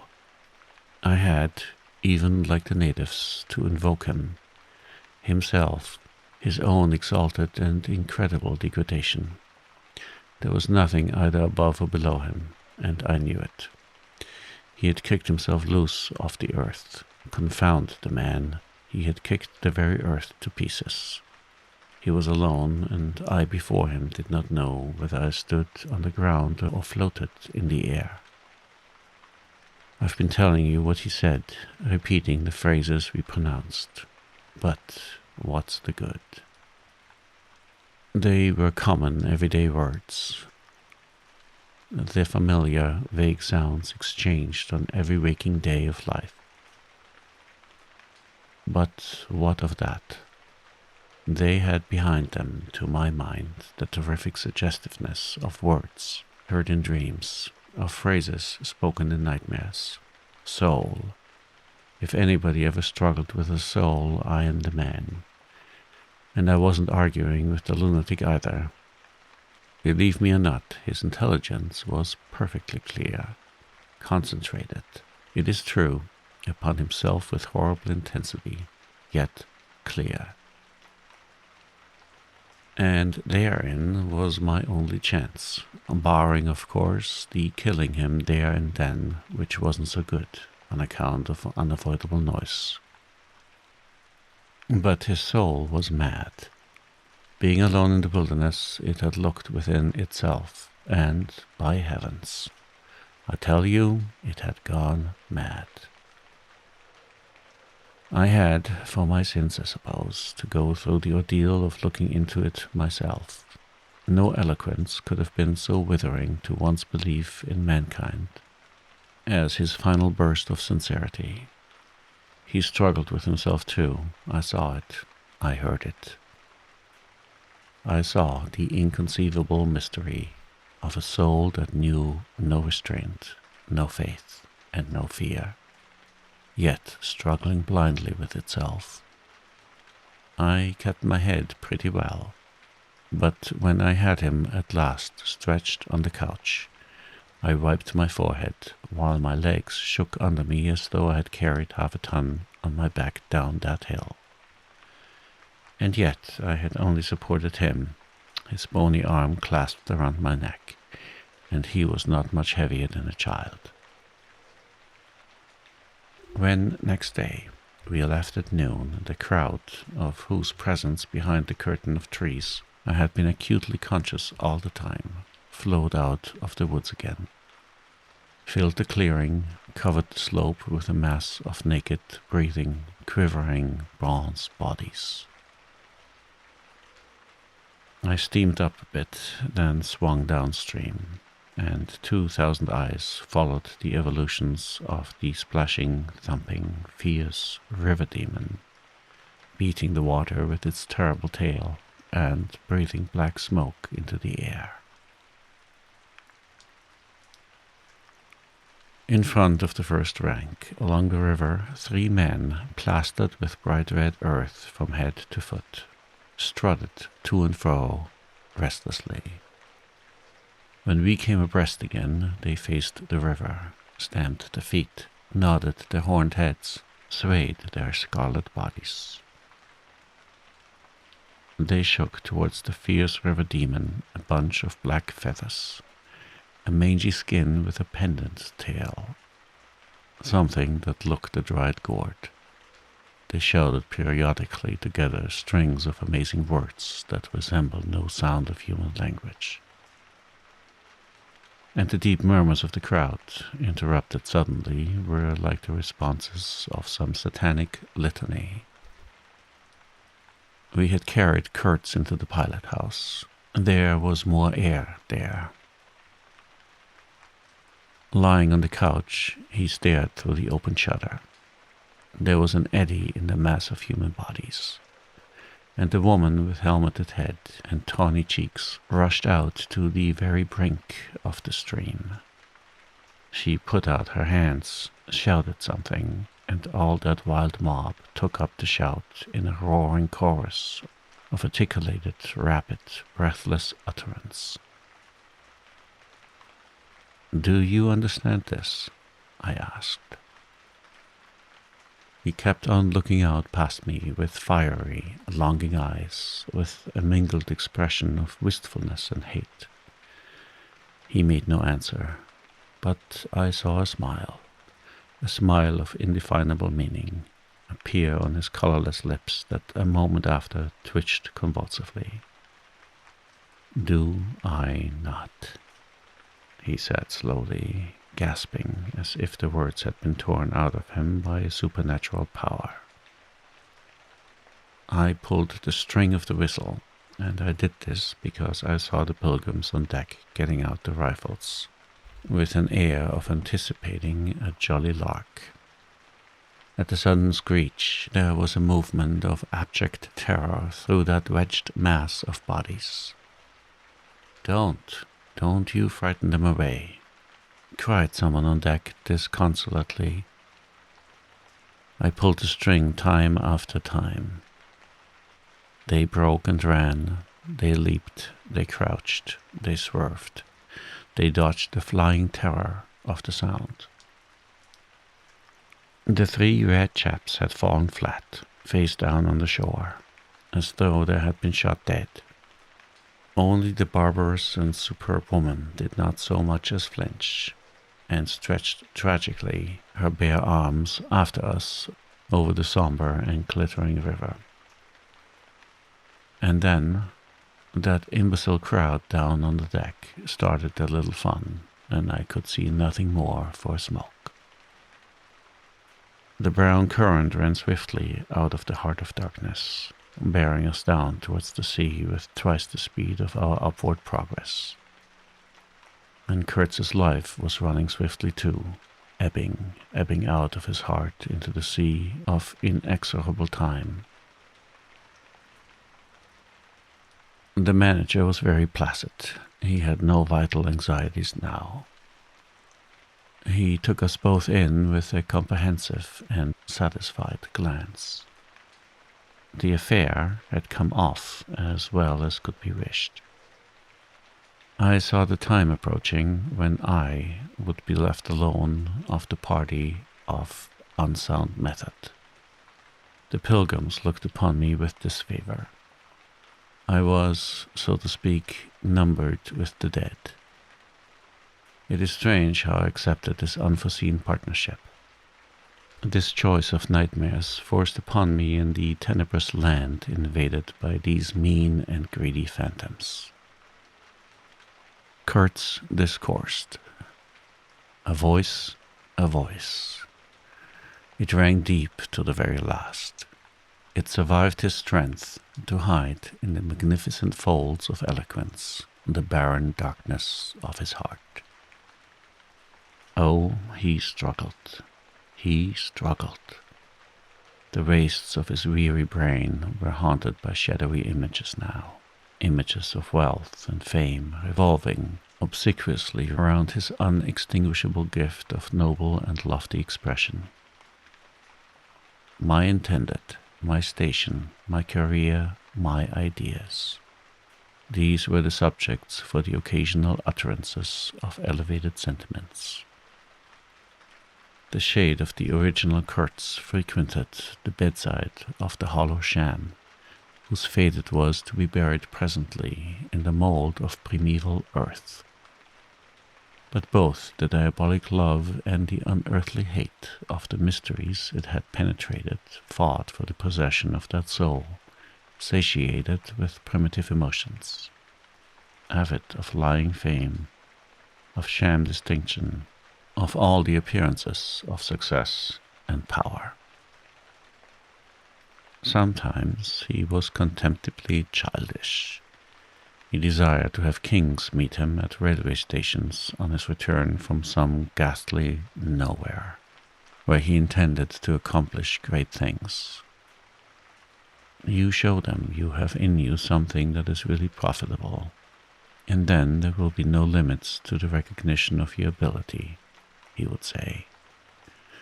Of course, you must take care of the motives, right motives, always.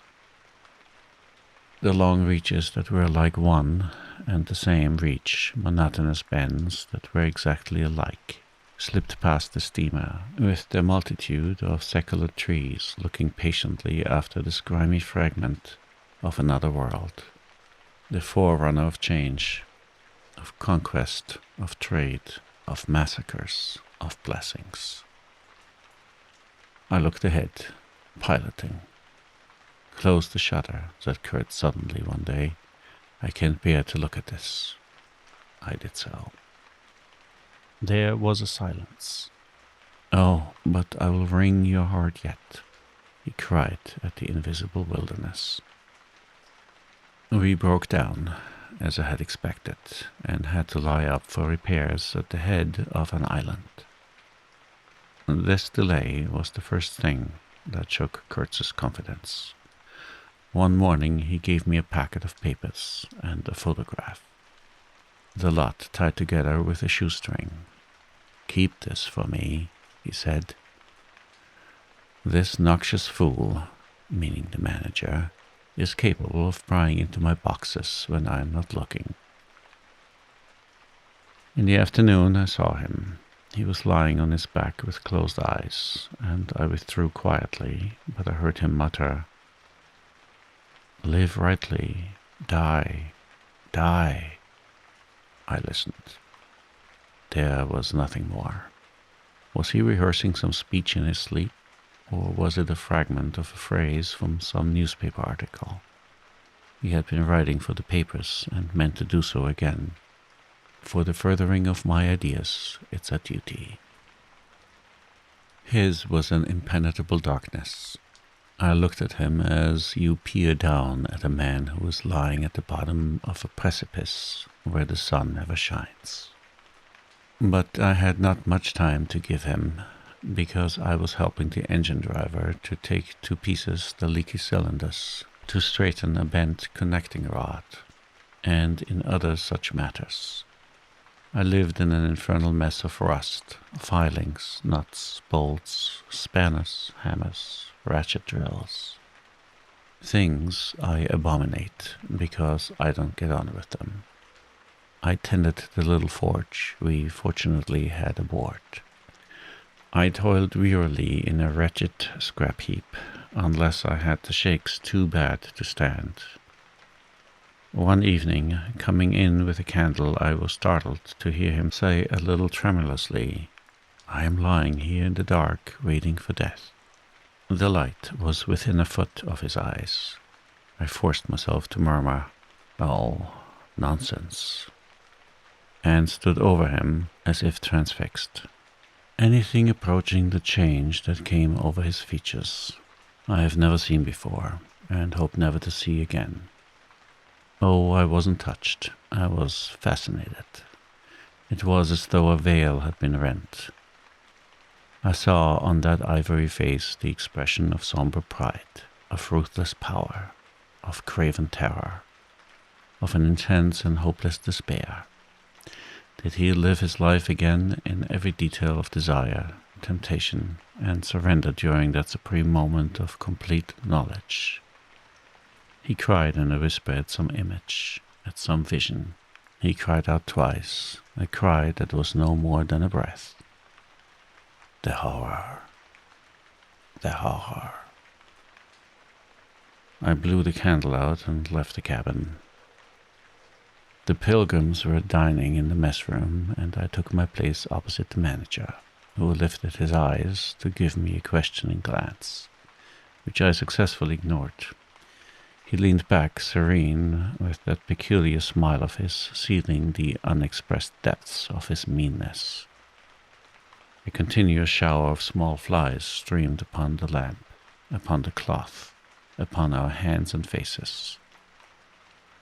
Suddenly, the manager's boy put his insolent black head in the doorway and said in a tone of scathing contempt, "Mr. Kurtz, he dead."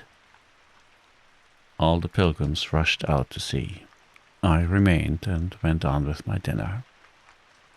I believe I was considered brutally callous. However, I did not eat much. There was a lamp in there, light, don't you know, and outside it was so beastly dark.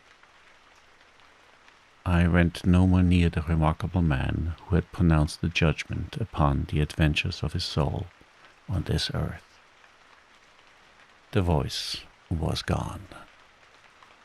What else had been there? But I am of course aware that next day the pilgrims buried something in a muddy hole.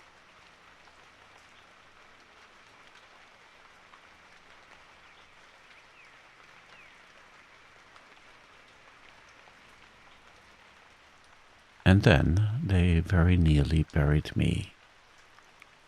However, as you see, I did not go to join Kurtz there and then.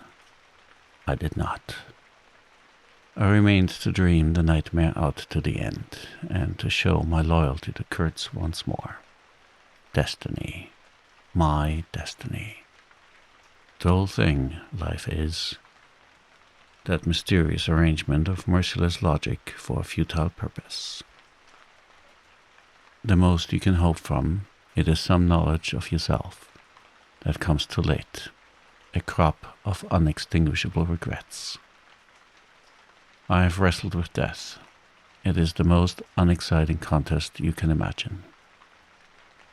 It takes place in an impalpable grayness, with nothing underfoot, with nothing around, without spectators, without clamor, without glory, without great desire of victory, without great fear of defeat. In a sickly atmosphere of tepid skepticism, without much belief in your own right, and still less in that of your adversary. If such is the form of ultimate wisdom, then life is a greater riddle than some of us think it to be. I was within a hair's breadth of the last opportunity for pronouncement, and I found with humiliation that probably I would have nothing to say. This is the reason why I affirm that Kurtz was a remarkable man. He had something to say. He said it. Since I had peeped over the edge myself, I understand better the meaning of his stare. I could not see the flame of the candle, but was wide enough to embrace the whole universe, piercing enough to penetrate all the hearts that beat in the darkness. He had summed up, he had judged. The horror. He was a remarkable man. After all, this was the expression of some sort of belief. It had candor, it had conviction, it had a vibrating note of revolt in its whisper. It had the appalling face of a glimpsed truth, the strange commingling of desire and hate. And it is not my own extremity I remember best, a vision of greyness without form filled with physical pain, and a careless contempt for the evanescence of all things, even of this pain itself. No, it is his extremity that I seem to have lived through. True, he had made that last stride. He had stepped over the edge, while I had been permitted to draw back my hesitating foot. And perhaps in this is the whole difference, perhaps all the wisdom and all truth. and all sincerity, are just compressed into that inappreciable moment of time in which we step over the threshold of the invisible. Perhaps. I like to think my summing up would not have been a word of careless contempt. Better his cry, much better. It was an affirmation, a moral victory paid for by innumerable defeats, by abominable terrors, by abominable satisfactions. But it was a victory. That is why I have remained loyal to Kurtz to the last, and even beyond, when a long time after I heard once more, not his own voice, but the echo of his magnificent eloquence thrown to me from a soul as translucently pure as a cliff of crystal.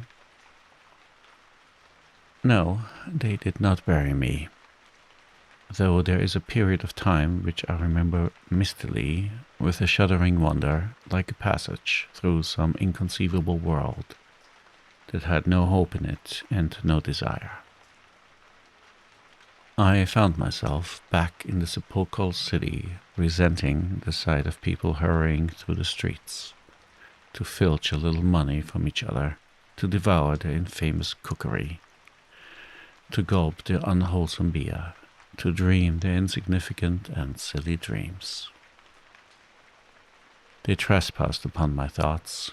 They were intruders whose knowledge of life was to me an irritating pretense, because I felt so sure they could not possibly know the things I knew. Their bearing was simply the bearing of commonplace individuals going about their business in the assurance of perfect safety. It was offensive to me, like the outrageous flauntings of folly in the face of a danger it is unable to comprehend. I had no particular desire to enlighten them, but I had some difficulty in restraining myself from laughing in their faces so full of stupid importance. I dare say I was not very well at that time. I tottered about the streets. There were various affairs to settle, grinning bitterly at perfectly respectable persons. I admit my behavior was inexcusable, but then my temperature was seldom normal in these days. My dear aunt's endeavors to nurse up my strength seemed altogether beside the mark. It was not my strength that wanted nursing, it was my imagination that wanted soothing. I kept the bundle of papers given me by Kurtz, not knowing exactly what to do with it. His mother had died lately, watched over, as I was told, by his intended. A clean-shaven man with an official manner and wearing gold-rimmed spectacles called on me one day and made inquiries. At first circuitous, afterwards suavely pressing, about what he was pleased to denominate certain documents. I was not surprised, because I had had 2 rows with the manager on the subject out there. I had refused to give up the smallest scrap out of that package. And I took the same attitude with the spectacled man. He became darkly menacing at last, and with much heat argued that the company had the right to every bit of information about its territories, and said he, Mr. Kurtz's knowledge of unexplored regions must have been necessarily extensive and peculiar, owing to his great abilities and to the deplorable circumstances in which he had been placed. Therefore, I assured him Mr. Kurtz's knowledge, however extensive, did not bear upon the problems of commerce or administration. He invoked then the name of science. It would be an incalculable loss if, etc., etc. I offered him the report on suppression of savage customs, with the postscriptum torn off. He took it up eagerly, but ended by sniffing at it with an air of contempt. "This is not what we had a right to expect," he remarked. "Expect nothing else," I said. "There are only private letters." He withdrew upon some threat, of legal proceedings, and I saw him no more. But another fellow, calling himself Kurtz's cousin, appeared 2 days later, and was anxious to hear all the details about his dear relative's last moments. Incidentally, he gave me to understand that Kurtz had been essentially a great musician. There was the making of an immense success, said the man, who was an organist, I believe, with lank grey hair flowing over the greasy coat collar. I had no reason to doubt his statement, and to this day I am unable to say what was Kurtz's profession, whether he ever had any, which was the greatest of his talents. I had taken him for a painter who wrote for the papers, or else for a journalist who could paint, but even the cousin, who took snuff during the interview, could not tell me what he had been, exactly. He was a universal genius. On that point I agreed with the old chap, who thereupon blew his nose noisily into a large cotton handkerchief and withdrew in senile agitation, bearing off some family letters and memoranda without importance. Ultimately, a journalist anxious to know something of the fate of his dear colleague turned up. This visitor informed me Kurtz's proper sphere ought to have been politics on the popular side. He had furry, straight eyebrows, bristly hair cropped short, an eyeglass on a broad ribbon, and, becoming expansive, confessed his opinion that Kurtz really couldn't write a bit. But heavens, how that man could talk. He electrified large meetings. He had faith, don't you see? He had the faith. He couldn't get himself to believe anything. He would have been a splendid leader of an extreme party. What party? I asked. Any party, answered the other. He was an extremist. Did I not think so? I assented. Did I know, he asked, with a sudden flash of curiosity, what it was that had induced him to go out there? Yes, I said, and forthwith handed him the famous report for publication, if he thought fit. He glanced through it hurriedly, mumbling all the time, judged it would do, and took himself off with this plunder.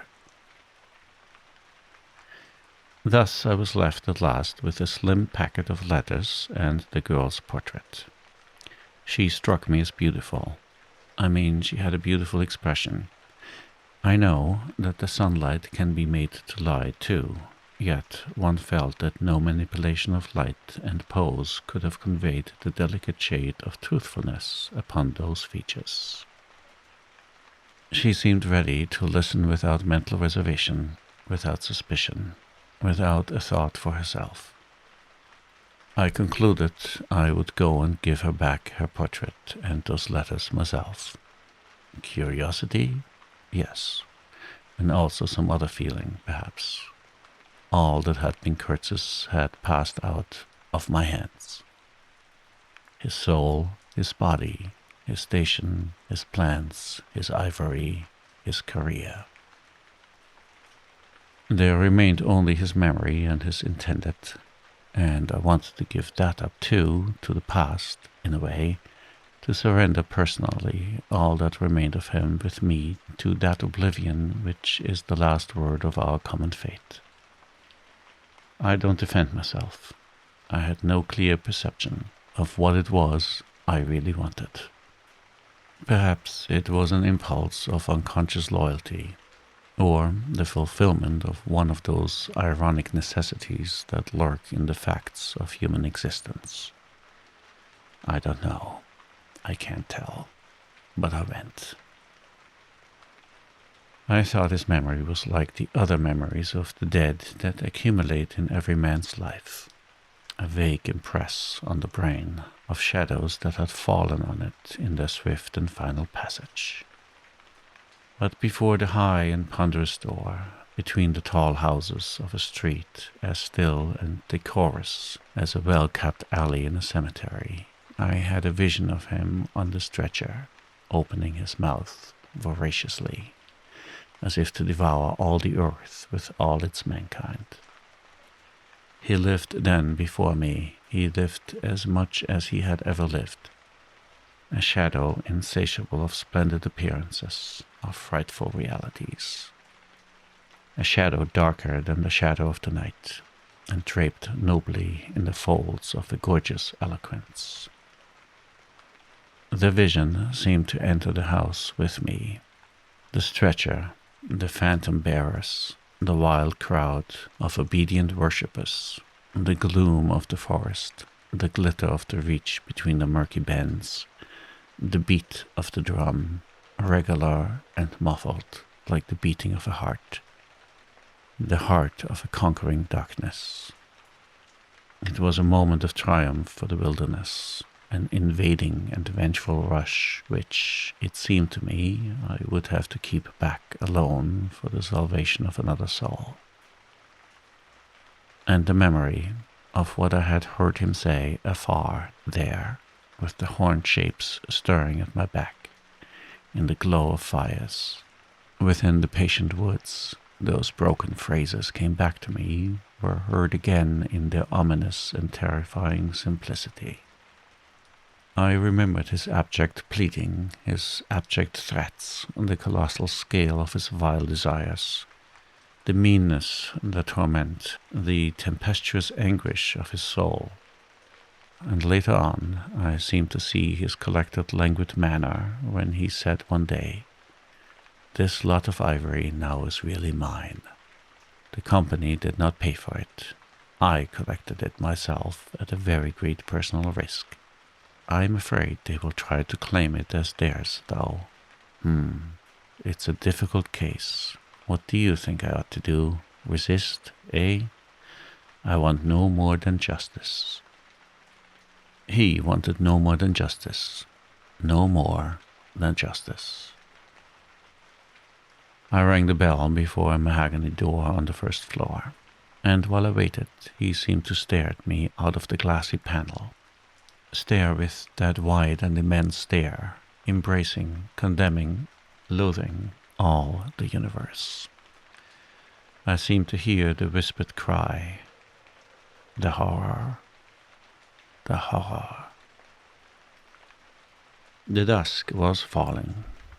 I had to wait in a lofty drawing room with 3 long windows from floor to ceiling that were like 3 luminous and bed-draped columns. The bent gilt legs and backs of the furniture shone in indistinct curves. The tall marble fireplace had a cold and monumental whiteness.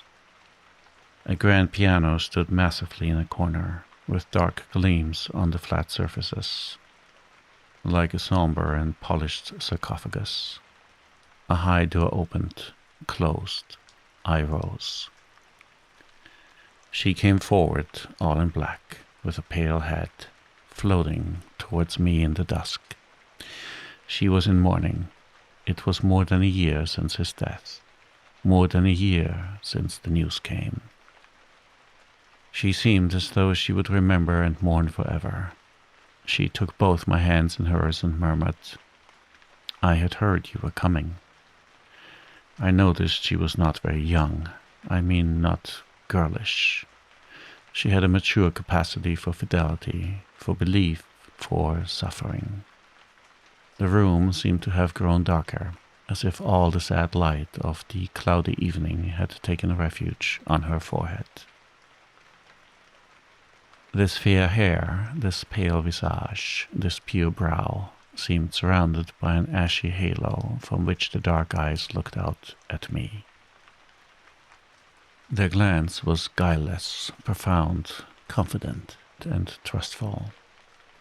She carried her sorrowful head as though she were proud of that sorrow, as though she would say, I alone know how to mourn for him as he deserves."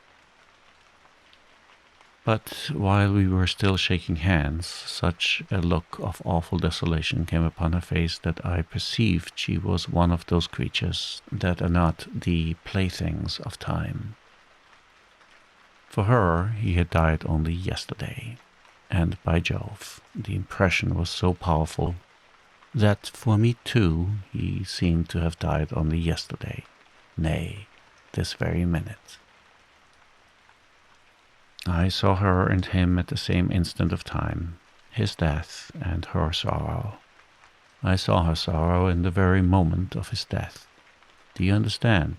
I saw them together. I heard them together.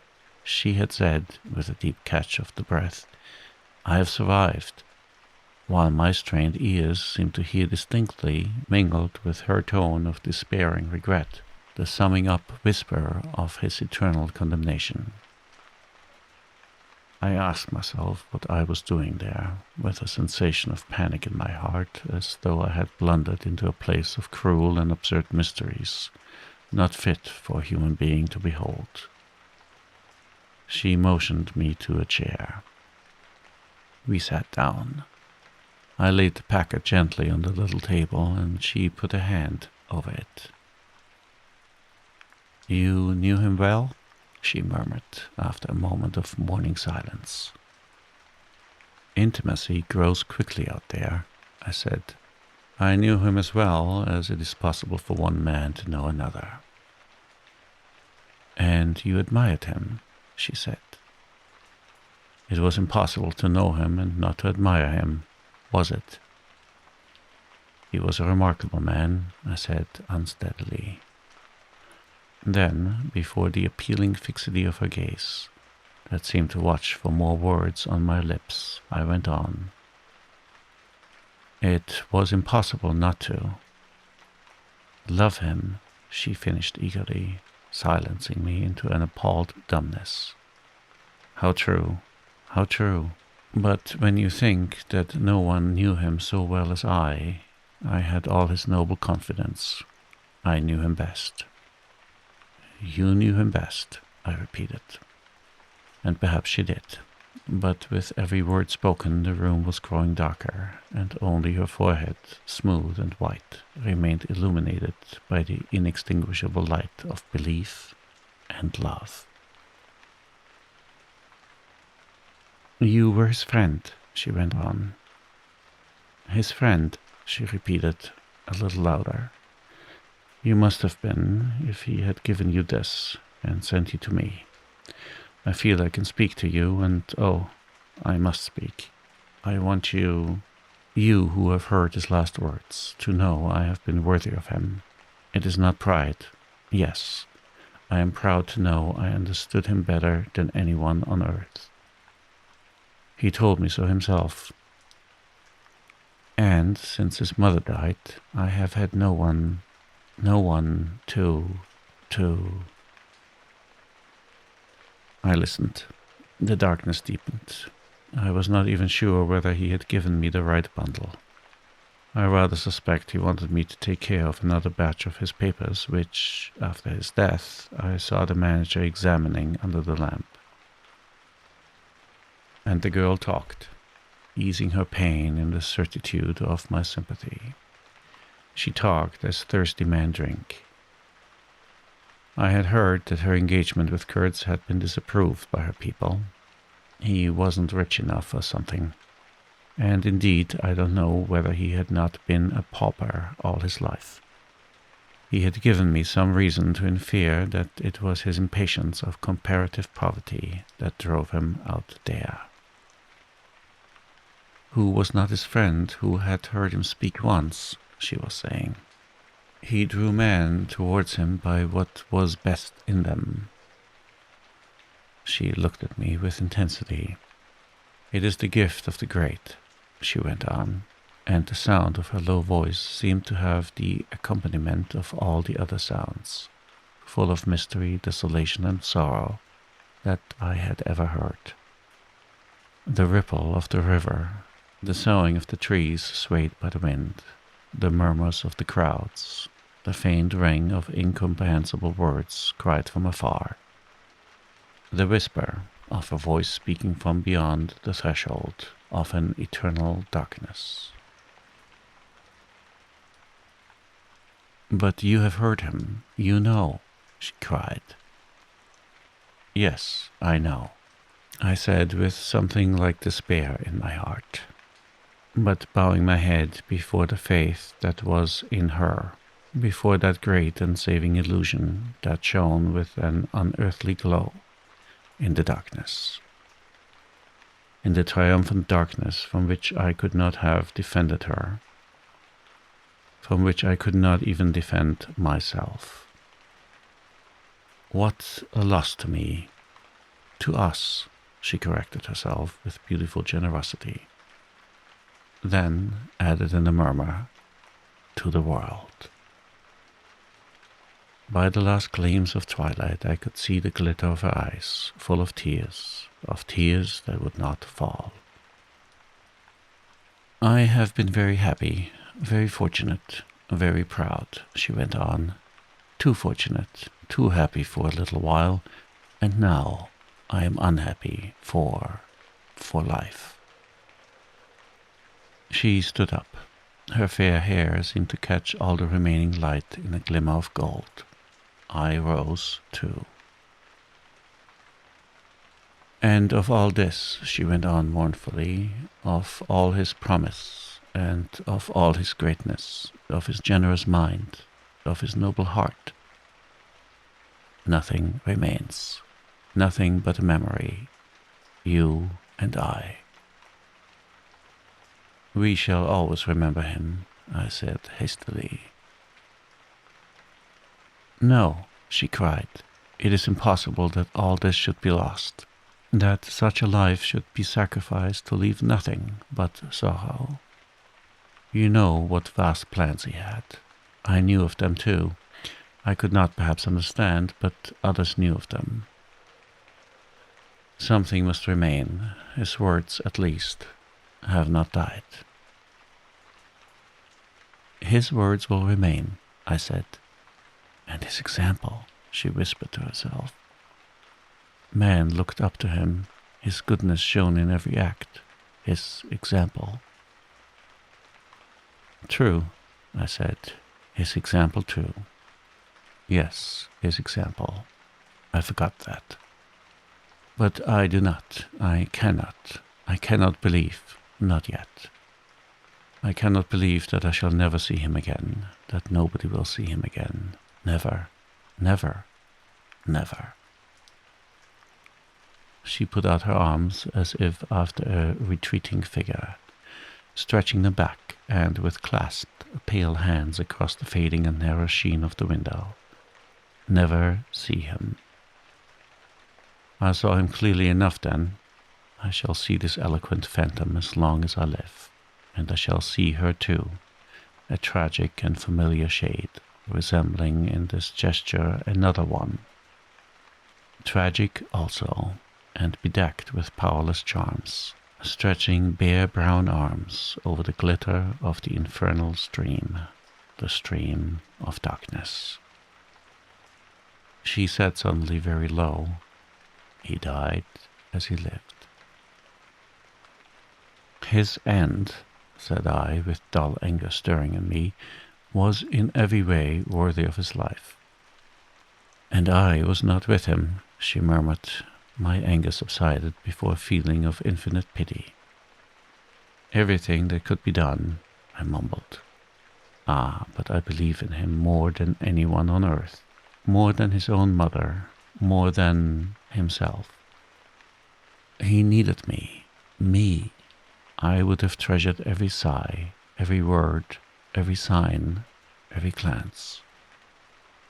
I felt like a chill grip on my chest. "Don't," I said in a muffled voice. "Forgive me. I have mourned so long in silence, You were with him to the last?" I think of his loneliness. Nobody near to understand him as I would have understood. Perhaps no one to hear. "To the very end," I said shakily. "I heard his very last words." I stopped in a fright. Repeat them, she murmured in a heartbroken tone. I want something to live with. I was on the point of crying at her. Don't you hear them? The dusk was repeating them in a persistent whisper all around us. In a whisper that seemed to swell menacingly like a first whisper of a rising wind. The horror. The horror. His last word, to live with, she insisted. Don't you understand? I loved him. I loved him. I loved him. I pulled myself together and spoke slowly. The last word he pronounced was your name. I heard a light sigh, and then my heart stood still, stopped dead short by an exulting and terrible cry, by the cry of inconceivable triumph and of unspeakable pain. I knew it. I was sure. She knew. She was sure. I heard her weeping. She had hidden her face in her hands. It seemed to me that the house would collapse before I could escape, that the heavens would fall upon my head. But nothing happened. The heavens do not fall for such a trifle. Would they have fallen, I wonder, if I had rendered Kurtz that justice which he was due? Hadn't he said he wanted only justice? But I couldn't. I could not tell her. It would have been too dark altogether. Marlowe ceased and sat apart, indistinct and silent, in the pose of a meditating Buddha. Nobody moved for a time. We have lost the first of the ebb, said the director suddenly. I raised my head. The offing was barred by a black bank of clouds, and the tranquil waterway leading to the uttermost ends of the earth flowed somber under an overcast sky, seemed to lead into the heart of an immense darkness.